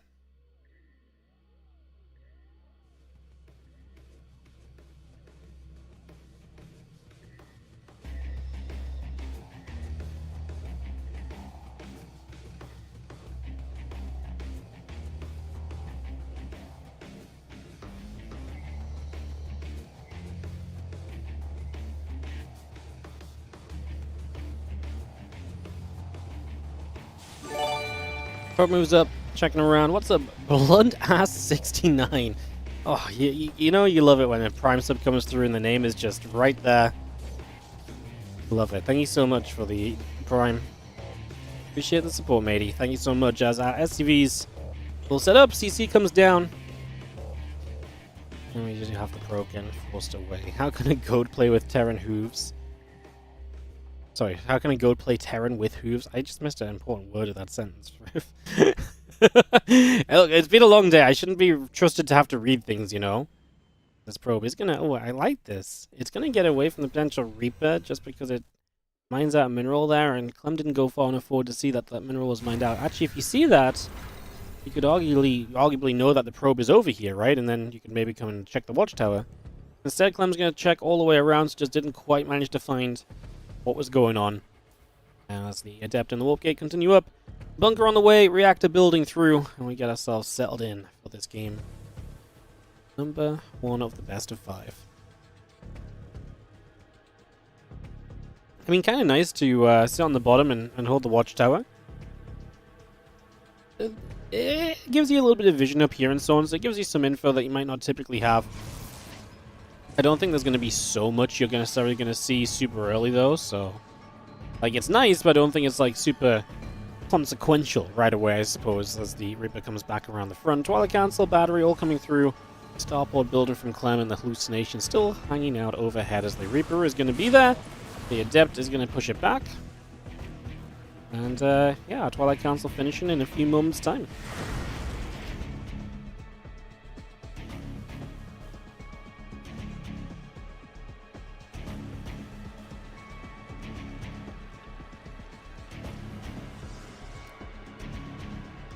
Alien comes around the left-hand side. The blink comes through, the gateway comes up. The warp gate continues to come into play. The extra gateways come online as well. As you see some SCVs on the way through from CLEM. Raven on the way up, and the interference matrix building too. As our Marines will chase down that hallucination as it gets into the main base, and a couple of Marines will continue to nibble for a couple more moments.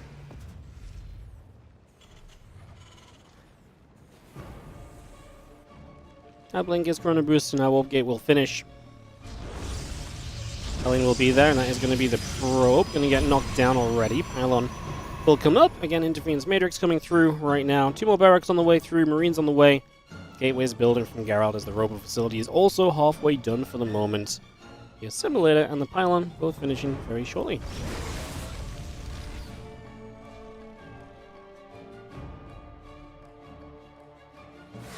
Up to Shades. Hellion will take some shots.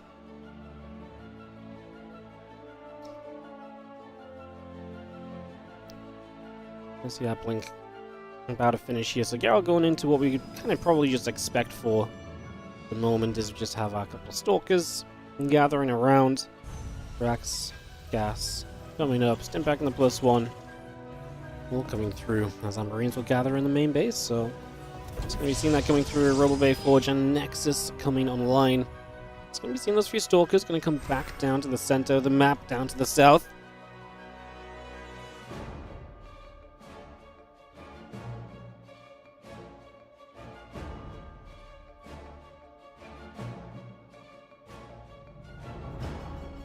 Still chilling about over there.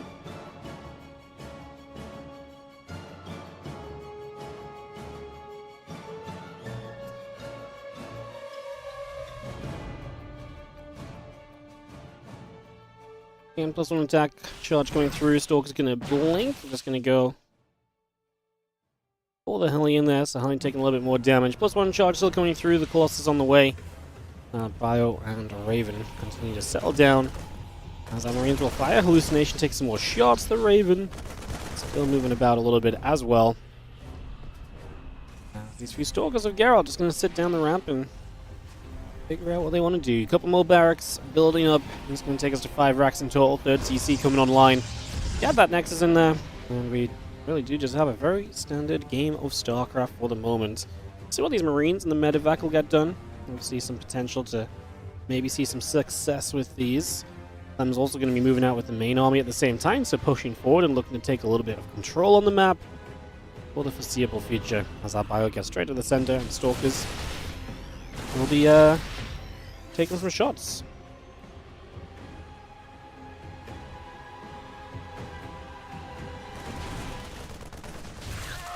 Stalker has to blink away. Stalkers continue to move back. Extended thermal lance +1 and the charge all coming through. Widowmine's going to burrow. Auto turret comes down. Just going to see the Bio trading. A couple of Stalkers getting picked up. The probes coming through as well. Another auto turret drops down into place. Still got charge. Extended thermal lance and the +1 coming on through. The medevac escapes down the bottom. So 6 workers killed in total. We lose some units in that road. Widowmine's going to hit Colossus, which is not bad because it's more than just shield damage. So yeah, don't hate it. See the Bioforce regathering as CLEM's reinforcements come through, and a good start from CLEM, kind of a lot of what you would probably somewhat expect from him here.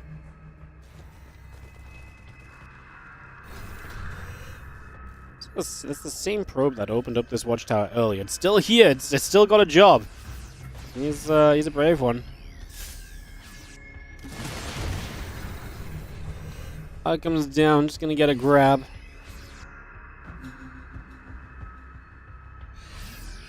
Me through.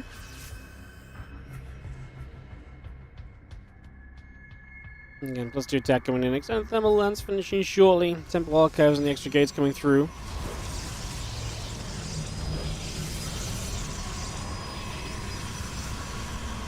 Extra gates coming over. Bio gonna come across.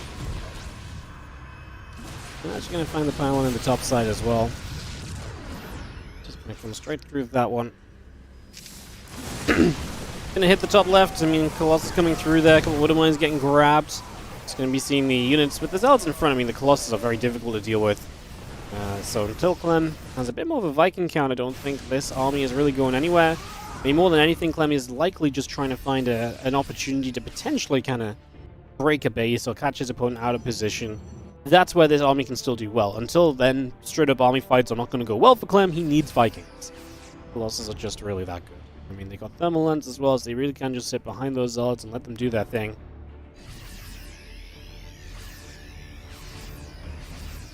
Biogathers gets into the center. Into the top left, regather as well. Storm on the way up, +2 attack coming through. Couple High Templars from Geralt will join it with everything else here. So Stalkers, High Templars, and Colossus get together. For the moment, as our Storm starts, that +2 attack coming in. Ghost Academy is building on the side of CLEM as well, so even more tech from him coming through as we speak. I still don't love his Viking count, but it's going the right way. It was 1, now it's 3. I think it's actually 5 with 2 Vikings still yet to join this army, and there they are.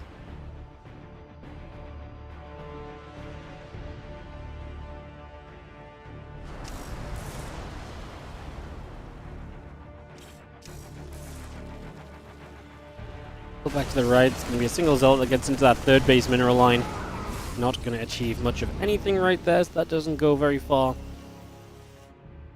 And just have ourselves the Bioforce still moving across. Storm +1 armor coming up as well. Those 2 upgrades and the ship weapon upgrade coming up as well.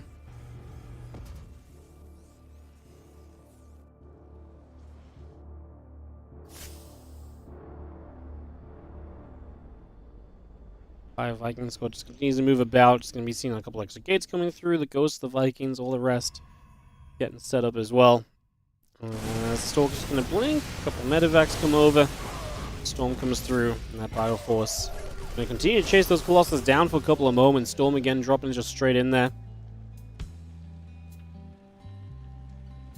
And just going to be having a couple of Harkons coming about. Still more units warping in.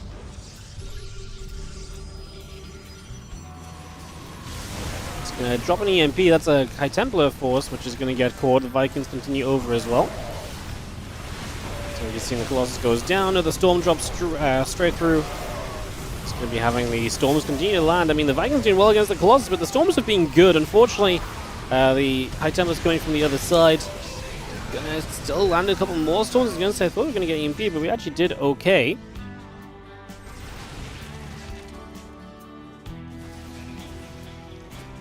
Couple more bio units. Still trading with those Stalkers. I mean, because we've gotten rid of all the tech, there's not much chase down here from Geralt. So CLEM's army is absolutely going to be fine coming out of this. And that's the issue, is that you reset a lot of the tech. You still got your Ghosts kind of gathering up here. Vikings, 5 of them overhead. As we'll see Bio fighting back. Stalkers taking some damage.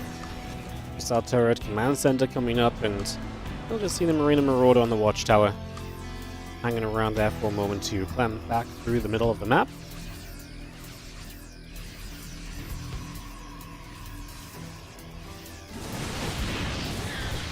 The rough part for Geralt is that right now you can't really go wrong with what you build, but you kind of need a bit of everything, like ASAP. You need more High Templars, you need... Disruptors I actually don't know if he needs, because I actually think High Templars and Storm do a very similar job to Disruptors a lot of the time. So I'd much rather him just go back into a Colossus force and force them to rebuild Vikings. I know that composition didn't do well for you before, but I think the composition was fine. It was just the engagement that went wrong. So try and find a better way to take the fight next time around would be a better approach than just trying to switch the comp, because like I said, I don't know if the... I just don't believe the Disruptors do anything that you don't already have with the Storms, like I say, right? You're going to force the Terran to split. They do good splash damage, you know, like... Yes, it works a little bit different, but the concept is very similar, so I do like that he went back into Colossus.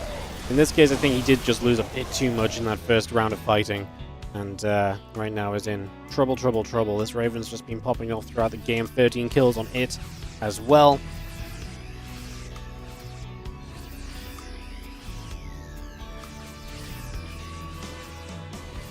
Comes back into the center. Well, High Templars warp in. Stalkers, Colossus gathering as well here. It's going to get settled down as we do have our +3 attack about halfway done currently. Bio units are still pressing up.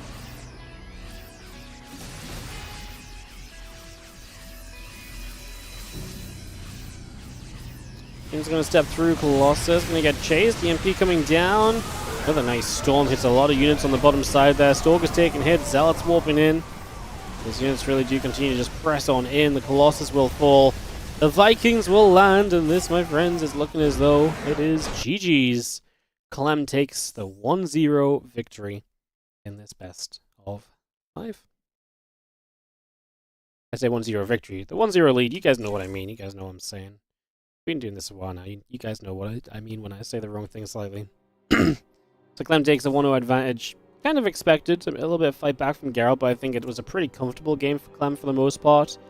You know, there wasn't a lot of these moments in this game where I'm like, ah, Clem, ah, you know, like it kind of felt like he was pretty okay pretty much throughout, so definitely a little bit of a factor as well.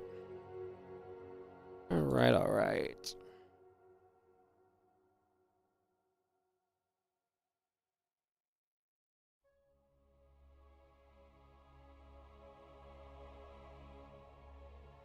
Give me a sec, guys.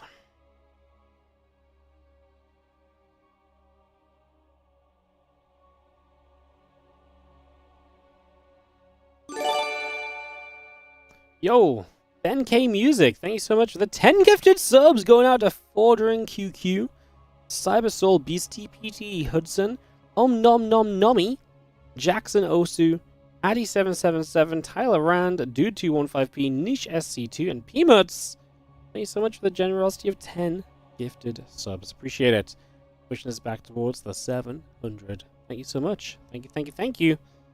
As we are going to head into game number 2 of this best of 5 with Geralt and Clem. Appreciate it. Thank you so much. You're welcome. No, thank you so much, man. Appreciate it. Ace73 on the Prime sub as well. Thank you for priming us up. Thank you for the support, guys. I know I've not been selling out much lately because we've been co-casting so much, but use your Prime, sub it up. Road to 700 subs again. Yeah, you guys, yeah. Honestly, I really should just go back to recording. Guys, I probably still have some of my sellout stuff recorded. Hang on. Hello, welcome to the downtime between games. Your caster is currently trying to join the lobby, and we'll be with you soon. Oh no, that's not the one. Are you upset with the stream? Oh. Please contact Slowly Falling, our local moderator in the chat. She will help you with all your needs. Also not the one. Maybe this one? Please hold while the streamer resumes the cast. No, that's not the one. I thought I had a sellout one. I forgot about this one, actually. Have you heard of Twitch Prime? Oh, here we go. You can support the stream right now with Twitch Prime. Don't forget to also follow the stream, subscribe to me on YouTube, give me money on Patreon, donate directly, and cheer in the chat. And don't forget to gift all those subs so we can hit that level 5 hype train. Level 5 hype train isn't even that good anymore. God. It's been a while. I forgot I had those. All of a sudden, I just, I just came to my mind. I was like, do I still have those on my thing? I just didn't know which one was which. And the one I was looking for typically was the very last one I clicked. Oh, yo, thank you so much, El Guntor, for the Prime sub, and also Dig Big Minx coming out with 5 gifted subs to nice username, Lou Gagoon, G Gilera 20, Dom Honor 06, Mario Prog. Thank you so much for the gifted subs. Maybe I should record some new ones of those, a little bit up to date, you know? Level 5. I mean, I don't think we've been past the level 5 hype train, but hype trains don't go... Hype trains, was, you know, used to be capped at level 5 before. Nowadays, hype trains are, like, huge. You know, they can go all the way up to, like, level stupid numbers, so... Yeah. In fact, talking about hype trains, we are a sub or 100 bits away from starting one. So if you've ever thought about getting yourself a hype trainer mode, this could be your best opportunity. Oh, God, hiccups. God damn it. Never mind. Selling out doesn't work so well when you hiccup halfway through the sellout. Were you upset? Where Slowly you have a report of me? Yeah, I know. Slowly used to hate this one as well. Everyone used to just add Slowly. That was great. I wonder what I've got on my third set of... I've got 4 more buttons, and I don't know what's on them. I have 4 buttons, and I have A, B, and C to make them different things. And B is all of those ones I just played. I don't know what's on C. I actually have no idea.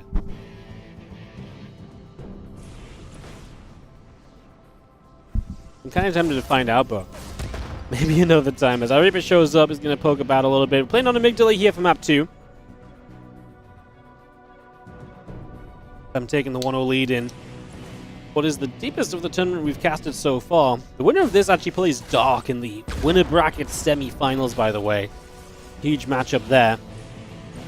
So, yeah, the winner of this plays Dark. That's not going to be easy for anyone, but you'd imagine CLEM might actually, would be a favorite.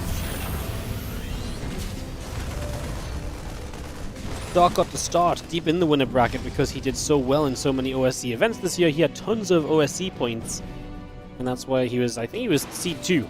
I think Bjorn was Seed 1, just based on OSC points throughout the year, basically.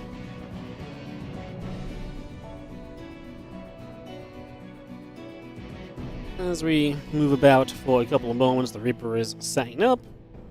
We get into position, we get into play. Take a few moments here. See where we are going to go.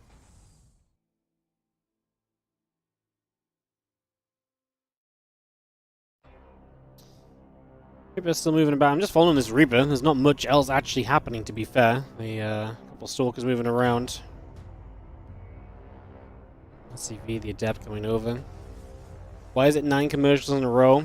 Well, I have to run 3 minutes of ads sometimes, and apparently sometimes 3 minutes is 9 commercials, because I guess it means... I guess some of them are like 15 seconds long instead of 30 seconds nowadays. I had to guess. The good thing is you can never see more than 3 minutes at a time.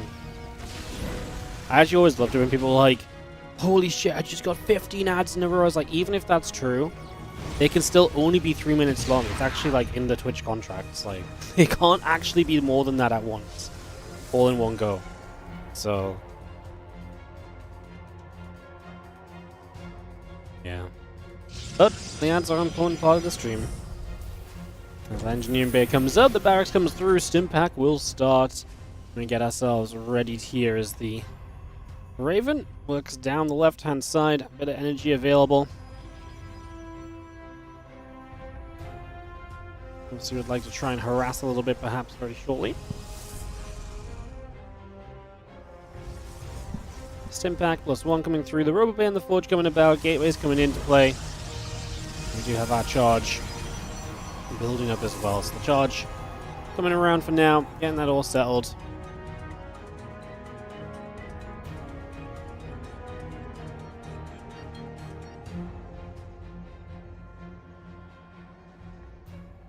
Extra gates coming through. I completely missed this drop, God. I'm good today, aren't I? It was not a drop, it was a Hellion run. Okay. I feel slightly less bad about it now. Alright, well, next is probes coming through, Colossus on the way, Stimpack Combat Shield, and +1.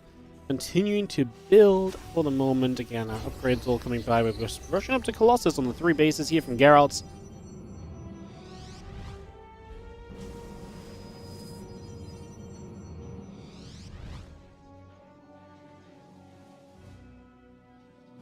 As the Stalker's going to gather through. The Marines going to step forward as well. The Stalker's going to take some shots. The Observer goes down. Actually going to continue to push forward. The Raven going to go moving in toward the main base. So we'll take some steps over there. The Marauders going to hit a few of these Stalkers. It's going to shove those away again. Extended Thermal Lance coming about. The Charge coming up. And again, +1 in Combat Shield. Continuing to reduce on throughs. Again, those upgrades into play right now. The Bio pulls back here on... Amygdala we are. 6.5 minutes, 7 minutes in. And a long way to go in this one, I think. There ain't much happening right now. I mean, Clem has himself a Stimpack upgrade, but no sign of utilizing it just yet. Send them a lance, and the unit's just going to go onto the rocks, open up the gold base opportunity for Geralt as well, so you'll be able to look toward that as, again, the upgrades continue through. Going to get a probe in that bottom corner. Again, the cluster of shells will come up as well. Orbital coming through, Marine Marauder, +1 armor coming about. Extra gates and the Colossus coming into play also. +1 attack and extend thermal lens finishing. I mean, if you ask me, if Clem hasn't made his way into a good position just yet, I don't think he's going to be doing much himself for the next few moments, to be honest. And the Nexus coming into play. Probes coming about. Zealots on the way through. Colossus will finish in just a few short moments as the army of Clem moves to the upper side.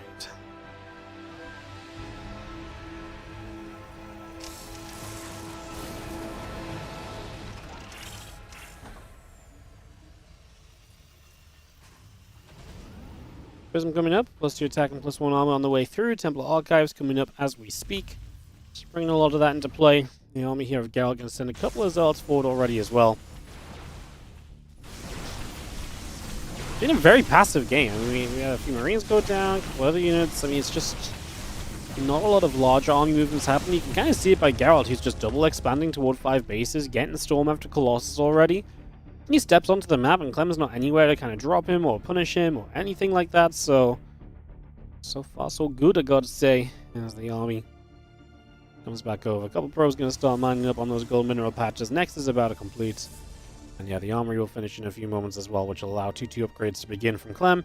He's also already invested into Vikings and Ghosts, so he's got a lot of gas output right now already, so if he doesn't start the 2-2 immediately, that's not crazy, but he actually will find the money for it, so yeah. I guess not hard to find when you've been fairly passive in the game and not too much has been happening. Well, Zealot one just kind of stepped through. A couple Stalkers going to be there. Storm +2, +1. All coming about. The gold base going to get mining as well. The extra gates, the battery, and the cannon coming online also.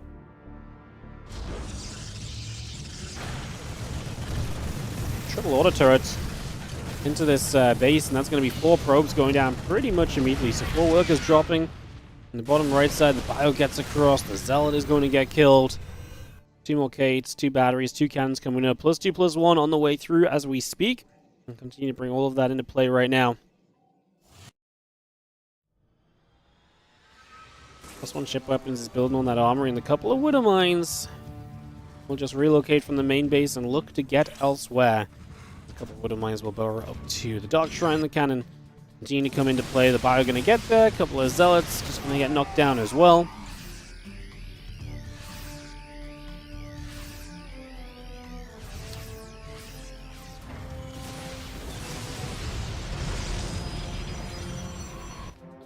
I'm splitting this army up, obviously dropping the bottom right side. I mean, tell you what, Geralt is just a rock hater. If there's a kill count for rocks on this map's almost unrecognizable because he's killed so many of the rocks. As the Disruptors here are going to find this group of units, Clem will lift up. That's kind of cute. The 1 Marauder. The Widowmine goes down.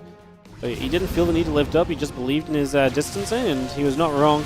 A couple units get caught. He'll just go sit in a corner instead. Prism getting shut down as well. Clem has a ring of sensor towers set up too. I can't believe just how defensively we're setting up here on the side of Geralt, to be honest. Like, he's just on the side of Clem even, like, he's just saying, like, yeah, we're not doing do anything this game. Like, he is setting up to play all of the defense possible right now. As our units come through, +3, +2 coming up. Zealots in the Dark Shrine on the way in. Prism finishing. Disruptor on the way through. A couple of EMPs will go down as well. Disruptor trying to just poke forward as Geralt looks for opportunity here on Amygdala. That's a nice Disruptor shot. Hits center and gets rid of a ghost or two. Some Marines. Hurts some Marauders.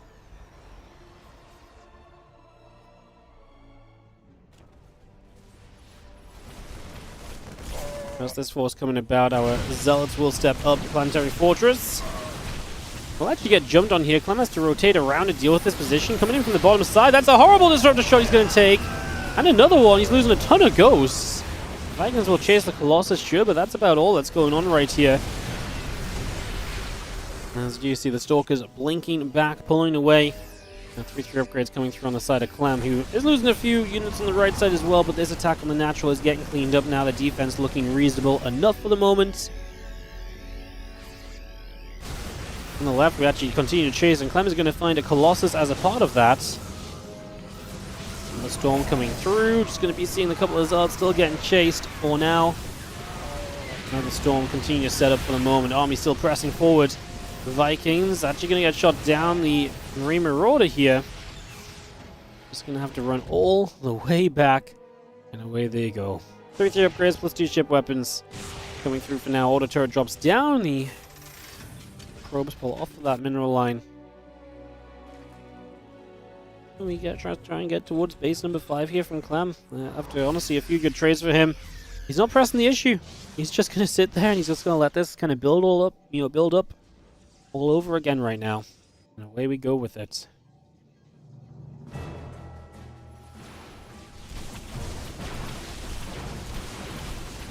So Stalker will come through. It's going to fire through. The rocks will go down. Disruptors will move up. It's going to be seen how Zealots will charge in. Stalkers blink. We take down one medevac already. Now, Wouldn't Mind Shot hits a few Zealots as well.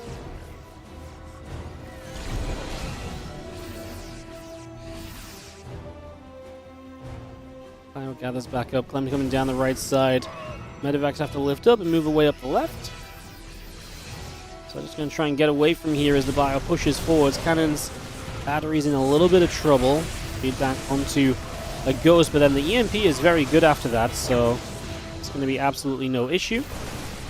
And Bio 4 still going to get there. Disruptor goes down as well. Stalkers and the Archon will continue up. The Disruptor still trying to come through as the rest of our units warp in. Defense from Geralt back online. Playing a little bit shy on gas, but he's got plenty of minerals. Geralt has minerals and gas available at the moment.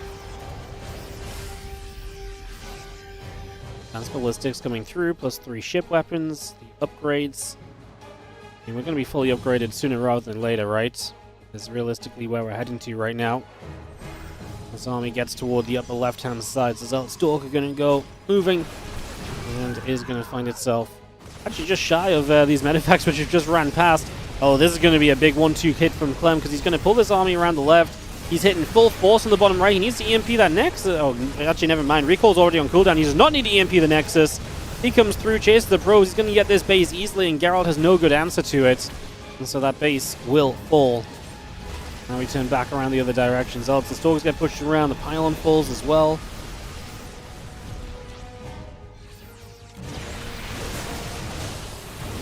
Storm continues through. Just going to be seeing the Bioforce going to step back again. I mean, this time Geralt actually might be able to jump on this army a little bit. Let's see what we can find as the +3 ship weapons, the cloaking coming up. The Bioforce still coming through. The few Zealots on that right side going to step forward as well.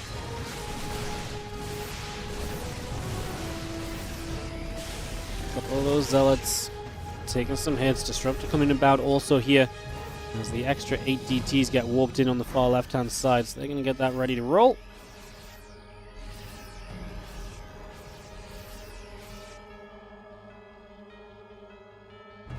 DTs up the top. And they go and make their way towards that planetary fortress. The Stalkers on the right side, unable to get through. I mean, the DTs are going to be a big play, though, because they knock down the planetary. Obviously, the Liberator is going to play defense on that right side a little bit. Disruptor shot comes in. Bio going to get hit. Just going to see the couple libs setting up right now as well. Shots coming about. 3 workers going down. We're going to see our Vikings setting up. Another Disruptor shot trying to come through as well. Zealot will keep on chasing. Both players losing a lot of supply.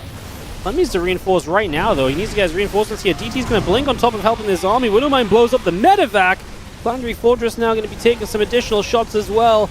There's a couple of those Liberators will get sieged up on top of it defensively. Bio still pushing through. The Stalkers are going to be there.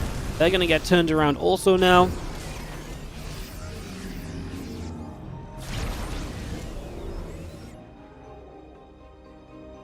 Just have ourselves the Orbital Command making its way back over as this gold base location can be taken here. Bio is going to knock those rocks down. That gold is going to be available.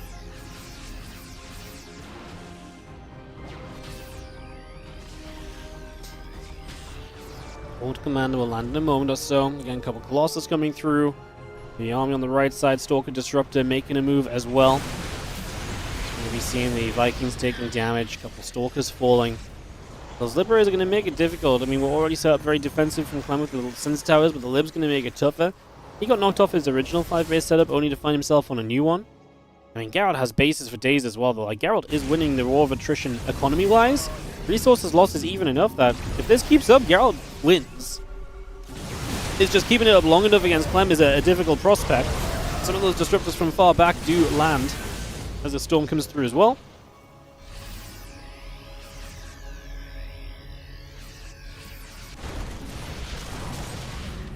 So let's step over. Marine Marauders going to come through as well. The rest of the Stalkers going to continue to come over now. And again, Disruptors, Ghost, going through for the moment.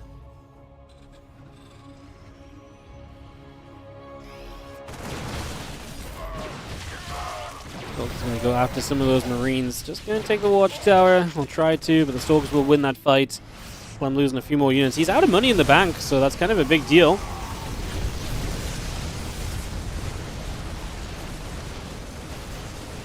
Next is going to take a lot of shots. Final on the next is going down. More units up on the top side.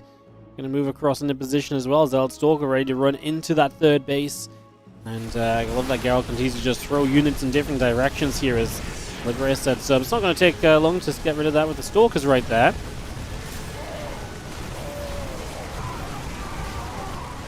So we've seen the bio still going through. The Zealots are coming about.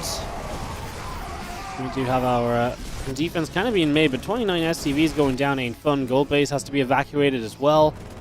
So that part definitely is not ideal as the Disruptor and the High Templar continue to come about.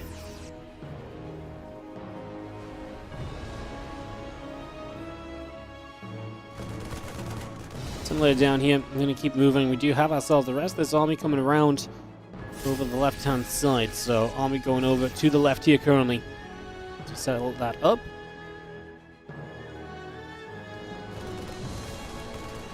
And they have the Marine hitting that assimilator. Fire to the left, moving into position. Nexus there. Has a lot of energy on it, by the way, so it's going to be a big deal as a couple of libs get sieged. And this is going to be a cannon or two going down already, so this Nexus, this robo facility going to fall. CLEM breaking in himself and getting some damage done. It's fun. We've had a big build-up in this game, and now we're starting to break each other down step by step. Another storm lands onto the Bioforce. The Ghost taking some damage as well. Well, libs siege up once more here. We're going to try and get settled. There's the Vikings, the Bio, just going to press on through. A couple of Stalkers taking damage as well. The Vikings continue to deal a bit of damage right now. It's going to be seeing the Disruptor shot coming over. And yeah, Disruptors are going to be getting picked off as well, but Zealots reinforced. So the last few units are going to go down. We EMP and dive the Disruptors! Oh my god, he got all but one with that move. I thought he was kind of just done. But 130 versus 116 supply. The difference is Geralt still has 5k 700 in the bank. The problem is the gas does potentially mean you're going to be very Zealot heavy, which might not be good enough. Flip siege up, Vikings chase, they get a Colossus. So that will go down. Ghost, Marines, Vikings continue to come about here. Just going to be seeing the Nexus continue to get going at the moment as we do have our CC. Just going to land nicely next to it, and that's going to be an awkward couple of moments while they figure out whose base that is. I mean, the Vikings are going to land here as well. This is the issue, right? This Protoss army is low tech, and so it does not trade well against Bio. I mean, the Zealot count there looked reasonable, but too many Stalkers at the end just having to run.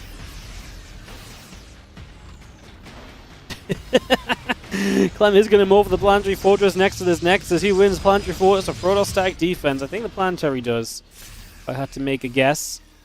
As the Bioforce repositions 140 to 130 supply. Geralt is still trying to spend his money, as we will get the warping going, and this Planetary has very little chance of living, but CLEM's going to make his way there. He really appreciates his attempt at Planetary Fortress rush. He wants to get it up. Ghost should be looking for EMPs on these Zealots ASAP. Apparently there's no observer, so he cloaks the Ghost and just lets them deal damage. Does not EMP. We're losing the Medivacs as they try to evacuate some units as well. Not exactly ideal. Liberator, Marine Marauder still coming through. The Stalkers and the Zealots come back around. Disruptor shot misses as we lift up into the Medivacs. 22 minutes here on Amygdala as this CC moves across and will land in a moment or so. The Zealots continue to come about. So a lot of Zealots top left as well. They're going to keep moving too. 12 SCVs, 6 probes. Going down, just going to get the Nexus in that bottom right corner. Going to kill that off right here. Rest of the Zealot Stalker Colossus coming through. Just going to be having a couple of Vikings lifted off. Fire will chase, and EMP goes down for some Stalkers. Disruptor forces the split.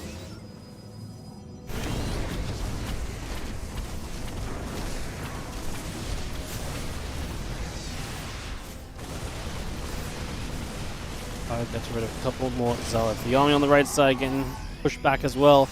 A couple of libs will relocate, re-sieging themselves right now. Observer popping on the natural. I mean, we need observers. The Ghost cloaking was an issue previously. They're all still up about 20 supplies. The army supply that Clem leads in, though. And obviously, worker count being down, but if he has enough mules, that may not matter. Disruptor shot there, I'm actually not sure what it actually landed on. It's also quality of army. I mean, there's just, I guess 7 High Templars is pretty sizable. The Storm whiffs, though. Obviously, an EMP gets rid of all those tech units, too, pretty much. There's 2 more High Templar energyless right now, but this one has 2 Storms. It will land 1. Clem will eat the Storm on a single ghost for a second. That's not a big deal. Disruptor's going to be, I'm not going to say shy, but he gets a Marauder at least. Garrett is, I mean, very simply a fight away from doing this, because Clem does not have a lot of rebuild potential.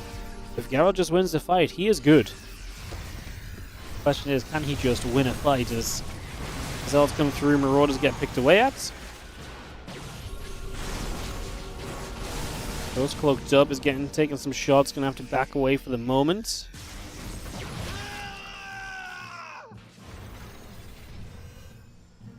Army gathers together. Stalker's going to go for some SCVs over on this other side. So they're going to get active as well. The Disruptor, the Liberators all continue up. So 4 libs at once.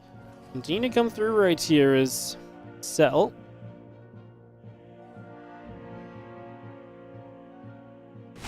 Bottom side, our Stalker's still trying to trade. The Colossus doing what it can. Geralt's army has apparently melted a little bit. Sorry, guys. Good obsing. Top tier. It's okay. I'll rewind it. I apologize. As our Stalker Colossus High Templar looks to come through. So Geralt just loses a chunk of stuff. I promise I'll go back and show you guys. As our orbital commands are going to set up, a couple libs are going to siege. We are going to be having the I mean, army of Geralt still trying to just push through here. Clem is so broke. And Geralt is just mining so much more. That's the thing. Like, he's got bases all over the place. These libs need to shut down some eco. Army supply is still right there. Between these two. Laundry sets up.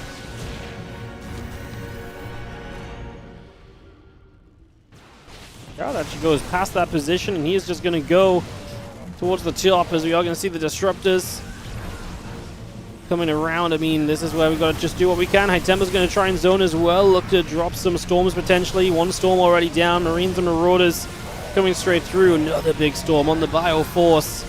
Coming in there immediately as the Stalkers continue to push by. And that's going to be, I mean, 15 probes dead already, but Clem is very much so kind of falling apart army-wise, right? Like, he is running into some trouble, and he is just going to run out of stuff. GG has to be called. There we have it. Let's go back to this fight I missed, guys. Sorry.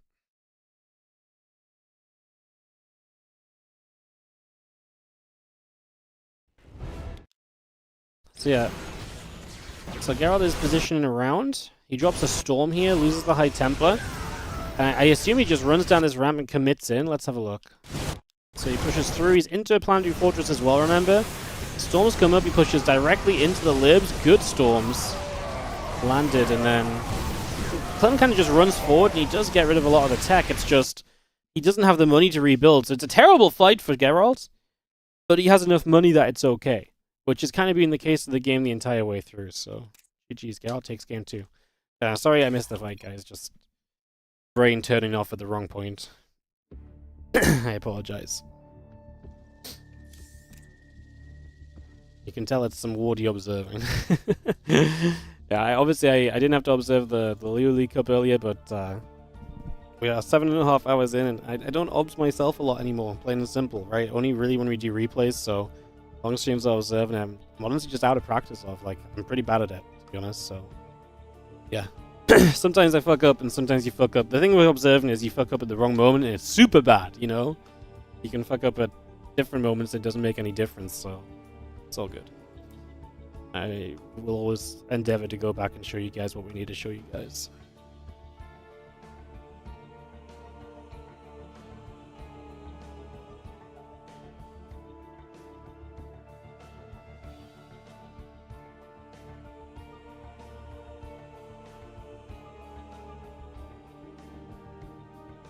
Alright, just take a moment, guys. After the long game, we've got to run some ads.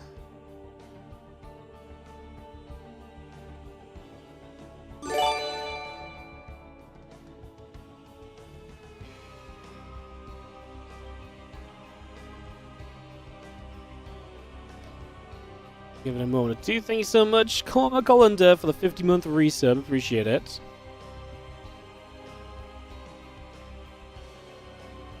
Anyways, I can still talk. Me too. My voice is not good today. I have like a slight... It's kind of weird. I really just have like a bit of a stuffy nose. But as I talk a lot, my voice is not dealing well compared to usual. I guess because my airways aren't completely clear.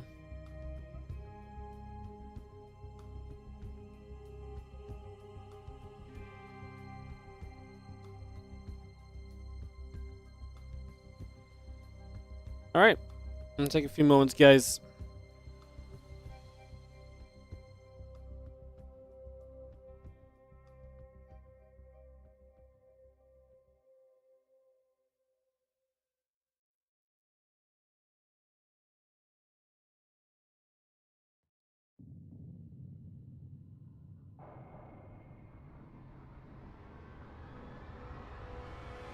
Oh yeah, ads. About 20 seconds, guys, and we can go. The moral don't mess up. Yeah, I mean that's more. Observing's rough, man. Like you mess up for like half a second and observing, and you're done. I know that was not half a second for me, but yeah, it's rough. Credit to observers, it's not easy. I don't know how the guys that observe all day do it, to be honest. I actually think just observing would be worse for me, because like staying focused just observing all day seems rough as well. Yeah. Alright, game number 3 of Geralt versus CLEM. Gonna set up here for ley lines. In the bottom left-hand side, our blue Protoss player. This is going to be Geralt, who does get a map on the board, and we are tied up 1-1 in this best-of-5 series. On the top right, our red Terran player from Team Liquid is CLEM.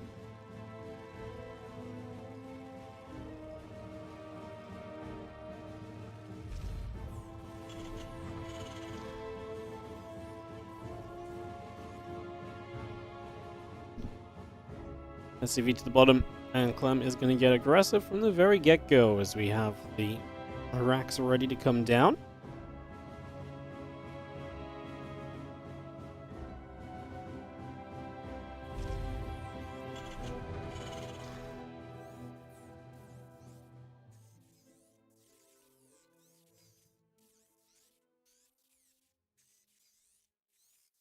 Second racks as well. Wow, so 2 SCVs, super aggressive from CLEM here.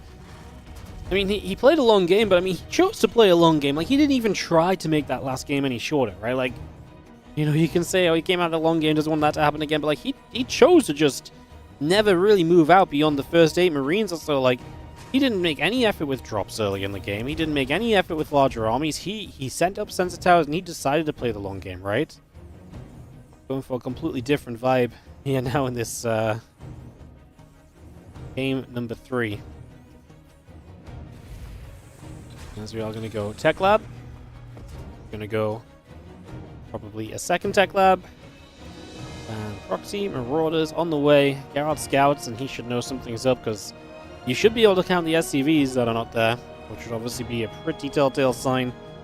So we'll see if he can figure it out numbers-wise, as the probe is still scouting nearby just to double check. But yeah, he is going to have to realize this sooner rather than later.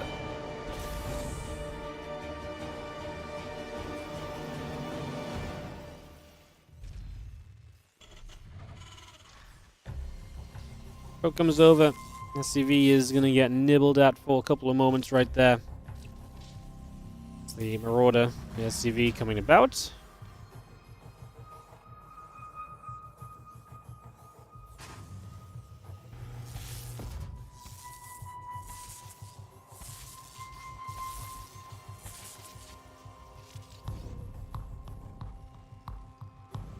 SCV comes over, Probe taking some nibbles, concussive shells, and Marauder still building. I mean, CLEM's just waiting. The battery starts now from Geralt. I guess he's going to wait for concussive shells. I mean, when he goes, he's going to go hard. Pretty much. As we do have the SCV going to lead the charge in. I mean, he just needs to... I mean, if he can kill the battery here, amazing. He's going to target the pylon. That's as good as killing the battery, only if the battery finishes in time, it can heal the pylon, whereas the battery couldn't heal itself. Gone 4 Marauders already.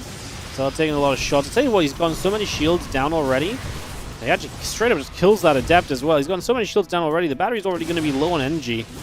Pull back here. We're one-shotting probes at the moment, so damage being done no matter what. Love the volley on the Stalker. Again, eats up a lot of battery healing.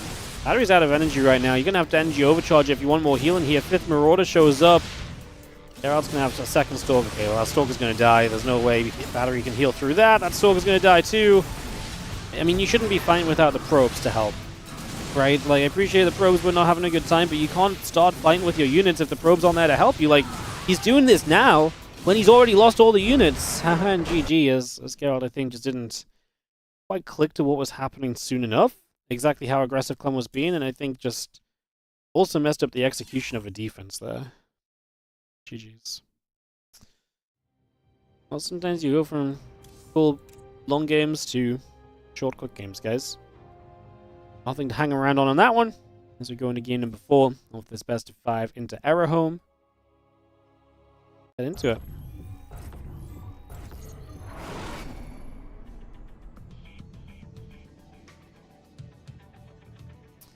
In the bottom left-hand side, he won the longest game of the series, but you've got to be able to defend the quick stuff as well. Geralt in the bottom left is our blue Protoss player. Takes on the red Terran in the top right. We have got CLEM from Team Liquid as we get into game number 4. And CLEM on match point, a chance to move into the winner bracket semi-final to battle against Dark. He attacked his own Adept. Oh, I missed that as well. I didn't even notice that. I mean, that obviously doesn't help you, but I also, I mean, yeah, combination of things that doesn't exactly help as we get into game 4 of this best of 5.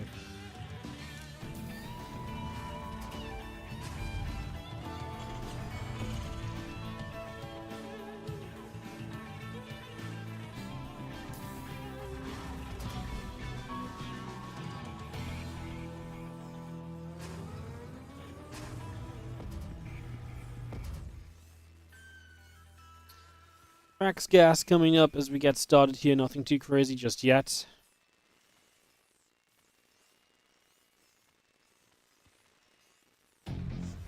Probe going up. SCV coming through.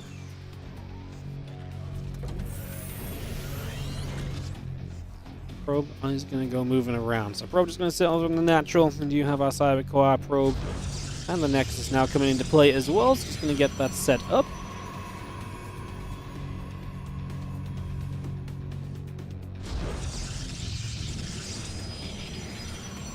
Factory building, Reaper on the way. You have our probe already nibbling up at the depot. And the Reaper pops out. That probe stuck around too long. Did I Reaper like a second or two late and it tricked him into thinking it was a Marine? No, I mean, I would have already seen a Marine. No, what am I on about? He just stuck around too long with the probe. Plain and simple. My brain is apparently completely frazzled. I'm just saying nonsense now. Ay, ay, ay.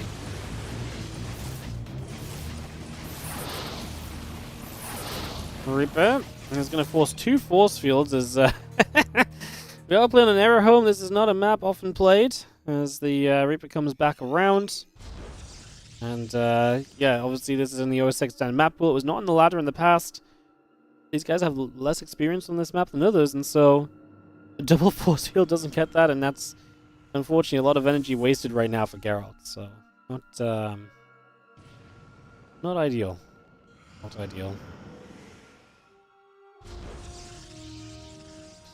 Rich tries to hop up again. This time an Adept here. Just going to hop up, hop down. Still going to be safe. Does get away nicely for the moment.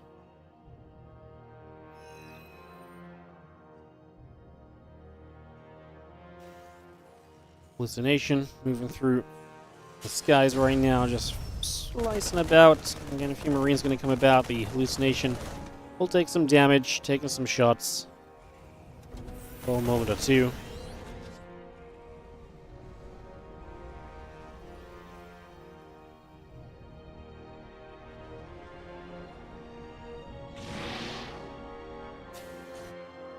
It goes down to the bottom left.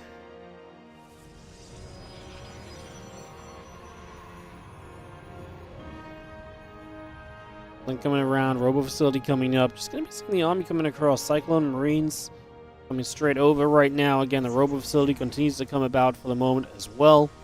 Just going to be seeing our Marines readying themselves. There's a couple Stalkers and a Sentry getting in positions. Cyclone locks on. Stalker takes some damage. Here comes the Medevac with a few more units as CLEM. It's going to be up against a bunch of hallucinations. The Cyclone locks onto a real unit to begin with. Tank can siege here. Battery is available. Tank damage will be a lot though, and fortunately we do get the units out of range of the tank before they take a shot. Now they take a tank shot though. That's going to hurt a little bit.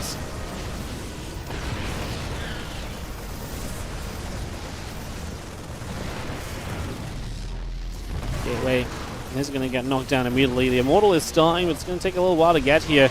But the Viking on the ground to add some damage in. This is looking rough. I mean, we've got a pylon that's going to go down, and that's going to mean the Immortal never gets out. We're actually healing the pylon. The tank hits the pylon, so you don't even have to take all the other units to target fire the pylon during this.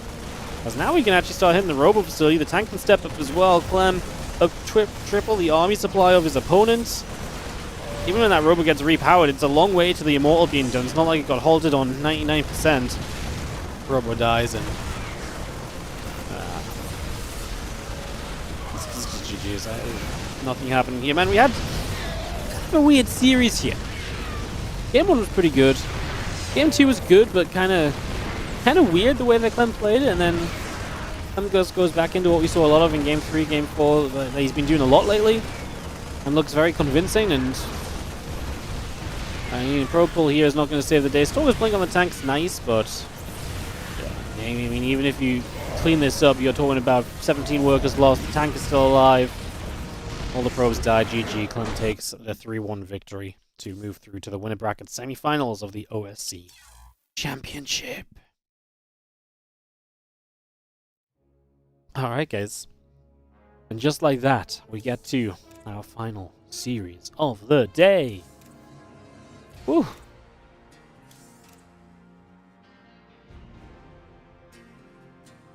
So, one final best of 5 coming up is going to be Nightmare versus Arrow Fire. CLEM goes to the winner bracket semis. Geralt drops down to the lower bracket. Let's show you guys what that bracket will look like after this, actually. Let's bring this over onto screen for a moment. So that is, CLEM will advance to play Dark in the bottom side of the upper bracket semis. So CLEM, Dark, and then Bjorn will play Hero or MaxPax in the upper bracket semis. And then on the bottom half of the bracket, we already have... I guess Geralt drops down to play... I guess he drops down to play in this section. Secure, Spirit, Skillers, Arcfire, or Nightmare. We did, by the way, end up with the ZVZ, PvP, TVT, PvP section of the lower bracket. Okay, that's good. That's okay, though, guys, because it's simply so that we have non-mirror matchups later, okay? We're just going to do them all back-to-back. That's funny.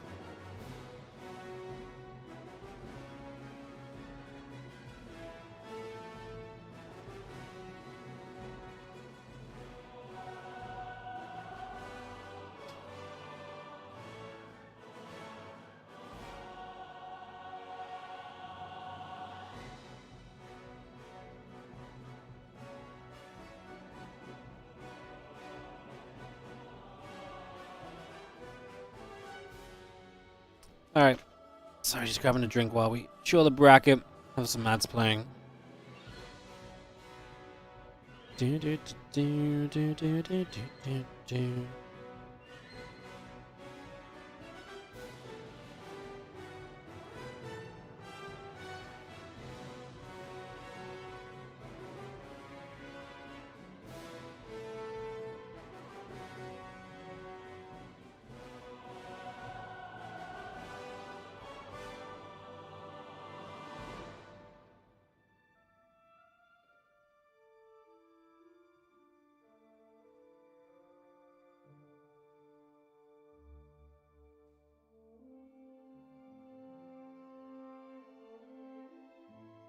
Alright, cool. Alright, I think we can get started on this PvP, guys. Arc 5 versus Nightmare. Best of 5 PvP. Coming your way. This is a lower bracket match, so the loser of this is out. The winner plays against, as you just saw in the bracket, plays against Skillus. So let's see what our lower bracket. So after this, we're actually going to be down to 12 players left in the tournament, so that's very exciting. When we're working through such a big bracket like this, it does get to be very exciting. Alright, top right hand side. The blue Protoss is going to be Nightmare.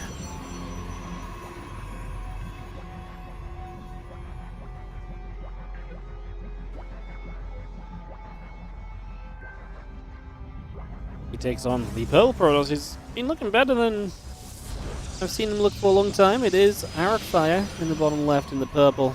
Let's see what he goes for here. Kick off game 1 of this series. Away we go.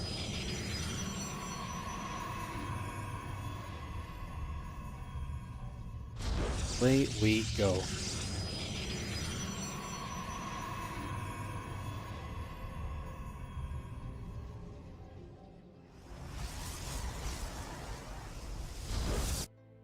Probe coming to scout on both sides of the map. But yeah, like I say, Arcfire has been impressing me lately. He's been playing pretty well the last few times I've seen him, so see what he can bring out across the course of this PvP. Probe gets into the main base. Who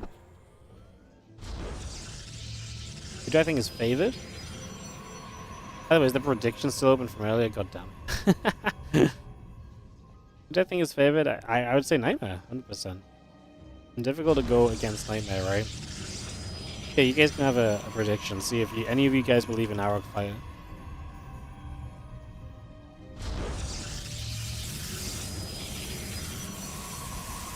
See if you believe it. Probe coming around. As we settle, just going to be having the Cybercore coming up on both sides. We get into play here for a couple of moments.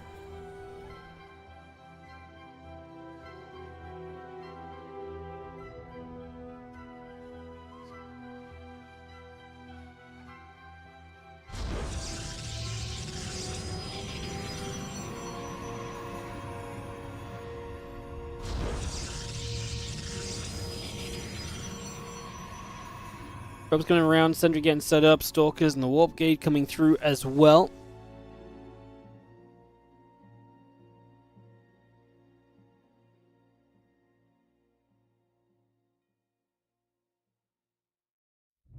See our probes still scouting. 2 Stalkers up here. Actually going to start working away on those rocks, open up the gold base for a little bit there on the line.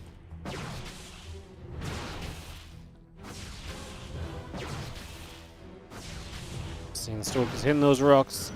Hallucination continues to move through. Twilight Council Nexus probe coming about as well, so we continue to settle that into play. Hallucination heads to the upper right hand side for now. A couple Stalkers going to hit. Rock's taking some damage. And yeah, I mean, we just continue to wait to see where we go. I mean, Twilight Council each, 2 sentries each. Pretty similar openings, a pretty passive opening in the PvP. I actually think, you know, Arcfire used to be a very aggressive Protoss player, and he used to be the proxy robo kid. I really think he's been actually quite happy to just expand and play Blink a lot of the time lately.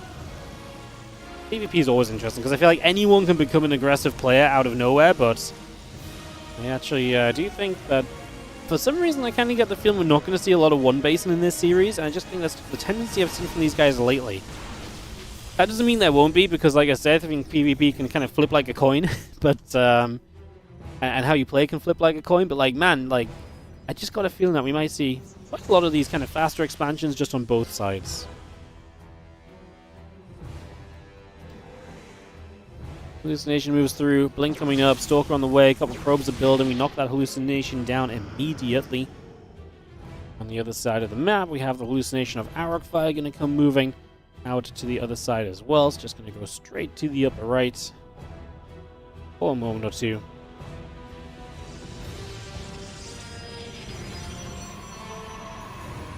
Nexus building. Stalker's going to hit. The Hallucination goes down immediately. Robo facility starting up. Nexus building. Blink a piece. And Nightmare will be the first to start that Robo. So Arcfire just drops the 3rd Nexus. So will Nightmare. And if you don't start the Robo here as Arcfire, you should be on a bit of a lead. Right now he's already up a sentry though, so that's where his gas went. He's going to start the Forge instead. If Nightmare doesn't go into a Dark Shrine, then he's going to get away with no Robo for the foreseeable future, so that's absolutely fine.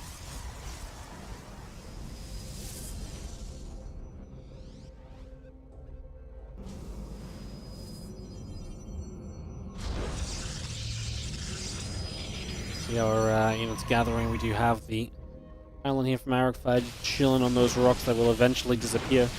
You can't power up those rocks like Creep Spread can. You can't stop them taking damage because you give them pylon power. That'd be funny, wouldn't it? Maybe that's what we need next. You know, Zerg can stop these rocks dying because they can put creep on them. What if we have a Protoss set of rocks that just Protoss can stop from dying by putting a pylon next to it? Give it some power. It doesn't die anymore, you know? Okay, or more in line with Protoss, there's a barrier that's depowered, but if you put a pylon next to it, it gets power and it becomes a wall off. Holy, there's an idea for us. There's a map making idea that will never get used and never see the light of day. That's probably been done, to be honest, but hallucination moving about. Just want to attack Chrono boosting, gates coming online, Robo facility setting up as well. As the Stalkers get there. Hallucination goes down again. Additional gates coming up from Nightmare. +1 attack is on the way. The probes are building. Toss buff? It's not a toss buff, it's a toss map making feature.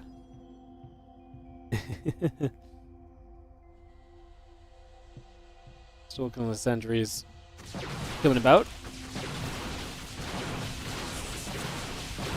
One goes down. Just going to be seeing the units continue through. The Stalkers and the sentries up on that high ground.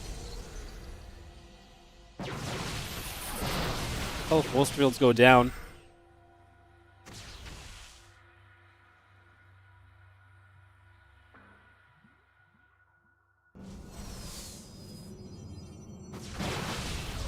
Seeing the force field getting picked away. Yeah, Stalker's taking some damage.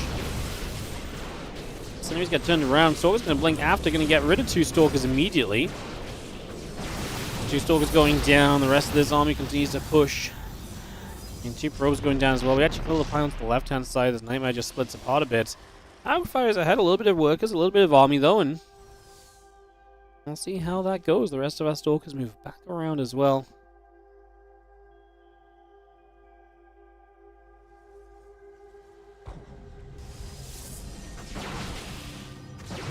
We'll settle. We'll just pick our way through this Nexus, so Nexus will take some damage.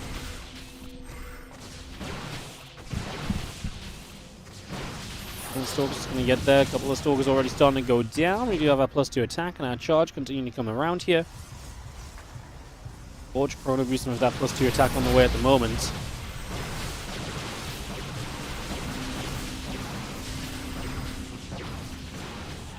Now seeing the Stalkers just kind of hitting and stopping this gold base. I mean, Nightmare trying to get away with this fourth, but Arcfire taking map control means that he can put some pressure on it while his opponent is also kind of, you know, while he himself is taking a gold. Actually gets surrounded now, though. I mean, the Stalker's going to have to come across from Nightmare. His Zealots kind of arrive on their own. We're going to target fire down the Warp Prism. That goes down immediately.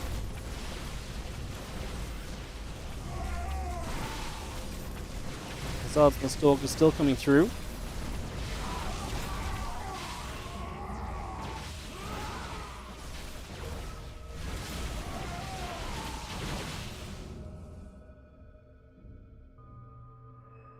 Let's come back over again. Everything just gathering. +2 attack.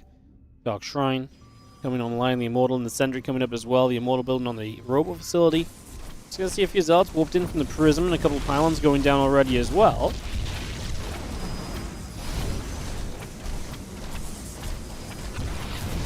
Zealots will keep on swiping and dicing. We do have a couple pylons continuing through. Stalker's gonna get across. Prism takes some damage. Here's the Protoss army still here from Nightmare. Continue to pressure in, gets rid of the cannon. I mean, he's overwhelming in this position. There's an Immortal that shows up. Can we deal with that? Yes, if the Zealots get across to it, the Stalkers come to the low ground. Nightmare will lose a Prism. So we have to step back. Nightmare's still winning this fight, though. He takes out the Immortal. Arcfire's army supply is just trailing down, and a lot of this fight happening without him. Happening +2 is obviously pretty rough for him as well, so that's also going to be difficult for a moment.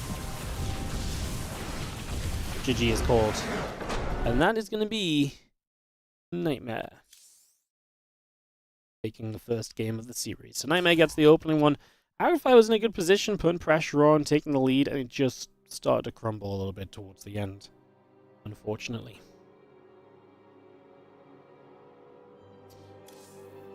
Alright, cool attempt though. We're going to head into a game 2 here in just a moment. When is CLEM Dark? It'll be next week. OSC Championship resumes Friday, Saturday, Sunday next week. It'll be at some point next week. I don't know if it'll be Friday or Saturday. I don't know if they're going to do more winner bracket quickly. I think usually they play out the winner bracket and then the last it's on the first day, so it'll probably be Friday, and then we'll play the whole winner bracket, and then we'll just go through the whole lower bracket, if I had to guess. If I had to guess.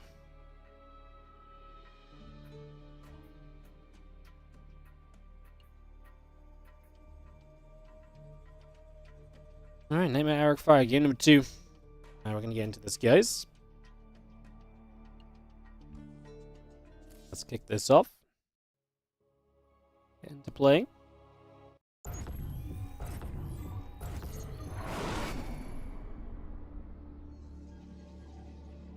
So we have ourselves in the bottom left-hand side, the player who takes a 1-0 lead. It is Nightmare.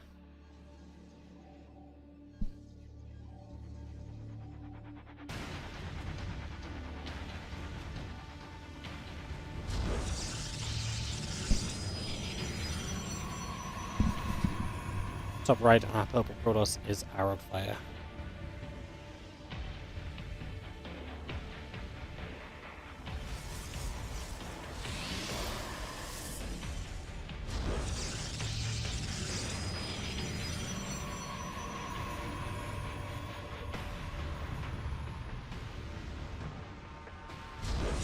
Game 2 of our series.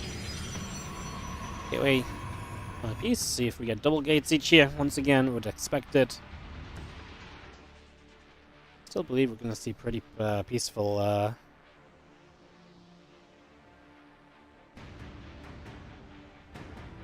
openings, but let's see what we get.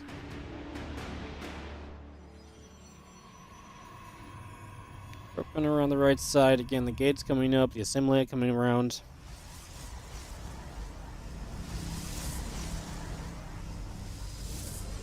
Did I have a good time in Krefeld? That was like 2 months ago, but yeah, I mean, always love a bit of Krefeld.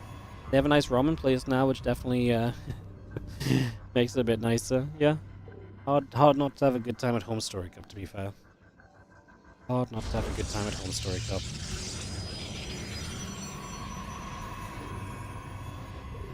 Probe moves about, Cybercore, Gateway coming online here as well.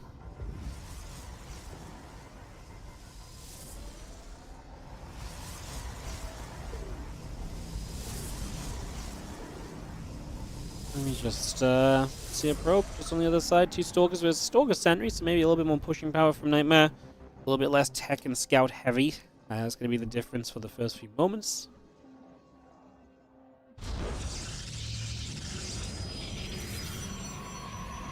Pylon goes down, probe comes across nibbling, but the probe gets chased away.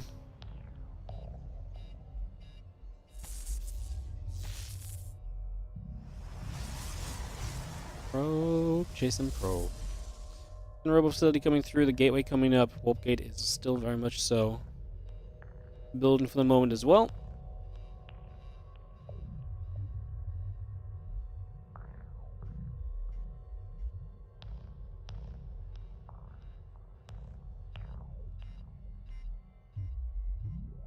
Focus on both sides again. Robo facility coming through. Little Stalker still coming about. They are going to go poking the front. Like I say, Nightmare has a little bit more poking power because he built 2 Stalkers rather than a Sentry. And he did, in the end, go up to 4 Stalkers. Now, Arcfire going to get a force field down here. We'll lose a Sentry, kills a Stalker. As we retreat away, there's 2 more Stalkers on the way over.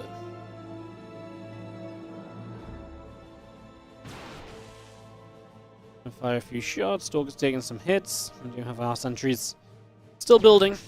There's the couple Stalkers back away. Twilight Council starts up from Nightmare. Gets that into play already. Pros continue back through. Stalkers still getting chased away, and the other Stalkers still getting hunted there as well.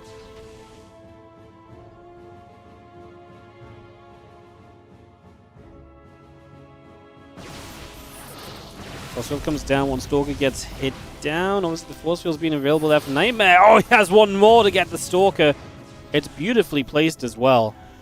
Puts that in a really nice position.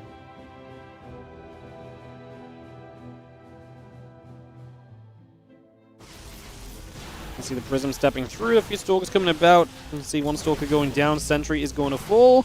Another Stalker taking some more shots here. The couple Stalkers and the Sentry going back the other way. 3 more Stalkers warping in on the side of Arcfire. He's going to get one more Stalker kill already. We continue to go back and forth.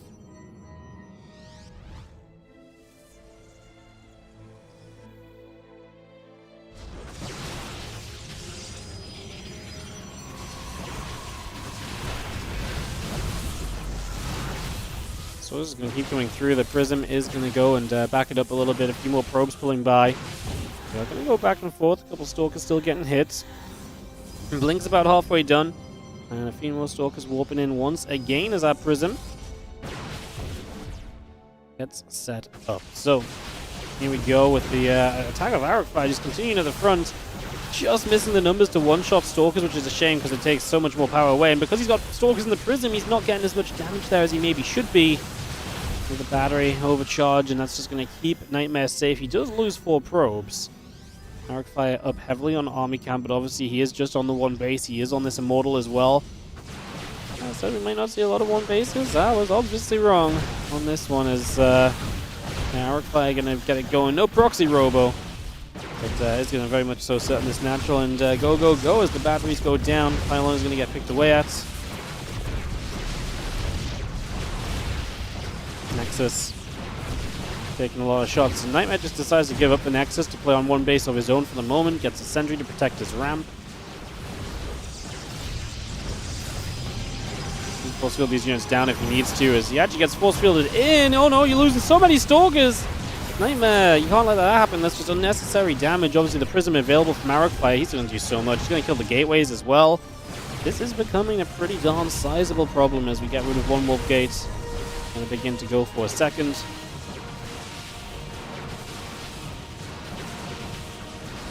going to leave you on, what, a single gateway available. Blink is done, so Nightmare has Blink. Can he take enough of a good fight to actually utilize that Blink at all, though? I mean, I think that's actually going to be a bit of a challenge here. As the Stalkers continue from Arcfire to back away, back through the center of the map, so they're going to fall back for the moment. What coming about? There's going to be seeing the Nexus and the Probe coming through. Stalkers towards the upper right-hand side.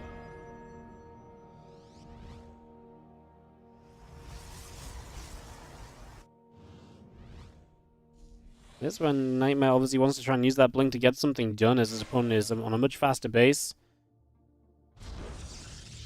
Yeah, don't get baited by the Adept Shade. Good block.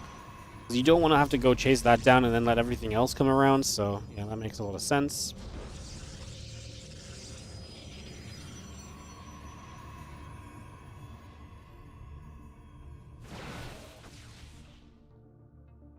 The Depth Shade away from too far away this time to be super notable. Could have maybe got into the main, actually would have done. Arcfire is just up so much supply right now. Up so much supply. Continue to chase. These Stalkers obviously can blink away a little bit as well, so they all try to do what they can there the best they can. As our gateways continue to produce, and the army of Nightmare sits a little bit towards the center. The Immortals and the Sentries move back over that right side.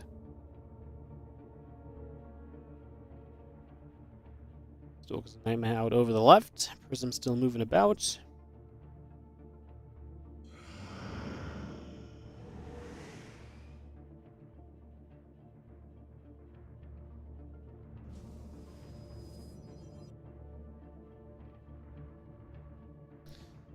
Well, the Council starts now from Arcfire. He can start to get some of his gateway unit upgrades going as well. Should help him out a whole chunk as the hallucination pops.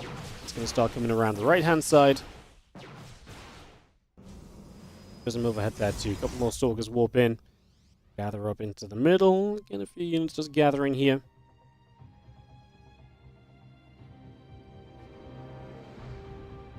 Stalkers, Immortal, and Sentries just going to start stepping through. And away they go. There's Arcfire. I think he's honestly got enough to fight. If the Stalkers aren't across the map, I wouldn't be afraid. He's going to get counterattacked, and that's going to be frustrating. He's going to recall what? 3 Stalkers, okay. It's a respectable recall. Warp in a couple units as well, and even against Blink, he should be somewhat alright there.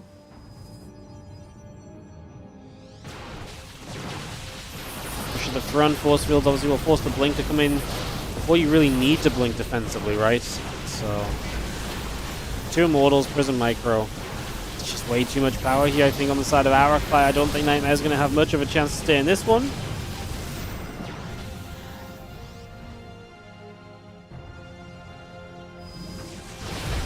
Step back over. I'm just going to be seeing probes pulling into this, but this really is just too many units.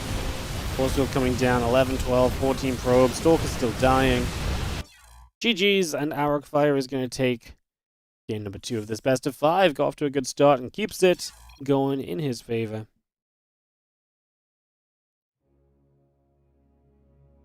GG's. Alright, we are going to go to Romanticide for map number 3 as it all gets tied up right now. Oh. Alright, Romanticide here in just a sec, guys. We've got 30 seconds for ads. We can go again. Go again.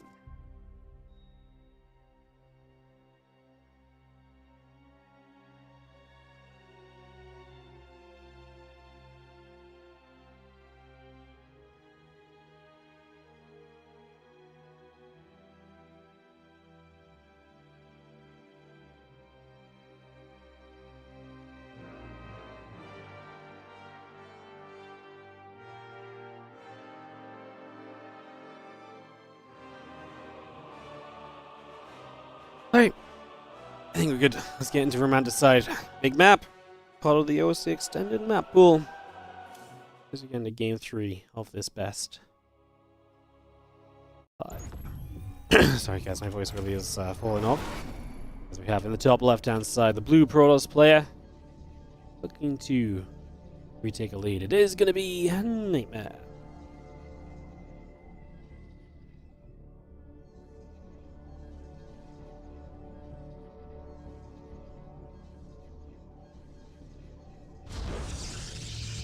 And the bottom right, our purple Protoss is going to be Aracfire. As we get set up.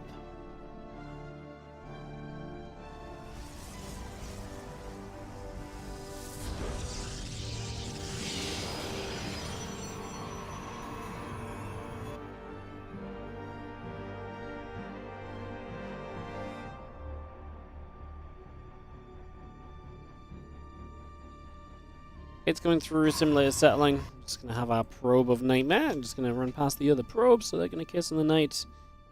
And just head across the map as both sides look to get some scouting info.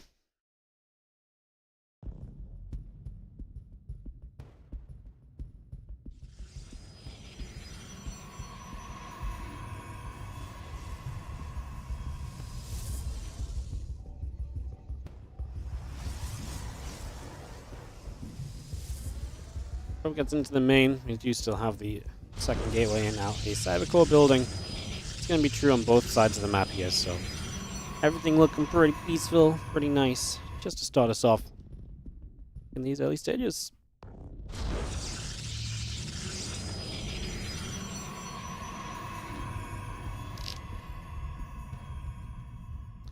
Pro patrols.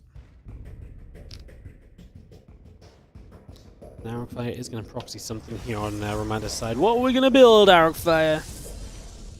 Robo? He was the proxy Robo Kid of all things, remember? Was the proxy Robo Kid. It's a Stargate, though. Position makes sense for a Stargate. I mean, with the Robo, you're still forward, but you have to go around and so on. I like the Stargate. A little bit of aggression coming in from our Purple Protoss player then for the moment. Get that set up.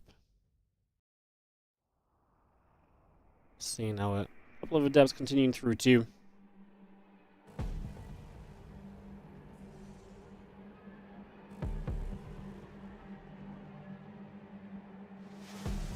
That Stalker's going to be there to push that probe out the other direction. Again, warp gate's coming up, robot facility coming in. So wait for the Stargate to come into play right now. It's all started. There's a couple of Stalkers start up. Robo Facility coming through as well. I'm just going to see the couple of Adepts make their way towards the upper side of the map currently.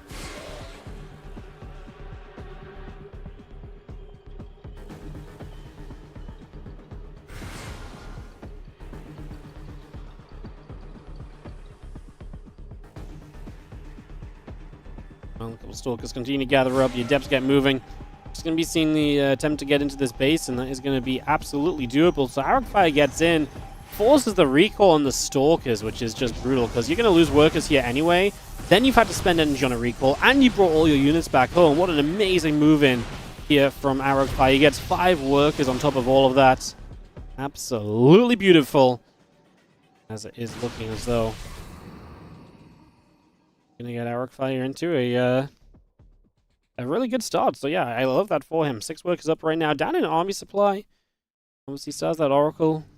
I mean, he forced these units back, but as the Prism comes online here from Nightmare, he has some pushing potential. So Arcfire is expanding, but Nightmare is going to be looking to get across the other side and try to get something done with that, it would seem, over the next couple of moments.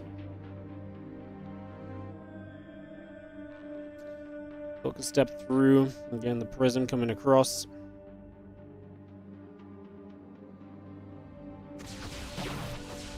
Those Stalkers there, pinging away on the pylon.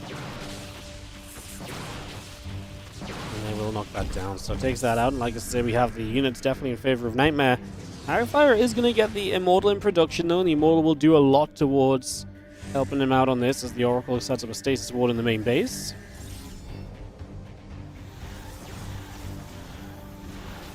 4 Stalkers around the back, a couple of probes are going down.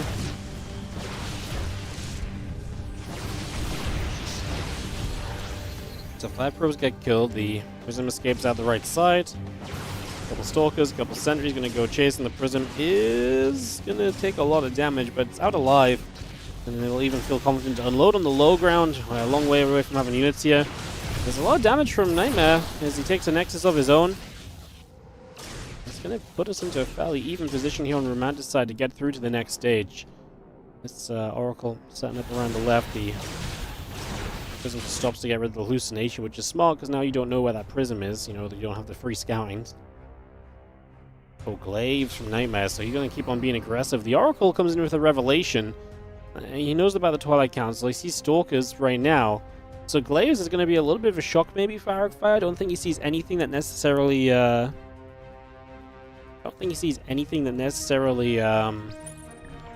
suggests that this is going to be Glaives, right?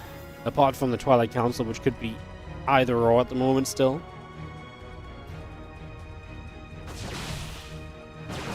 Stalkers get that, Prism take shots. Stalkers return a bit of fire. The Immortal and the Sentry is going to come into the main base. I mean, the Prism has to abandon these units. So that will be a nice little cleanup.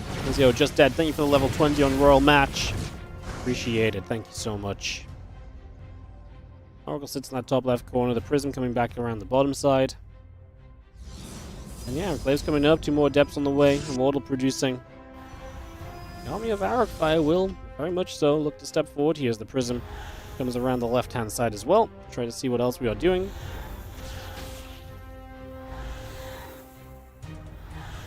Prism loads up and the Resonating Glaives is going to finish very shortly. Again, the Immortal coming through. Additional probes on the way up.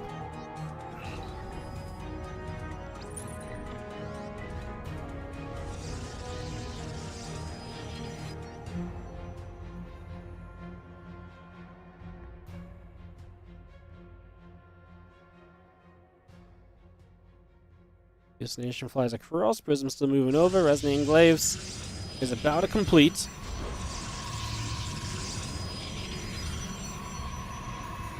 And those extra gates coming around. The Sentries and the Stalker settling in. The Prism in the middle as the Prism of Nightmare gets turned around the right-hand side. Still looking and lurking for some damage. Up a lot of army supply is Nightmare. Remember, I mean, he is setting up to be aggressive on Glaive Immortal Force. I'm not really sure we have. I mean, we see the Glaives now, but I'm not really sure we have a great army at all from Arcfire. Force fields don't matter too much when you can Prism lift the Immortals and you can obviously shade the Adepts where they need to be.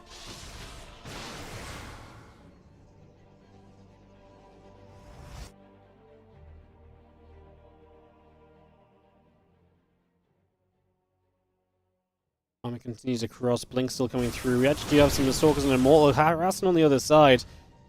I mean, I feel like that's going to be absolutely rough. We're going to see this Nexus on the bottom. Going to get taken out. So that's cancelled straight away. Should not be building a third base here, right? Stasis Ward did catch nicely. Nightmare losing some economy because of that. Beginning to lose power to some gateways, maybe? No, he's actually just losing a couple of units. The Adepts are going to threaten Shade in the main, but that means we should be able to just push the natural. Forcefield, Blink is not ready. Oh no! Blink's not ready and we just got locked out of our base. That ain't going to help you. Another force field on the ramp, and I mean, you're just going to try and elevate a units across here, but it's obviously going to be very, very difficult as our Fire gets into a very good position. And that Prism is going to get taken down as well, so the Prism will fall. Nightmare is absolutely firing away. He has to say our Fire good position. I meant Nightmare, because Nightmare is, yeah, able to just get so many shots off now. Losing the Prism does mean he gets pushed away, and now Blink available if there's any amount of Stalkers that could help. And brilliant, but there's really not.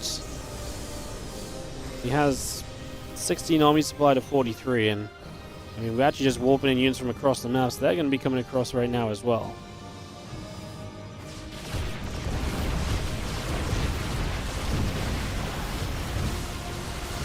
Wolves firing through, Stalkers taking some losses. We are going to be seeing the probe still dropping down as well. We continue to fight right here, as we do have. Our Fire just never going to have enough. Nightmare is going to take this one and take a 2-1 lead in the best of 5. And we are going to be a map away from Nightmare moving through to play Skillus in the lower bracket. So that is where we sit. That's where we are at.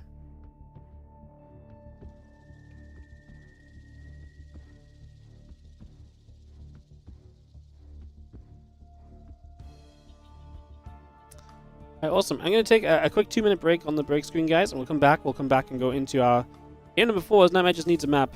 So we'll be back for Grezvan in just a few. Sorry.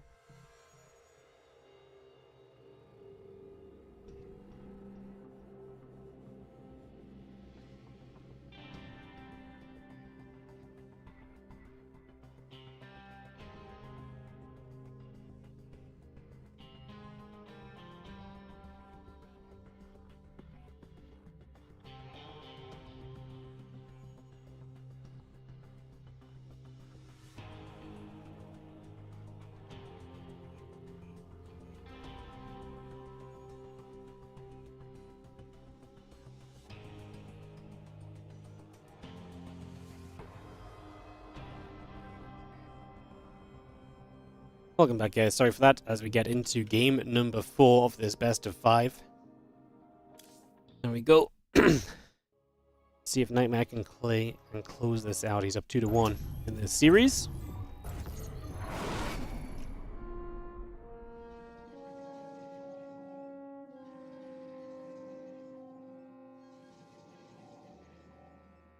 On the bottom right-hand side, the blue Protoss player with that advantage is going to be our Korean player, Nightmare. That attack just looked as though it was always going to be deadly. Arcfire just did not have a preparation ready for it. I think he had a couple batteries, but man, I just don't think you need to be counterattacking against that. I think an Immortal, a Prism, these are units you need in position, and then obviously having a recall it. Then he got locked into his main because he got baited by the Adept Shade. You got to be better prepared than that. You got to be walling with a probe. You don't ever want to be baited up that ramp. You know, you don't ever want to be baited up there because then you're just giving it a chance to happen. So.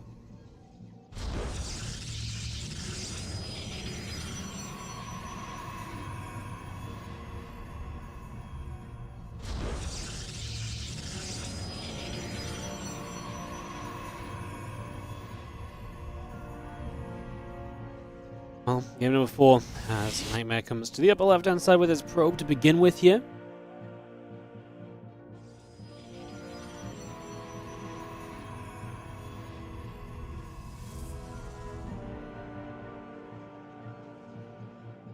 Gates coming about, probes on the way.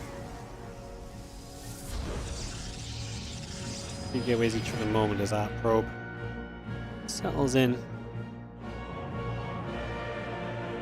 Heads down to the bottom right.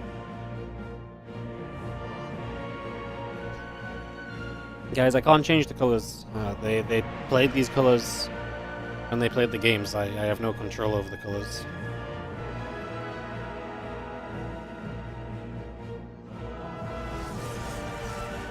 So yeah, I appreciate they're not ideal, but can't really do much about it. Blame the players picking freaking colors of their own instead of sticking to red and blue, you know? Unbelievable. Unbelievable. Probe comes back over. Palin gonna go down.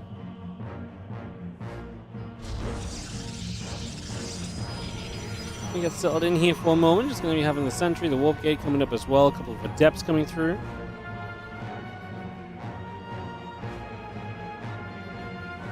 Next match needs to be pink versus purple. Very Riot, yeah. Ay. What's my favorite British sweet? I couldn't even tell you a British sweet if off the top of my head. I don't really eat sweets.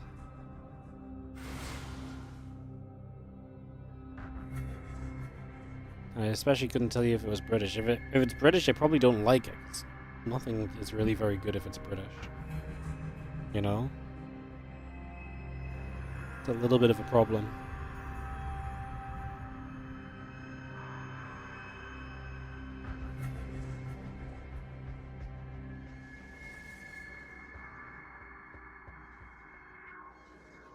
Probe facility from Arcfire, both expanding here in this game number 4. Nightmare with a chance to stay alive in this lower bracket.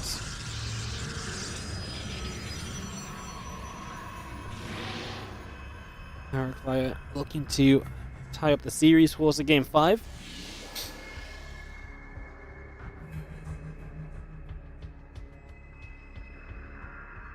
And you see this Adept of Nightmare just going to begin to wander across. A couple sentries and a Stalker going to get there. Push that away. Since we do have our Nexus, it's about to finish up. Force field comes down, stalking the sentry. Going to be there clipping through that Adept. We do lose one probe already, and it's going to be a nice grab.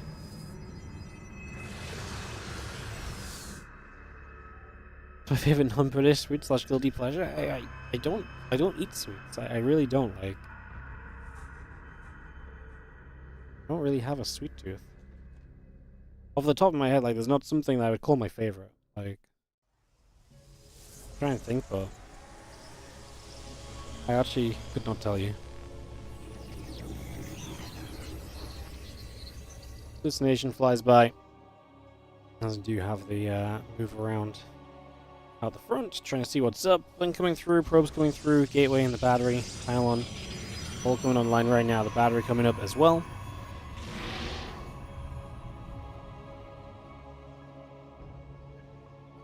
On right side, the army of Arcfire going to come through. A couple force fields blocked. Stalkers go down immediately. So 2 Stalkers die. Now we step forward and a couple of sentries are going to get dropped.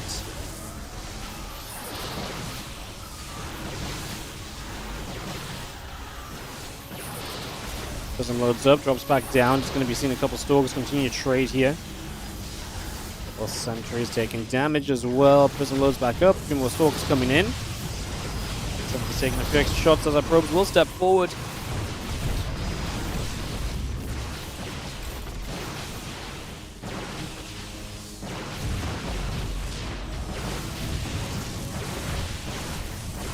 I mean, this is a lot of probes going down as Nightmare has to keep on pulling those workers. Blink finishes for him though. It's going to help him if he gets enough Stalkers up here, which I think he's going to. He actually blinks for the Prism! It's an aggressive blink forward, but he still has the probes to help protect him. No, that's the problem though. I mean, he gets the Prism, but now the Stalkers have to fall back. We really need a few more Stalkers to get warped in here from Nightmare. Arc Fire tripling the army supply.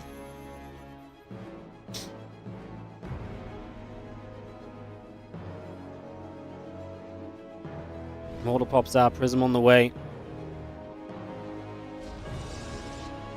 Stalker's gonna blink out into the center for a moment or two. So out over that left-hand side. We do have the fire cancel coming. The Prism is on the way out as well.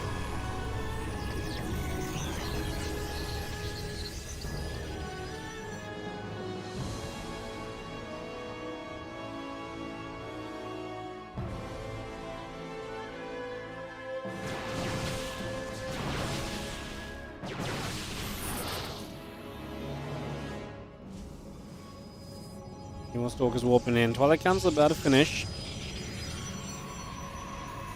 I mean, this is Arc Fire now of what, 32 to 18 army supply, up in workers as well.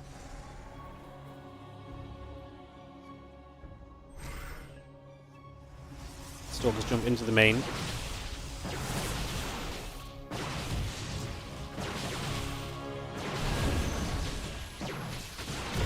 Drop the recall down as Nightmare gets a few pros, recalls out, 6 workers killed, Adepts in the natural, going to get to 7. Nightmare's going to start taking a worker lead here, and of course he still has Blink against no Blink, his own Robo now on the way up to help out as well.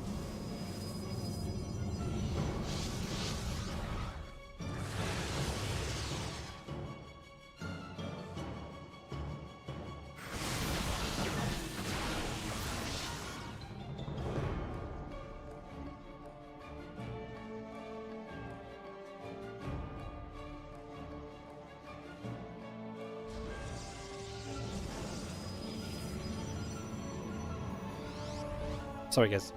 We do have an army of Arc Fire still stepping forward through to the middle of the map a little bit. Trying to see where we can get to. Army coming around the right hand side. Pylon going to get jumped on as well. And that Blink is still coming up. The extra Stalkers and the Immortal coming through. Gateways and probes in production. And more force fields will drop into place. Batteries get set up as well here.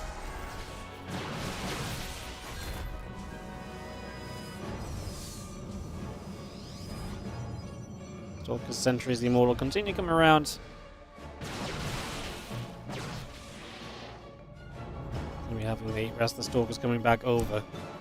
As we do have the Blink and the probes continue to produce, so it's going to be seeing the army again down the bottom, Stalkers to the upper left.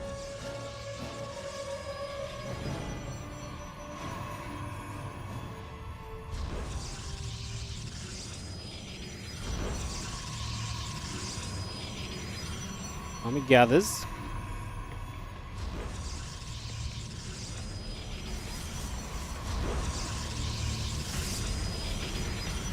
Settling for a moment or two. Stalker coming about, Robo Ray, Force Field, Forge, Robo Facility.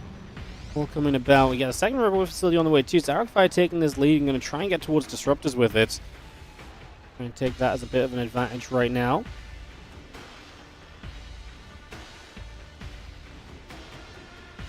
Robo Bay coming through, Blink coming up, +1 coming about as well.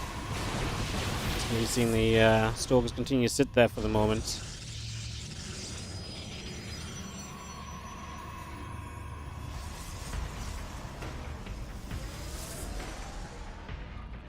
Few more cannons on the way by. Just going to be having the rest of this army settling. More Prism, charge, continue to come up. Just going to be seeing the hallucination coming in as well right now.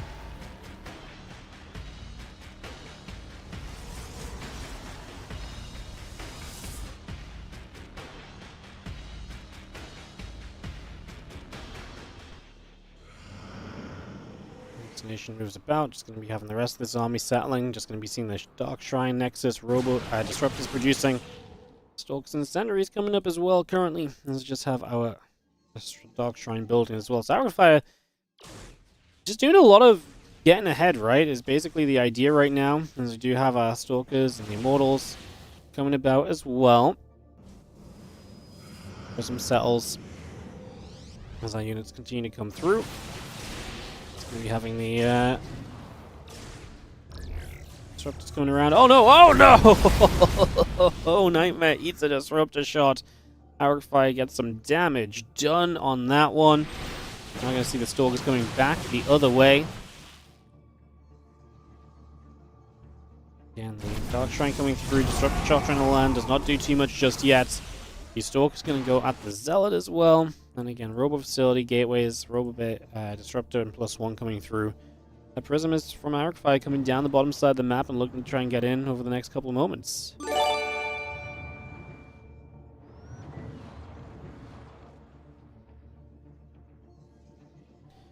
Disruptors coming about. Yo, Ben K Music, thank you for a gifted sub to Alien Lugio. Thank you so much. Appreciate it. Thank you. Thank you. 2 more Disruptors, Gravitic Booster, Dark Shrine, all coming into play. 7 probes going down as the DTs arrive once more. It's Nightmare that's getting bullied. It's Fire making all the plays, getting ahead, and using that lead to take advantage. I don't love that Stalker. Oh, sorry. For some reason I thought it was a Stalker whooping from Fire. I was like, why is he whooping Stalkers there? His DTs have been frustrating. I mean, not just worker damage, but killing off a pylon, depowering gates, probes having a pull.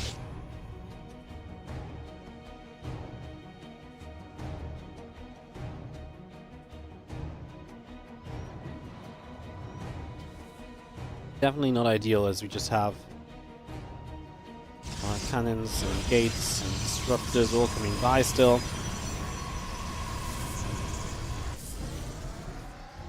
Nightmare definitely on the back foot. What I will say is that if Fire doesn't keep it up, you can get back in games like this, right?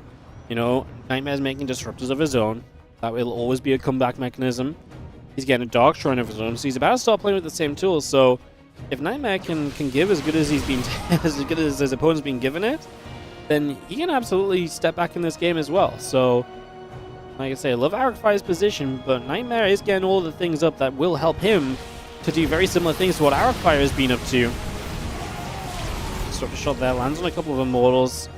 Turn Fire gets just a single Stalker. Lands up a unit on the side. The Stalker's still going to take a few more shots. Just going to blink back there, a couple of guys. I'll step away. The pylon will get killed. Disruptors are going to fire through once again. So there's going to be seeing those Stalkers and Disruptors getting pushed back for a few more moments.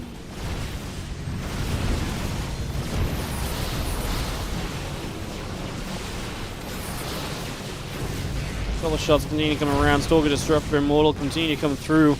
And that +2 attack coming in from both sides. Dark Shrine still coming about. Nexus coming over as well. Disruptor shot will go as heads to the top. It's going to be seeing the Nexus gathering.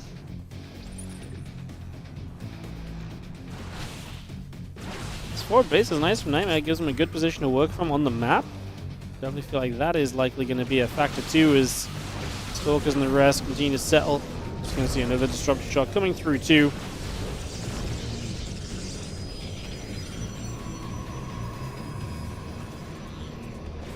His shield is going to pop out. Just going to see the Stalkers jumping onto those rocks.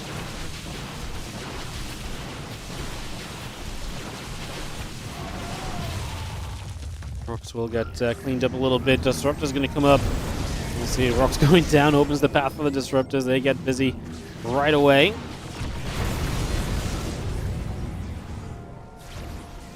Extra gates, the +3 attack, continue to come through here currently.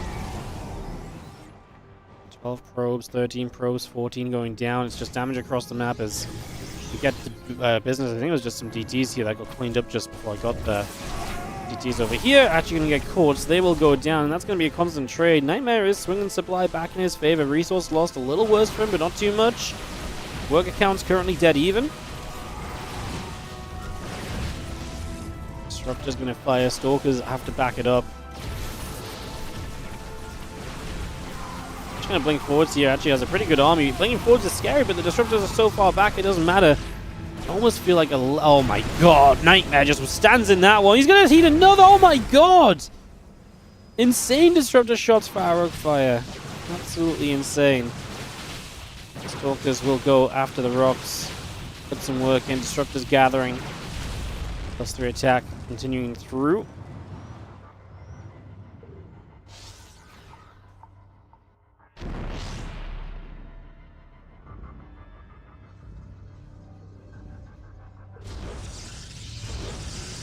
Let's grab a pylon. The rest of this army still pressing up. Nightmare coming through. Stalker, Disruptor, Immortal. Stepping for the moment.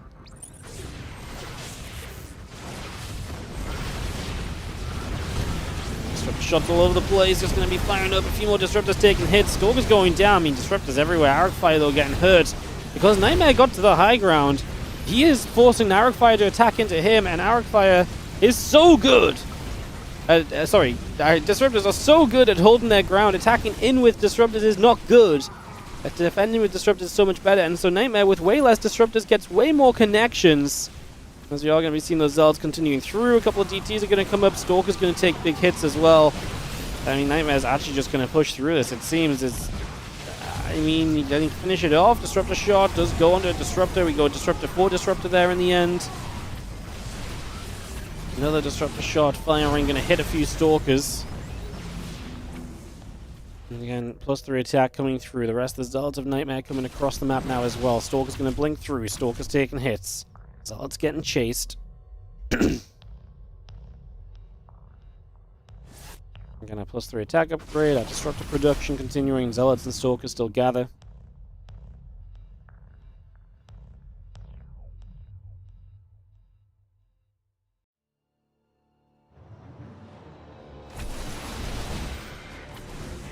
Zealots going to go back the other way. Dog Shrine coming about as well.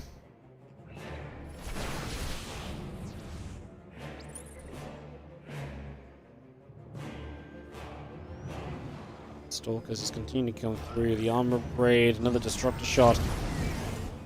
Arcfire's just lost control of this one. Like I say, Nightmare got to all the tools that can help you turn the game around. They were all the same tools that Arcfire was using to set up as well. Here we are now as this army of Nightmare comes around the left. Zealot Stalker comes over.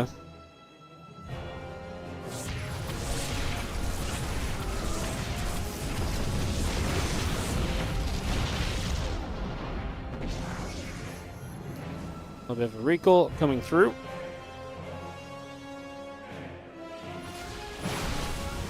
Some more Disruptor shots coming about. More Disruptors coming over right here again. Trying to hit these Stalkers, hit those Zealots.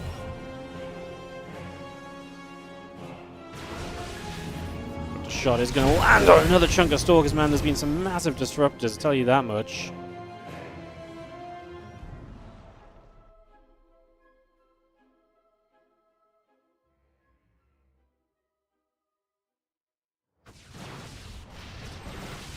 So it's come by, Pylon's battery.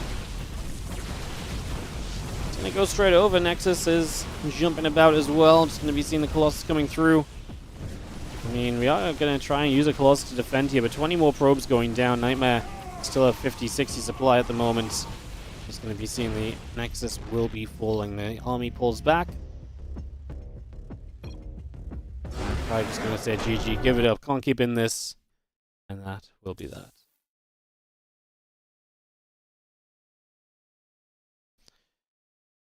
Sorry guys, I'm completely out with energy. I'm done. That's it for the day. Nightmare advances through, and I will see you guys. What day is it tomorrow? Is it Monday tomorrow? I guess it's WardiTV Mondays tomorrow, so I will see you guys for Monday tomorrow. Yeah, we'll see you guys for WardiTV Mondays tomorrow, pretty much. TLDR. Thanks for watching some OSC Championship. Check out the OSC and the Match Arena page. I'll put the link in the Twitch chat for you guys. Thanks for watching. Set of ads and outro. I'll catch you guys tomorrow because I'm just... my brain's not there anymore. My brain is not there anymore. Jeez. See you guys tomorrow.